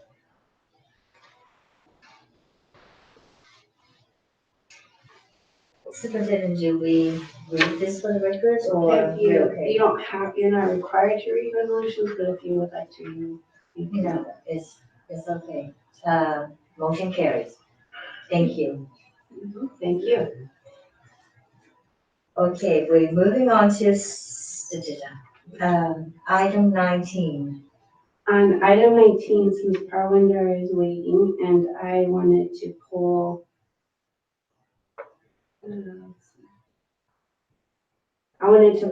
item F, the MIU with Sobrato family. I would like to ask that we bring that forward. Okay. Do I have a motion to approve item 19, except for, except for F? There's anything else that. Oh, okay, yes. Does anyone have any questions on any of the items on 19? Natalie, Michael? I'm okay. Natalie, Kelly? Okay, then we only have F to pull. Do I have a motion to approve the rest? Motion to approve the consent items after item F. Can I just have one small thing about the previous board meeting minutes? Then you need to pull. Okay, can we pull that one in addition to F? Okay. That motion from Chris cancels, please. Can you make another motion, please? Which item on the, Item F. Motion to approve item, the consent item agenda excluding item C and item F. Second. all in favor? Aye. Okay. Let's pull F first. So, F is the MIU with Sobrato Family Foundation for Sobrato Early Academic Language, also known as SEAL. And that's a program that we've had in our district for 6 years. And it's been quite expensive. And so we asked staff to eliminate the dependency on the Sobrato family and develop our own leadership capacity for training our teachers and our new teachers. And I saw this item and it's for $22,000. So I talked with Norma and Parwinder and told them I would pull it because I wanted to understand why, and also for the board to understand why they're asking for the MOU to be approved. Parwinder?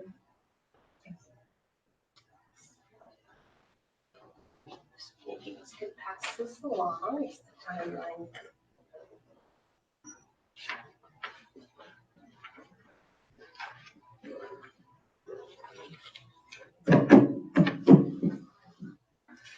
I just want to say thank you for staying so late. I've never experienced this. I really appreciate all the hard work you guys do. So for SEAL, in the first, from 2015 to 2016, that was the first year in our contract with SEAL.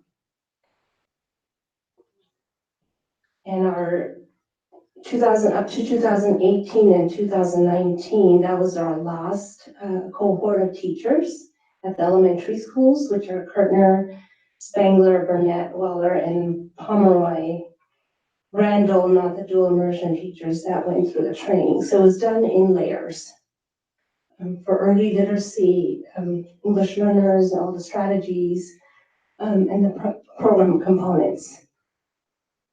Last year, we had our core program for TK through third grade ELA benchmark adoption.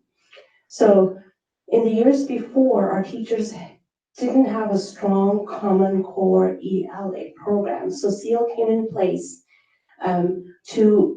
for early literacy strategies. And we spend a lot of money when it comes to coaching, when it comes to the module trainings with our license through SEAL. With that said, we got a lot of collaboration among the teachers, across grade levels, across schools, a parent engagement part, culturally responsive teaching strategies that they got. But with all that, so all that cost was worth it if you go into a SEAL classroom, talk to a SEAL student, or talk to parent engagement or the site admin. With that said, so when the teachers got benchmark training with the ELA program and with the strategies, there were two things happening that the teachers needed to. They needed to integrate both. We made a decision, talking to the principals and talking to the teachers and the communities, and look at our Title III plan and looking at the model programs. SEAL was one of the, I guess, the illustrative program that the state recommend, I don't want to say recommended, as an example. From that decision, we thought, okay, this year, our brand new teachers, year one and year two teachers, we really didn't have the great capacity of supporting those teachers. So they needed to, and our coach, halftime coach, also needed support of the SEAL organization. And that's how that decision was made. So I just want to be, starting next year, we will have internal capacity of our teachers maybe on a stipend, which will be a lot less cost, it will be more cost effective. And we're in a better place. And plus, next week, when our LPAC scores get public, it's out there, we will be able to show you data. But from just when it was pre-released, I quickly looked at it. SEAL is really for early literacy, developing listening and speaking in all students based on academic and social studies and science. And I think our goal is to really focus on early literacy. So our data will show that about 60% of our students are making the growth. So that's how that MOU came about. If you have any questions, go ahead.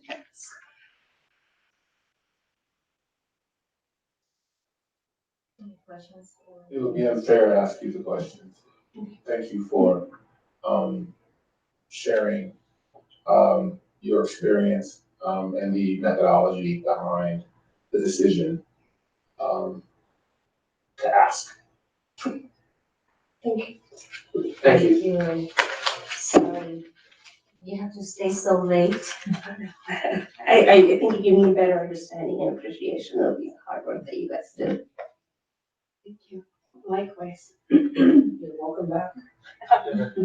Next year. Do I have a motion to approve 19F? I motion that we approve 19F. Do I have a second? Second. All in favor? Aye. Any opposed? Opposed. So there's two. There's two. Three.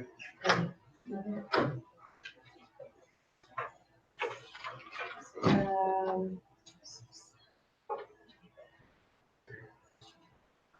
Three. 3-1. C. 19C. The board minutes. Yeah, I have one quick question. I'm looking on the minutes section, 20D. Said, board member Tsai will provide suggestions on language and get them to Superintendent Jordan before the proposed bylaw is brought back for second reading on December 10th. Which is today. Right, and sat through this entire meeting, did we do a second reading? I know, and I would have had to receive your comments before the 10th in order to have it up there. And also when I was reviewing the meeting, I saw census and thought it was censure. So I missed that it wasn't on the board meeting. Oh, all right, this happens and it's not a big deal. Yeah, I sent it last night, but I think this is good because then we can spend more time processing it. Because I think there was a lot taken from the conference and I was trying to work fast and incorporate that into the work I was preparing. So we'll have it on January 14th. But, you know, it's. Alright, so we're good to. Okay, do I have a motion to approve 19C? Move to approve 19C. Do I have a second? Second. All in favor? Aye. Aye. Any opposed? None? Consent on them?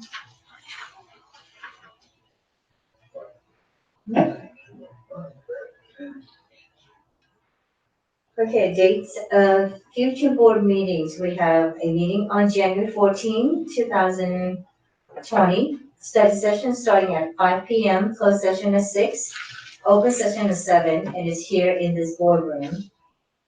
January 28, 2020, study session at 5, closed session at 6, and open session at 7. Also in this building, this boardroom.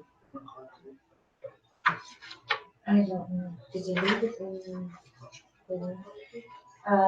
Announcements and reminders. Any announcements, any reminders? We have the NCEE event on Friday Yes. at Top Restaurant. Yes.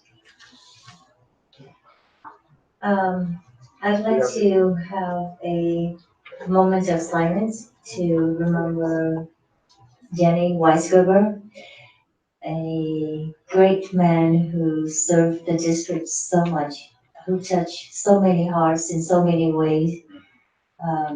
Big loss for the city and for the family. He will surely be missed in this Milpitas city. 1 full minute of silence for him.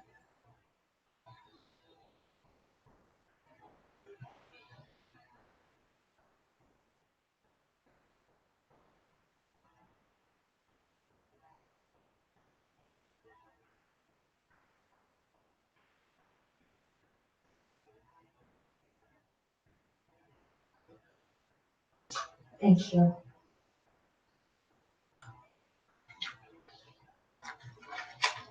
He was here like just 2 board meetings ago, wasn't he? Yeah. Okay, do I have anything on the right here?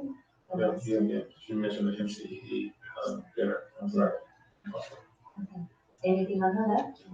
We have Milpitas High School Trojans, 6 o'clock Saturday at Milpitas High School. All right. We adjourn.